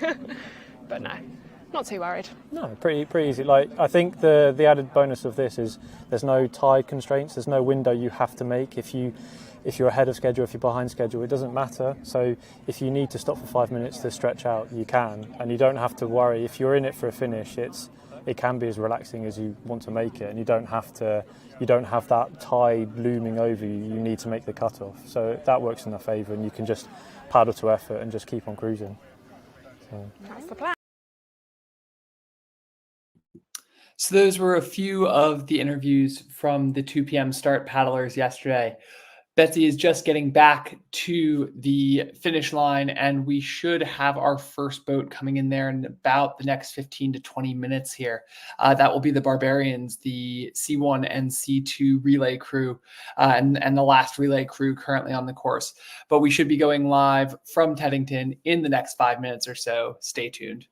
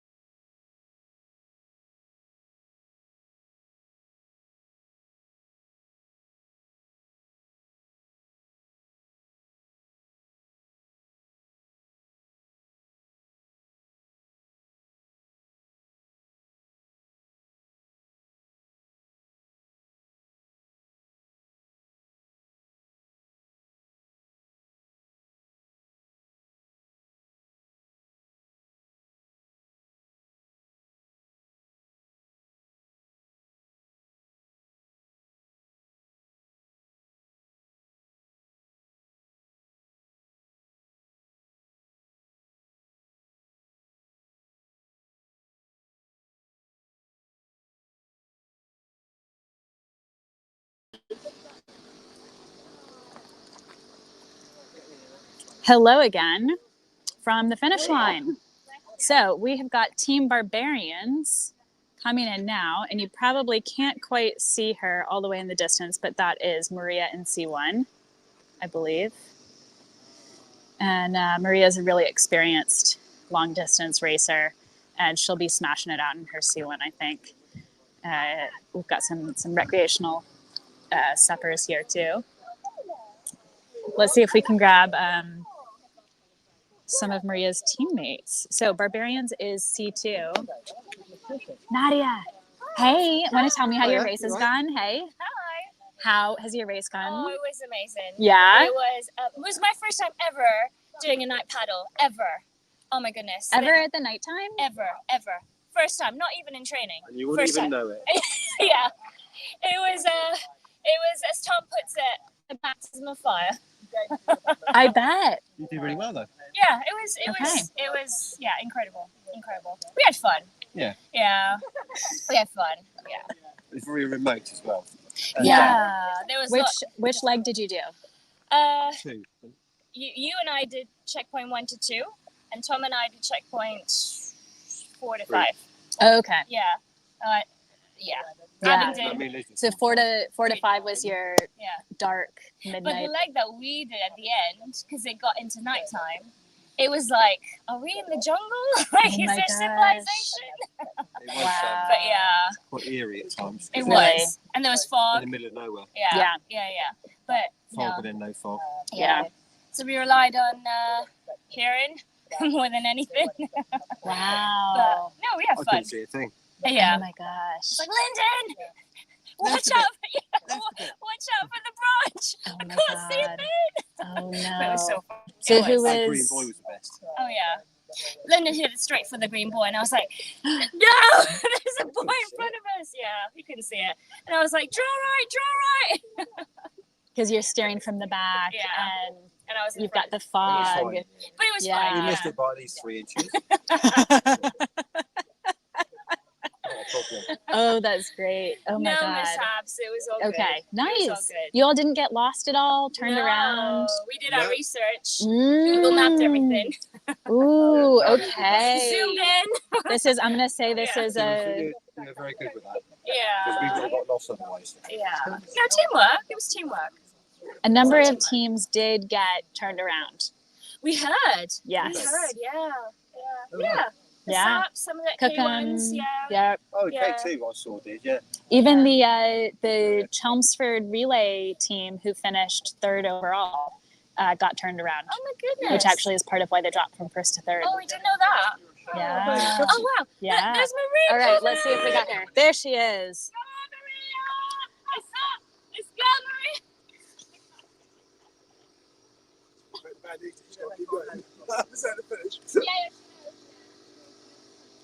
All right, so that is Maria cranking it out. She looks great. She looks really strong.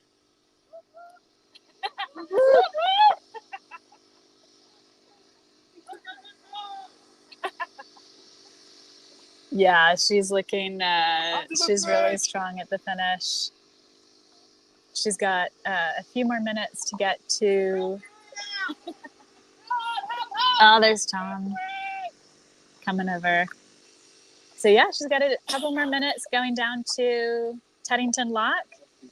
Then she'll turn around and come right back. So that's great. Hey, Tom. All right, how you doing? Hey. All right, Tom. Tell us how your. Tell us on the live stream how your well, should I say how your leg is? What was it? How your So leg the first was. leg was very wet. Yeah. In places. And the second leg was awesome with Nadia, and we went up Henley Strait, and the whole of the Temple Island was covered in fog, and the moon was out. Yeah. And it was a flat calm. Wow. And that section was actually a lot better than the other Sunday when we trained on it. Really? Yeah, because we did it Sunday afternoon Yeah. before, and it was very lumpy. Oh boy. Just from the wind? No, from the boats. Oh, from all the boat traffic. Yeah. Okay. Yeah. Because it was a nice bank holiday. Yeah. So, Sunny day. Oh, and the Rewind Festival's on. So there's loads of boat traffic. Did you have a bunch of boat traffic with that? Did you have any issues with it? We went past Reading Festival this weekend. Yeah. And Nadia got a few wolf whistle calls. Oh, wow. Oh, dear. Okay. I'm sure they were just excited to see canoeists. Yeah, they were. Yeah. They were like, why are you paddling at 2 a.m.? Are you crazy? As you can guess, we had a blast, and we'd like to thank everybody, the organisers and everybody. Yeah. Because it was a blast. Good. So our target was to finish. Nothing else. Yeah. No, you all did great. And you managed to keep ahead of Tor. Yeah. Was he with you guys for a while? Was that when you were in the boat? He was ahead of us for quite a while. Okay. And I think he's basically starting to fade. I mean, what a man, what a superhero. I have been so impressed. To do that distance C1. Yeah. Incredible. Yeah. So. He's, Yeah. He should be happy with this one. Yeah. But we went to do it for a laugh, and we've had a laugh. Yeah. So That's awesome. Oh, great job. Well done. Nadia was saying it was her first time paddling in the dark. Yeah. First, so we mixed and matched some crews. A lot of people had never paddled together. Nadia never paddled in the dark, so it was all a good experience to get everybody a broader base. That's great. How do you think this was kind of like entry level ultra for people who are maybe newer to it? I think because of the relay thing. Yeah. I think you can mix and match people and because you can mix and match boats. If you know a particular session is going to be more extreme than maybe the others, you can opt for a more sensible boat. Yeah. So we went for a sensible boat for Nadia's first night time because it's going to be dark the whole way through. Yeah. So it was nice to start with a C1 and finish with a C1. Yeah. Just for the laugh. Yeah. Okay. I was wondering if that was tactical. How did you find the mass start in your C1? I decided that as it was going to be 24 hours, there was no point having a bun fight at the beginning. Yep. So I just opted for letting the racing snakes shoot away. Yep. And stay out the bun fight. Hang back. Because I wasn't going to stay with them beyond St James's Lock anyway. So yeah. But what an awesome event. Terrific. And to be honest, we've been so lucky with the weather. Yeah. Apart from a little bit of rain on Saturday. I like that. A little bit of rain. Yeah. The absolute downpour. Yeah. So And you missed the first one for the 10 a.m. start. I had the South Baylor open because the canoe was filling up with water so quick. Oh, you just left it open. So, oh my gosh. Yeah. So, Wow. That's challenging. Oh, so man. I had to paddle fast enough to suck it out. Oh, man. And you've got Maria in for the last leg. And she's... we have a legend. Yes. In the team. DW record setter, Liz. Sorry? Yes. Yeah. Record setter 2023, women's C2, right? Yeah, that's the one. Liz, how was your race? I had a nice paddle with Maria in the dark. Yeah. Luckily, we'd recce'd it sort of like 2 weeks before, so portages, had my little notes about where to go in the locks, and below Wallingford, I'd paddled that quite often anyway, so that was all good to be on familiar water. And then leg 5 with Lyndon, we opted for the J18, which is more comfortable for him. Yeah. Went just as fast, I think. Nice. Yeah. Interesting logistical challenge, juggling three cars, 4 boats, 5 paddlers and a driver. Yeah. That was, did you all come up with a plan for it beforehand and figure out all of your swap over points and everything? So Tom did the paddle plan. You're doing this leg, that leg. So Yeah. me and I, with the most night paddling, had the leg that was going to be all in the dark. Yeah. And then you had the C1s on the shorter legs at the start and finish. Yep. C2 for the longer legs. And then juggling the partners round so that everybody had a break in between a leg. Yeah. Or 2. Yeah. So that's great. Yeah. Working out the support points and the shuttles. Yeah. I think we're here. Yeah, no, you all did it. It's great. How do you think it compared? Obviously, you've done the relay here, which will be very different from DW, but you're a DW vet. So how do you think this compared to DW? Well, we did a lot less preparation. Okay. You know, you just jump in a boat, Yeah. paddle for 4.5 hours, and it's you've done a stage. Yeah. Then you can have a bit of a rest and some food and repeat, and that's so from that point of view, much easier. Enjoyed the challenge of the different format, different preparation. If we do it again, I'll probably have another driver. Yeah. So that if we only had 5 paddlers, settle it that way. Yeah. And did you have any other support other than it was just everyone who was paddling was Everyone's having plus each my other's husband. support and plus your husband. Okay. Yeah. So maybe one more Maybe dedicated one more. support. Yes, but because we're barbarians, so we had Maria come over from Cambridge, Uh-huh. and then Adrian and I've come up from Somerset, and then you've got Tom and Lyndon in Beer Regis, and Nadia from here. It was, yes, cars everywhere. Yeah. Yep. I love it. That's great. Well, that is really well done. Thank you. I think, you all have set the C2 race record, C2 relay race record. Mixed canoe. Yeah, mixed canoe. Oh, that's true. Yeah. So we'll call it mixed canoe then. Race record. And, I'm proud of the fact that there was 3 ladies and 2 blokes. So. Yeah. I'm sure that helped everyone get through the night. Well, and you all were one of the crews who didn't get lost, which is, I think, something to be proud of. We practiced getting lost earlier. Oh, okay, nice. Okay, that was the key. Get lost before the race starts, and then you know that by the time the race comes around, you're not going to get lost again. Yeah, that was the one. Yeah, nice. No, it's really well done. I think it's great. Maria's looking super strong, which is pretty much what I expected. Yes. So, no issues. Everyone's been pretty I think everyone's okay. solid throughout. That's great. Awesome. Well, congrats, Liz. Thanks, Betsy. Excited for you. We should be seeing Maria coming through here pretty soon. So this is the canoe relay team. The only canoe relay team racing this weekend. But this is definitely a group of, they've got some real experienced canoeists here.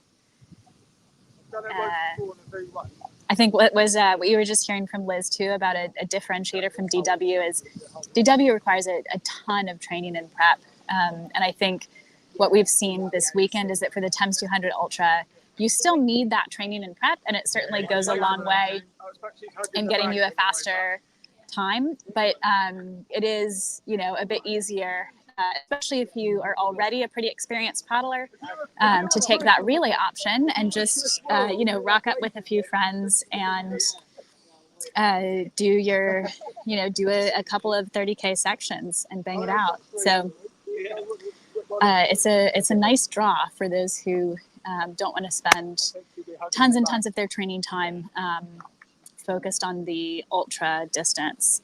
If you're not keen for 6-hour paddles, the relay option for the Thames Ultra is a really good one.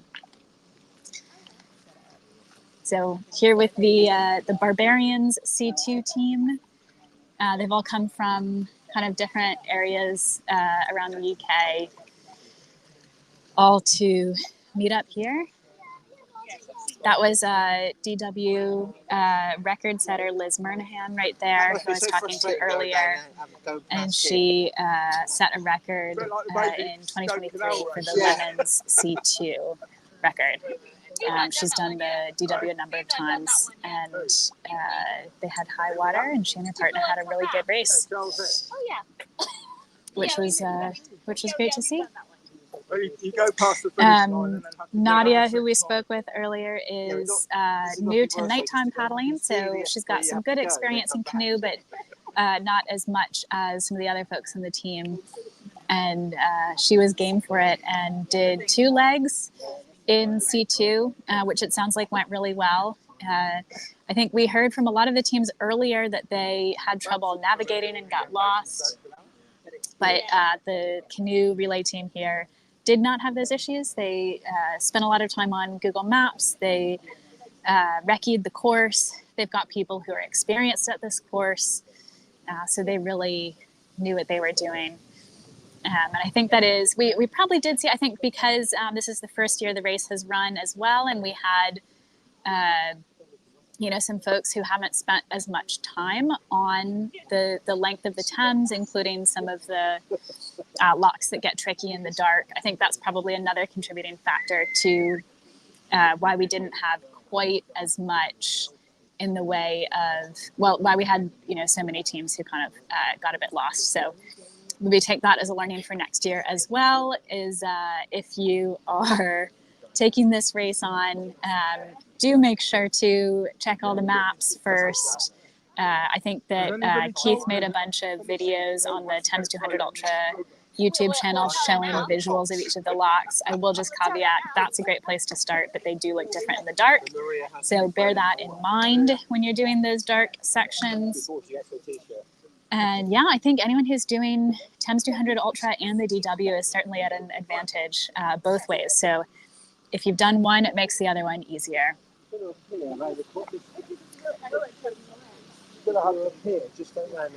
We are just looking out for Maria. Maria is the is finishing the last leg for the Barbarians team, which is the canoe relay team.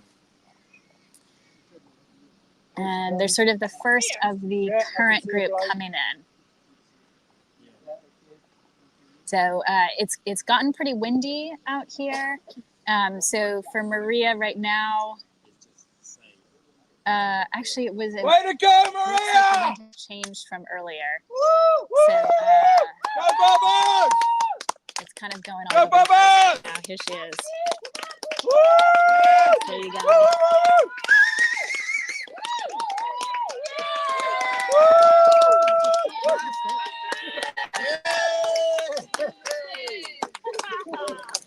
That was awesome. What a great finish. We've had a number of finishers. I think there's kind of a mix of folks who've gone right past the pontoon and then come back in versus those who've just slid straight into the pontoon. Yeah, that wind was a bit tricky with all the people doing donuts. Big birds, all sorts. Hang on, let me get out. Great work I've done this better before, I promise. Great work on bringing the team home. Here we go. All right, there's Keith, race director, with a finisher's medal. Well done. Right, rest of the team. First, new team. Thank you for being part of it. Really appreciate it.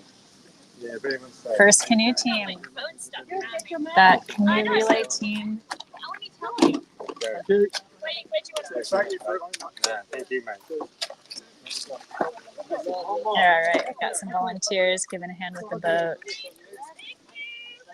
You just get a quick team photo, guys. Just hold that position. This is we're getting a lot of great team photos like this. I love this, where we've got the team with their medals and shirts, and Keith's grabbing the boat. Massive well We're gonna have some great photos coming out from here. Well done, guys. Beautiful, beautiful. Keith, you don't want to be associated with the canoeists? Oh my God, I want that. Hey! I've got a proper boat. I might get drafted into the team next year. I might make the trials. That's true. There we go. You all can keep on moving. I just want to chat with Maria a little bit, hear more about your... Oh yeah, here we go. We're going to do another... Get the support in. There we go. The medals are really shiny, so it makes a difference on the...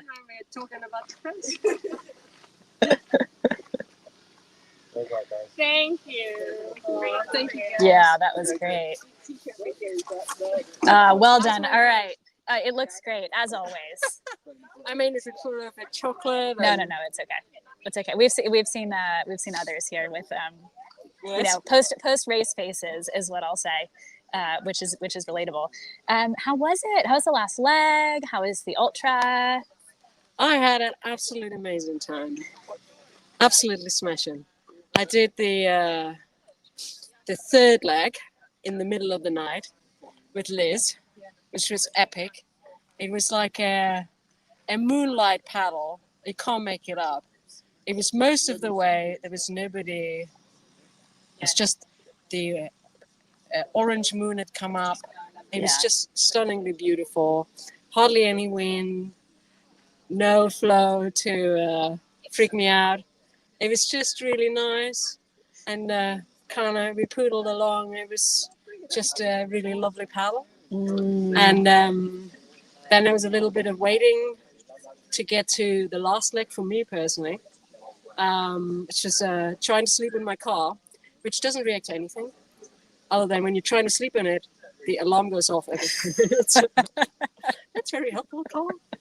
And then the last little stretch in my girlfriend.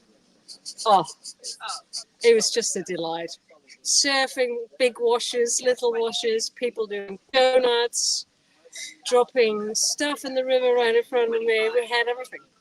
We had people. It's just like you can't make it up. But it was just, what a day for it. Yeah. Little bit of a wind now in the end. Yeah. It was just absolutely amazing. Great race. Thanks, Keith. Thanks, crew. Thanks, press. Thanks, everybody. It was just an amazing event. Yeah. I can't wait to do it all again. Oh, I really amazing. do. It was, That's great to hear it. It was just perfect. Yeah. So loads and loads of lovely, lovely people along the way. Support between the paddlers. Loads of absolutely amazing support and volunteers on the bank. It's just really lovely atmosphere and everything. You couldn't. That's so just great. Well organized, well run. Yeah. Everybody on it. Yeah, it's lovely. Oh, it's great to hear it. So you have said you're already looking forward to doing it again. Anything you would change or do differently next year? Maybe the wind. The wind. Okay. Good. No. I Fair think, point. No. I had something earlier, but it was just some minor detail. Nothing. Nothing major. big. You do the relay again, or would you attempt the straight through? Well, ask me after I see Tom. Yeah. Let's see how Tor is doing. I think last time I saw him, he looked all right, but I have not seen him in a while. Yeah. Was he with you all on that night section that you did? He wasn't. Well, he wasn't close to. He was still quite ahead of us. Okay. At that point when Liz and I paddled. Yeah. But they paddled after us. They paddled, or we nearly caught up on him. Yeah. In our leg. But he since then I think dropped a little bit.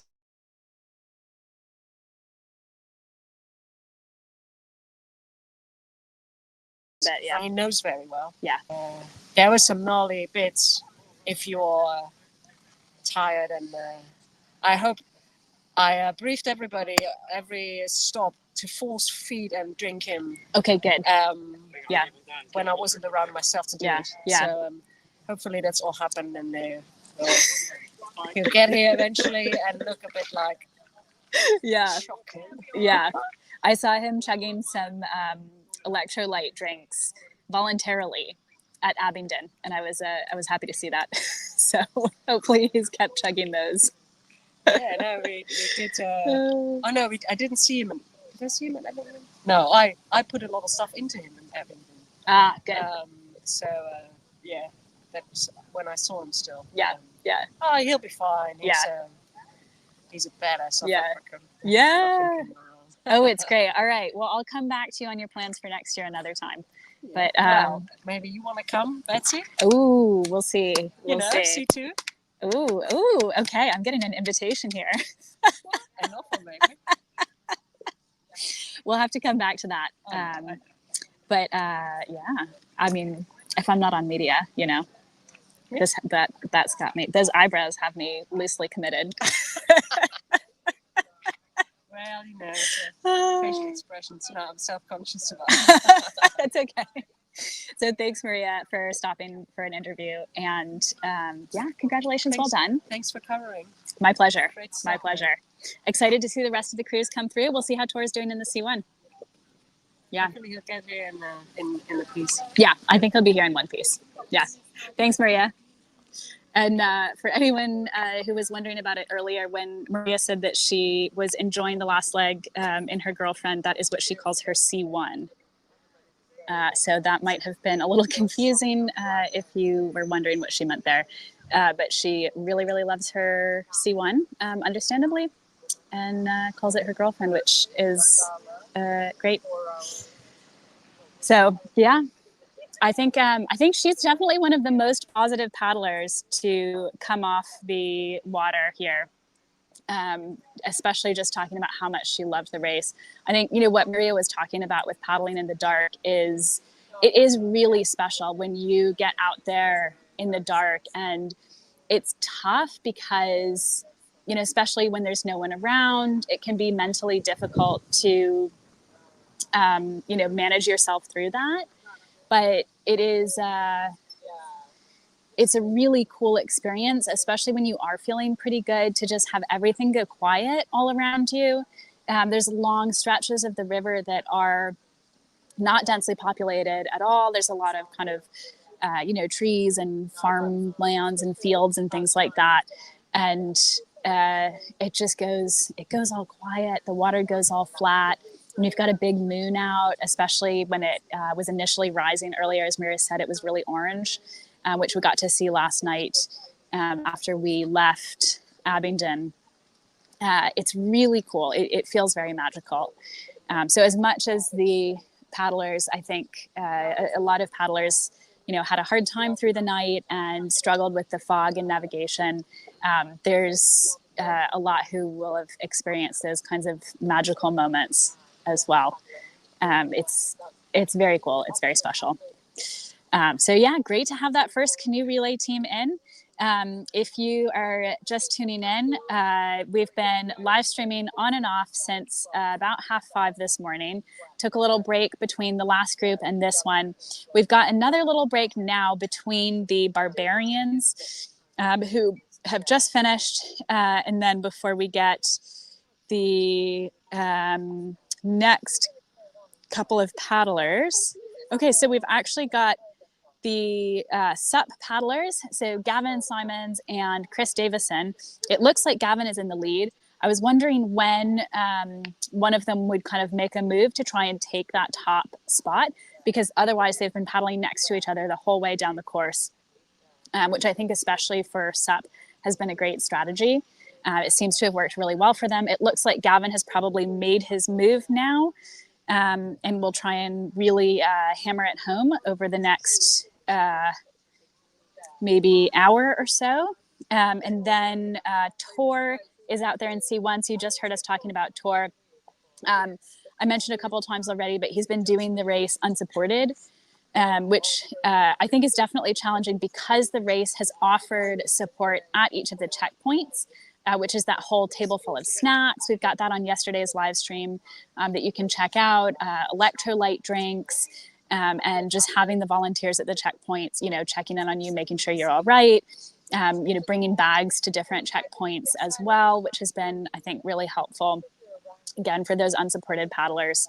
But as Maria and I were just saying, we're glad that, you know, a lot of the race volunteers at the different checkpoints have been looking out for Tor since he's been solo unsupported, and paddling by himself a lot of the way, just to make sure he's had a lot of electrolytes and food put into him, because especially in that C1 boat, it's a long way. It's a really hard time.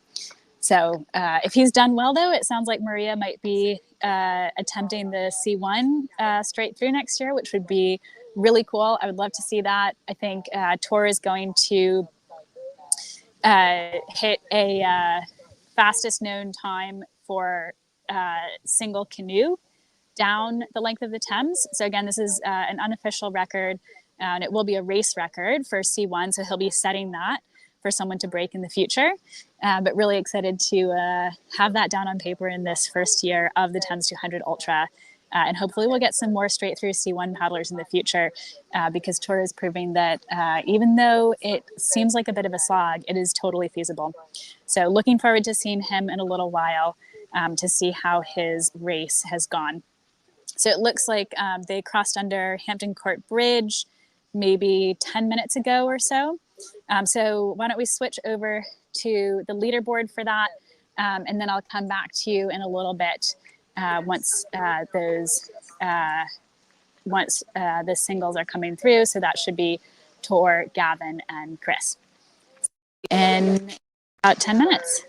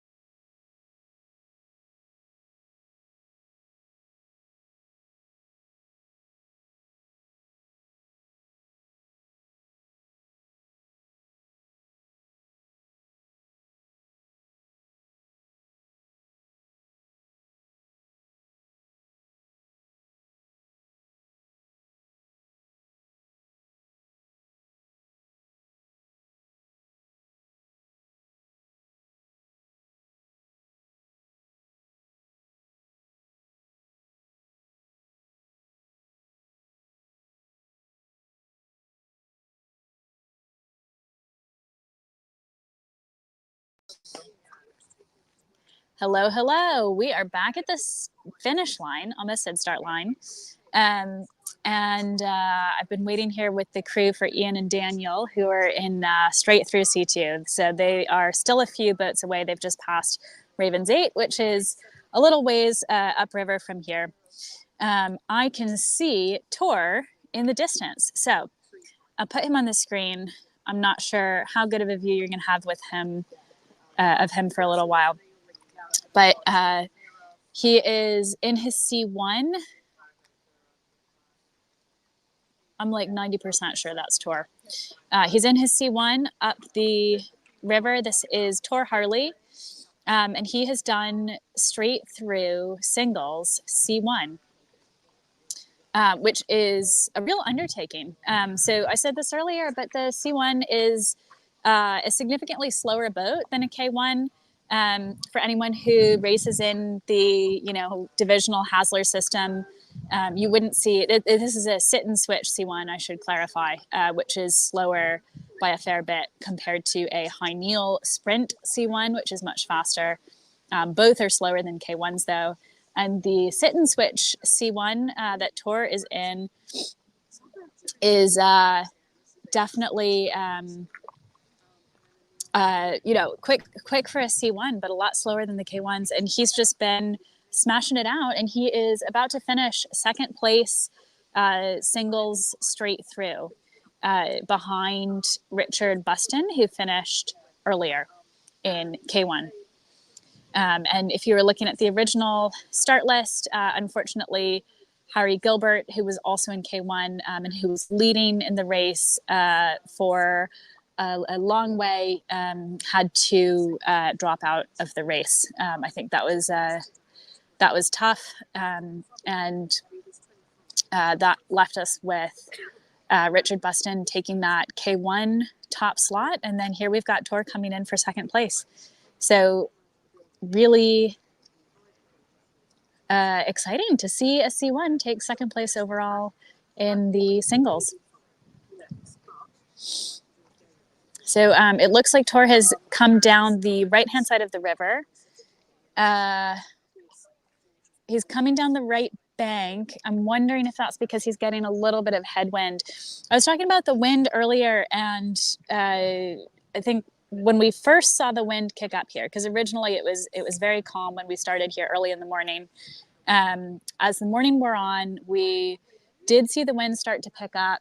And then this afternoon, it's definitely a bit windy out, but it's been a bit inconsistent. So it's kind of hard to say how exactly the wind is affecting the paddlers. We were chatting with Maria earlier. She was definitely not happy with the wind that she was facing in this last section. So it's not favorable, that's for sure. So it's possible that Tor is just sticking along the bank here because he wants to avoid the wind. He also knows this stretch of water incredibly well. He's been training along this stretch for a long time, but for this race, he's been training for months. And a lot of his paddles, he's started down at Richmond Canoe Club, which is below Teddington Lock here. So the race finishes at the end of the non-tidal Thames, which is Teddington Lock, which is just downriver from here. There's Tor in his C1. That is just a couple of plastic touring kayaks next to him. So he's chugging along. Yeah, he's not come down super close to the right bank, but right enough to hopefully miss a bit of. Yeah, this is Tor. Well done. Keep going, though. He's looking pretty good. I bet he's tired at this point. Good work. Top work. But yeah, he's looking great. So Tor has to keep going down river all the way to Teddington Lock, which is just down to our right. Again, he's done this section of river many, many times. He often goes from Richmond Canoe Club, which is several kilometers downriver from the lock on the tidal Thames, or partially tidal, because there's the Richmond half lock down there before it's fully tidal. And he'll start there, come all the way up past Teddington Lock here, and then go to Hampton Court Palace which is several kilometers upstream of here, and sometimes even beyond, on his training paddles. And he's been doing a lot of really long training paddles in preparation for this. So I know he put in a ton of preparation, and it looks like that really paid off. He has done DW previously, but he's done that in C2 most recently. This year he did the stages race in C1. So he's used to paddling in C1 on his own for a long time, but not so far this distance or time. So that is that's really exciting that he's been able to show that he can do that. And he will have set the fastest known time for a single canoe down down the Thames, down the non-tidal Thames. So again, that's an unofficial record, but when we think about the different types of craft that we've had out, we've had a bunch of those fastest known times set since this course of the length of the Thames has become, I think it's been, popular in terms of setting that record for a while, but particularly over the last couple of years, it's gotten a lot of attention. And that was when Steve Backshall broke the record in K2. So that's the official Guinness World Record for doubles. Steve Backshall broke that in 2023, late August 2023, I think on the August bank holiday weekend. So exactly 1 year ago. And then the record was broken again by Billy Butler in senior doubles as well. And that was in April of this year. So they broke that record when the water was up really, really high. It was absolutely raging. You can, if you followed our DW live stream, you will have heard how wild the water conditions were there. You heard Maria reference it earlier too, when I was interviewing Maria, and she was talking about how it was so nice that that was not something that she was concerned about during this race, especially after she made it through that earlier this year, which was very impressive. And I am very pleased to report that our first stand-up paddleboarder is coming in. So this is Gavin Simons, and he has had a really great race. He and Chris Davison were paddling next to each other for almost the entire race. And it's just been in this last leg that Gavin decided to make his move. So I was chatting about that earlier and wondering if they would stick together all the way to the end and then he would leave it till a final sprint. But I think he was probably feeling good earlier, didn't want to leave anything to chance, had enough left in the tank to put in a bit more effort to pass Chris. And he's actually put, I think, at least a kilometer between himself and Chris Davison at this point. And I was just talking about records. So Gavin Simons will definitely be setting that fastest known time for stand-up paddleboarding the full length of the Thames, because the previous records for that have been over 2 days. So there's an official record and a sort of official record. And here's Gavin about to show that you can complete the entire length of the Thames in less than 30 hours. So it's just about 3 p.m. now. He started at 10 a.m. yesterday. So Gavin's also the first person from that 10 a.m. start to come through. The leader of that group from the first start was George Botsford, who was in K1. And he knew that he needed more time, which is why he joined that 10 a.m. start rather than the 2 p.m. But George is still, again, a kilometer or two behind us here, behind Gavin, who is just looking really good. He's definitely moving slower than he was earlier, but he looks super solid. It looks like he's just really focused on making it to Teddington Lock and back. He is a little bit to the left of the river, which we were talking about kind of what line to take here earlier. I think he'll need to get over to the right a bit more. We've seen a couple paddlers do that who are maybe less familiar with this stretch of the river. So it won't be a huge difference or disadvantage, but he is probably getting a lot of wind in the face right now. So the wind has been changeable at this very moment. It's headwind for Gavin. He's also having to dodge a few pleasure boaters in the go boats from Kingston, and then some touring kayaks who are down there as well, but nothing too serious. He's making his way down.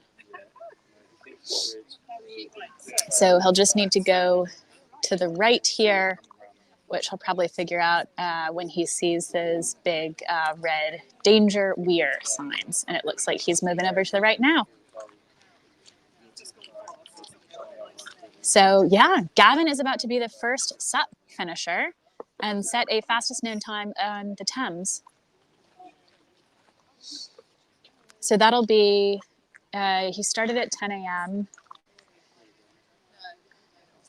29 hours, if I've done my mental maths correctly. I'll double check that here, but that's really good. I think we were benchmarking 30. And then a double, a K2, a C2 rather. 30 hours. C2 after that. Yeah. And then SUP. Then a K1, then SUP. Yeah. And then there's only 2 in the So we're gonna hang out on the live stream for a little bit longer to see Gavin in and see if we can get a quick chat with him before he goes off to rest up, refuel and rest up. Behind Tor and Gavin, we have Ian and Daniel. Actually, a fun fact there, it is Ian's, I think it's Ian's 60th birthday today, and it was Daniel's 30th birthday a few days ago.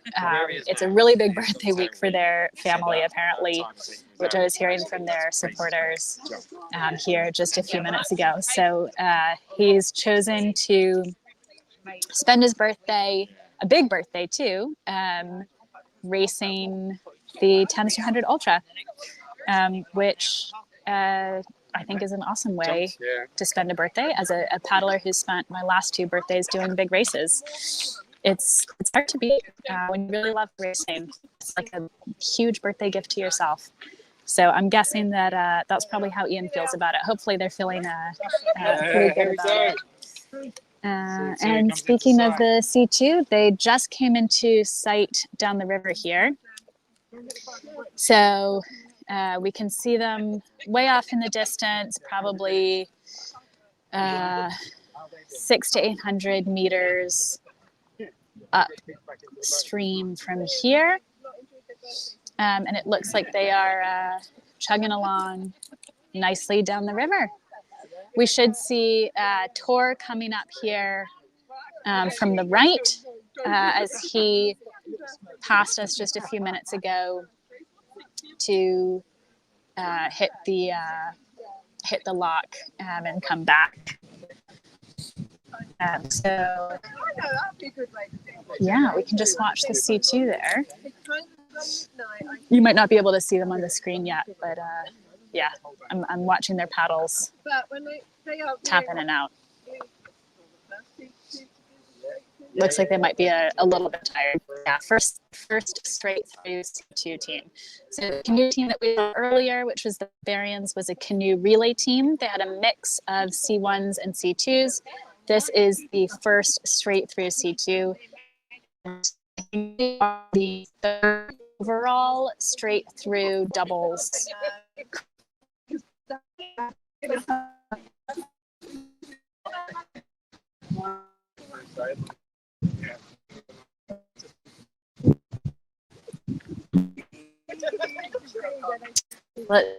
I think we got Tor coming up here.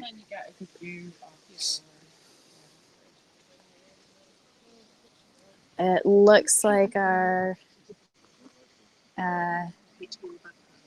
We've got James Howe taking photos today right here, and I can see that it looks like he's got Tor in his sights. He's got a slightly more of an angle on him than I do, but I know that means we will have Tor here any minute. Not quite yet, but we should have him very soon. So I hope he's not feeling too shabby at this stage of the race. So Tor was in the second start, which means he started at 2 p.m. Yesterday. And so that means that his time will be just over 25 hours for completing it in C1, which is great. And then Gavin Simons on SUP, I believe his time is going to be 29, a little over 29 hours, because he started 4 hours before Tor. I know what it's like on the water side, as in like on the paddler's perspective. So I'm going to stick around on the live stream for a little longer just to see Tor and Gavin come in. We'll see if we've got enough time to capture the C2 as well. I'm going to turn back to the left so you can see that C2 coming through. So they weren't that easy to see because they were a bit far away earlier. They're moving really well and getting closer. Ian and Daniel, and they are both having a big birthday week. So finishing 200 kilometers straight through in their birthday week, plus the fact that it's their birthdays, it's going to be a lot to celebrate. So if you can hear the commotion behind me, there's a lot of support and enthusiasm for these two. Under the bridge, I bet you can. Well done, guys. There they go. 60th and 30th birthdays, both this week. Today is Ian's 60th. And that makes him another multi-generational boat as well. We've seen a ton of multi-generational and family boats out at the race, with performances all across the board too. We've had some of those teams perform really, really well, particularly the Chelmsford Juniors, who were really, really quick. And they just had adults in for the nighttime sections. So it's fun to see, people of different kind of ages and from friends and family groups and different clubs all coming out to race the inaugural Thames 200 Ultra.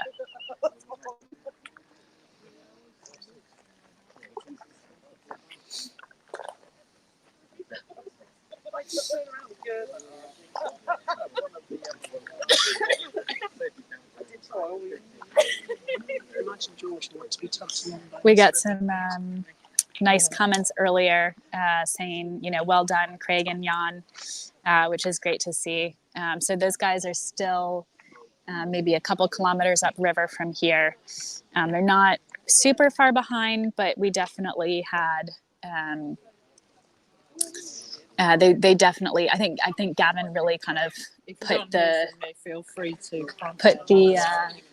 big boost of energy on after the. I qualified as a social worker. After he decided it was kind of time to make his move.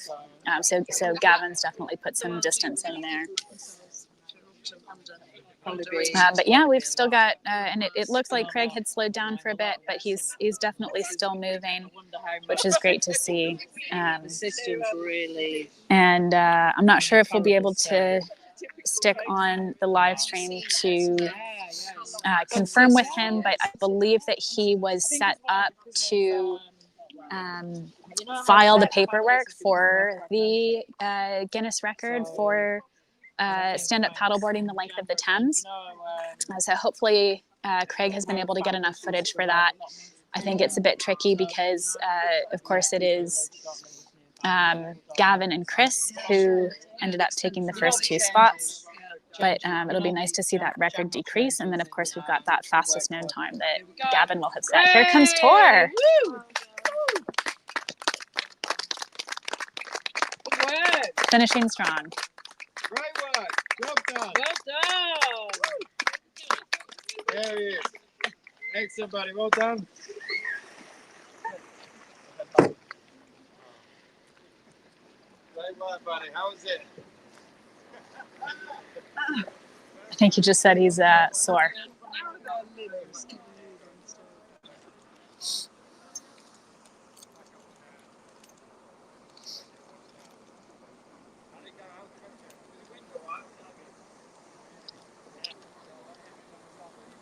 I think he said the wind was tough too.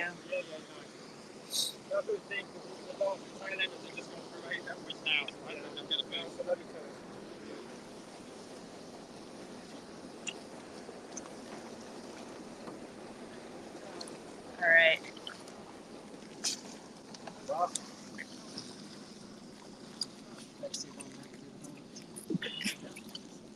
First C1 to do the whole of the Thames in one go. Very, very cool. And that's Keith, race director, putting course finisher on. Well done. Getting some clapping from all the supporters on shore.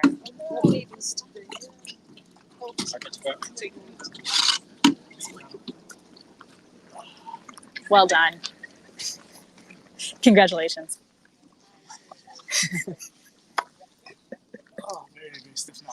Yeah, I bet. You did it. Yeah. Fastest known time for C1 down the Thames. Yeah, I was flagging badly from like early onwards, and then had a Red Bull replaced, and then another one, the remainder of my painkillers, and I just took like stuffed my face full of these things, and got like a burst of energy, and then just smashed the last 30 games, which was quite surprising. Man, I'm very sore now. Oh my God. Everything else. Yeah, Wow. it's good. It's challenging. Like it is very windy, rainy early on, super bumpy. So many cruises out. Yeah. Like every cruise on the Thames is out and about. And rowers before that, so it's just lumpy the whole time. So glad I spent so much time on the stretch. Yeah. You're used to those lumps, especially like on the weekend days with training. Yeah, it got particularly festive between Thames Ditton and Ravens 8. Yeah. I was just out in the middle and almost lost it. Yeah. C2 was chasing me, so I had to just stay away. You did well keeping ahead of them. They caught me at Romney, and just after Romney, they caught me at Staines. So I thought, well, I'll just try to hold them off one more lock, and then one more lock. Yeah, and you stayed with this canoe relay team for a long time as well. Oh, is that the K1? No. The canoe guys. Yes, yeah. I know you were ahead of Tom off the start, but I think you were with. Yeah, with I think them. the fourth change. Fourth leg. Yeah, Lyndon and Liz. Yep. Were just too quick. I was too tired. I tried getting on their wash. I couldn't sit on it. So Oh man. I had nothing. Yeah. They were looking so fresh and sprightly. So, yeah. Where's Maria? Did she have a good? Oh yeah, no. Maria was. She was very happy coming off the water. Yeah, she wants to know how you're doing, so she can decide if she's going to do straight or C1 next year. Okay, I'll tell her. Pretty good. You're feeling good. Yeah. Nice. Yeah. That's great. Yeah, Those 2 Red Bulls. The 2 Red Bulls, the protein and lots of chews. Yeah. Yeah. Oh, that's amazing. Well done. Congratulations. Thanks. Nice work.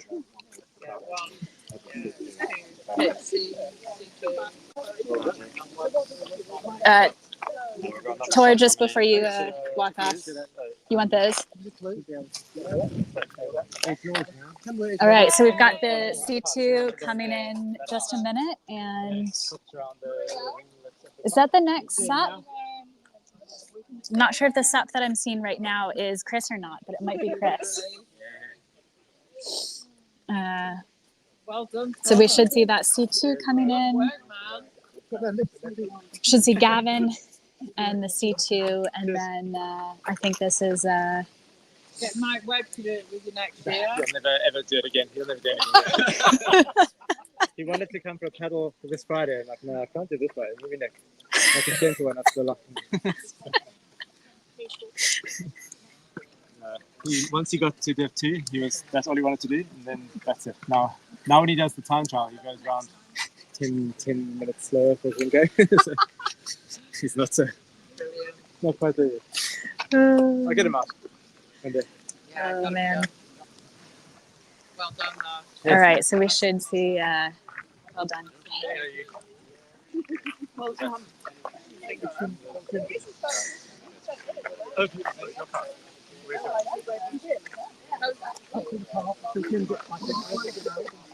All right.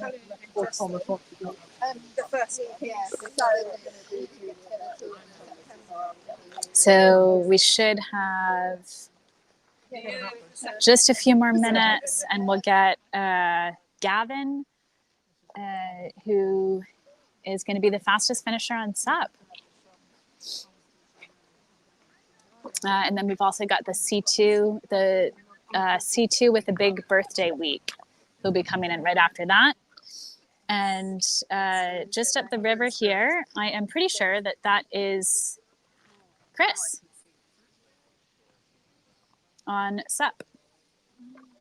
I'm not sure if that's coming through on the visuals. And Tor, who just finished in C1, his official time was 25 hours, 11 minutes, and 25 seconds. So that's a time. Anyone who's considering C1, that will be the fastest time to beat. New race record for C1.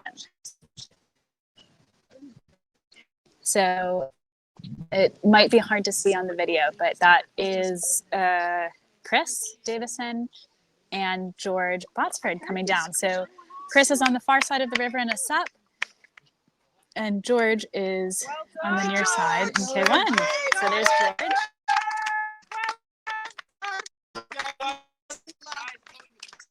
Down to the looking back, buddy. Down to the looking back. He looks like he's ready to be done. Tell me how far. He just get it done.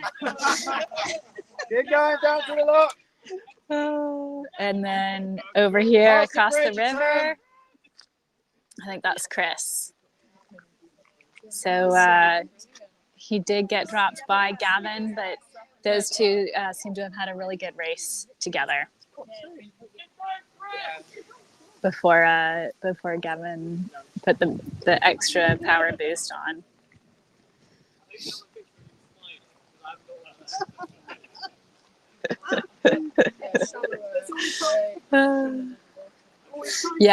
George, who just passed in K1, started in the 10 a.m. start, and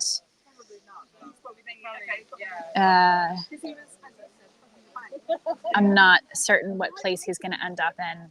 We'll have to double check the leaderboard on that, on the GPS, because he will have those 4 hours added to the 24 from when he, or 24 plus from when he finishes. So here comes Gavin, first SUP finisher, who has now just set a new fastest known time for the Thames and a new set the course record for fastest SUP. This is awesome. I think, some people were in doubt about what it would look like for stand-up paddleboarders to finish this race. This is what it looks like. Here he is.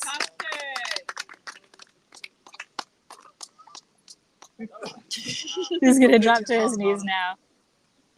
All right. Good work, buddy. How was it? Last year I thought it was downwind in the train. Last little bit of downwind, it was great, is what we just heard there.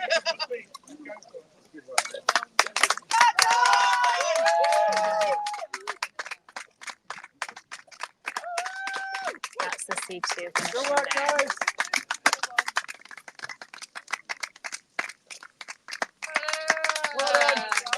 Awesome work.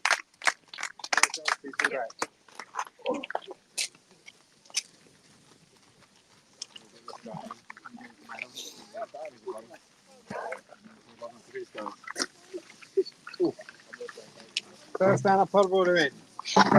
Well done. Good work. Yeah. That was amazing. Yeah. Enjoy it mostly. Mostly. Sort of, I think. Under review. Yeah. Tell us all about it. You are now the fastest known time on a SUP, so it's not like an official record, but But, as far as we know, that's pretty awesome. I wanted to do that for a long time to try and get the fastest known. And when I heard that Keith was putting this on, it's like, yes, please sign me up. And then, got a late entry, thankfully. So yeah, it was amazing. Oh, that's awesome. Yeah, How did you find it? Was quite hard work for the last 40k. Yeah. I kept on doing maths in my head, and every time I did maths, it was wrong. It was like, no, that's wrong. I've got another hour. But no, it's good. Yeah, it's good fun. Oh, that's amazing. And you kind of put on a power boost in the last few kilometers, if I was following the GPS correctly. Yeah, I sort of had a little stop to sort of see where I was. I didn't want to sort of tickle it home and then sort of somebody sort of overtake me. So, so I had a little look on the track myself and went, okay, yeah, I need to put it on. And also the wind helped it massively. The last 10 kilometers, it was like a relatively good downwinder. Nice. It was good fun. Oh, that's great. It wasn't any bumps, but it just definitely helped you push you down. To push you down. That's awesome. How did you find it on the portages? Portages are all right. Some of them are a little bit sort of awkward with the board and all your stuff. I went with a separate bag and the board, so the board was a little bit more manoeuvrable rather than strapping everything to the board, because it makes the board quite heavy. I'm going to take way too much stuff with me. And the board I chose, or the board I've got, which is the board I chose, is quite narrow for doing like super long distance stuff. So my legs in the night, when you haven't got quite that peripheral vision for balance, my legs really suffer in the night time. Okay. That's a little bit of the board, a little bit of, I haven't really done much training. Really. Done a few paddles, that's about it. Oh, that's great. How what would be your advice for, I think a lot of SUP paddlers were a bit maybe wary of this race. They were like, how fast is it going to go on a SUP? Can we do it with the portages? What advice would you give to someone thinking about trying it on SUP next year? Yeah, I think it's a really good thing to do on SUP. The portages are fine. And we were sort of, Chris and myself, we sort of paddled quite a lot of it together. Yeah. And we actually quite look forward to the portages because it meant you got off your board, you had a little walk, you stretched your legs. So it's actually quite sort of, in a bizarre way, quite not a fun thing to do, but it broke it up quite nicely. Yeah. And it broke up the journey as well. You'd like do a portage, you get back on the water, it's like, all right, 10 kilometers to the next one. And then it's just like, then you've got that time frame to get to it, rather than there's a goal over there at 200 kilometers, you've got a 5-10 kilometer goal. And you can sort of factor in your sort of eating and drinking around that as well. Yeah. So, oh, that's great. It was good fun. And you guys did you decide ahead of time that you were going to go together the whole way, or did it just kind of work out well? Just the way it worked out. We were very evenly matched from pace. Yeah. And we decided to, let's just go together through the night, just to sort of, to keep an eye on each other, and also then just to sort of not go mad staring at the trees. Yeah. I don't know if you got much footage this morning, but the sunrise this morning was totally amazing. It was just like mist everywhere, and just the sunrise, which was quite good as well. It kept it cooler for a little bit longer. Yeah. It didn't really get warm until like 10 o'clock, and it sort of got a bit warmer. I was just like looking at the water, going, "Should I go? Should I not? Should I go?"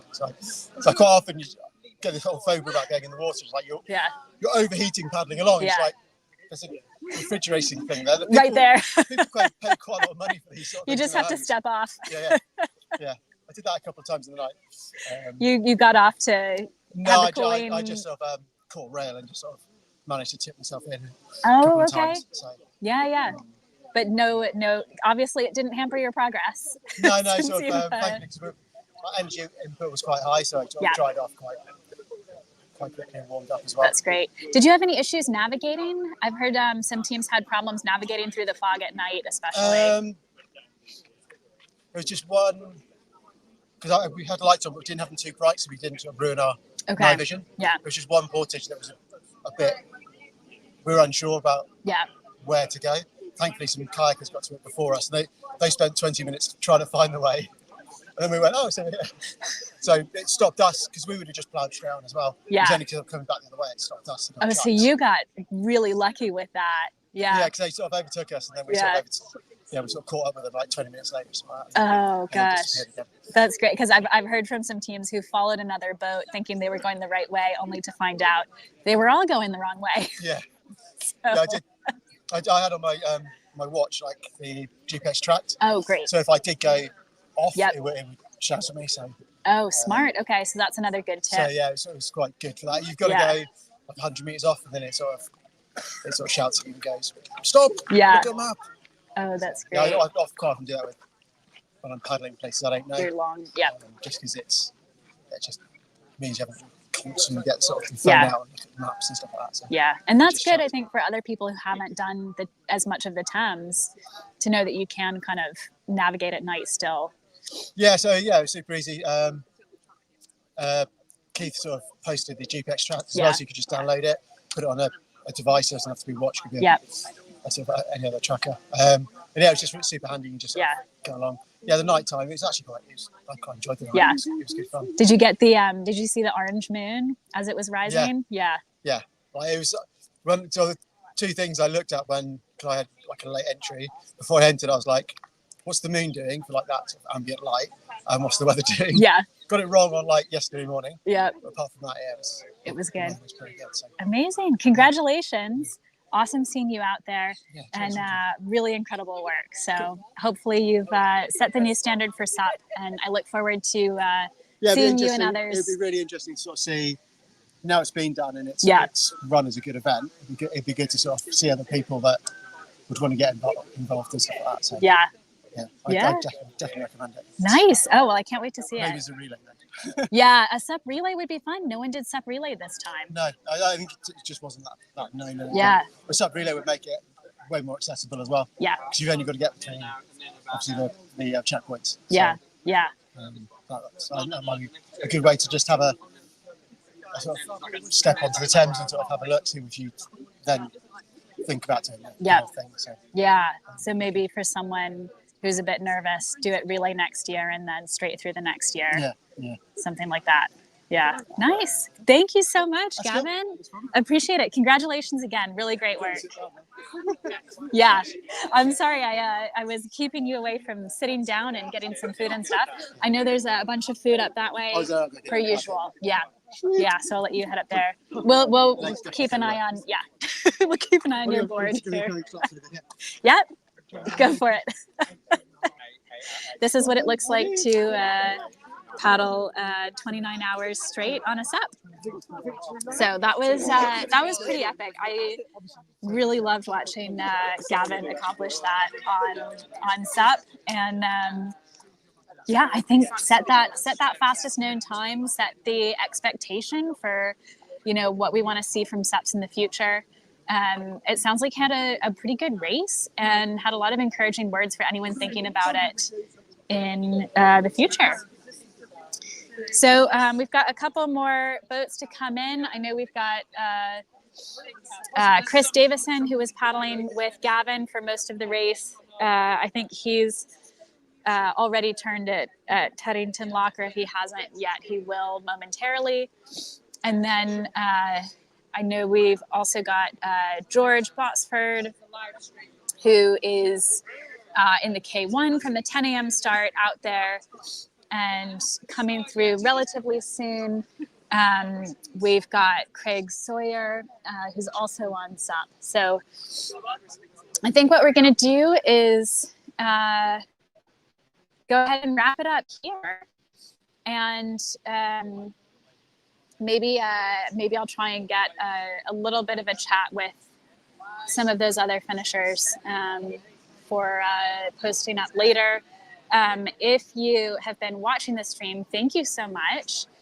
Please be sure to subscribe to the YouTube channel. This really makes a big difference.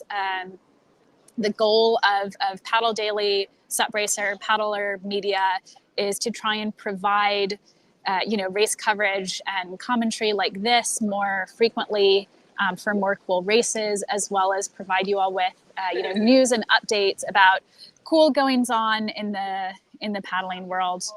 And so if you, I'll say the classic like and subscribe, that makes a really big difference. And it supports Paddler Media. And make sure you're following on the socials as well.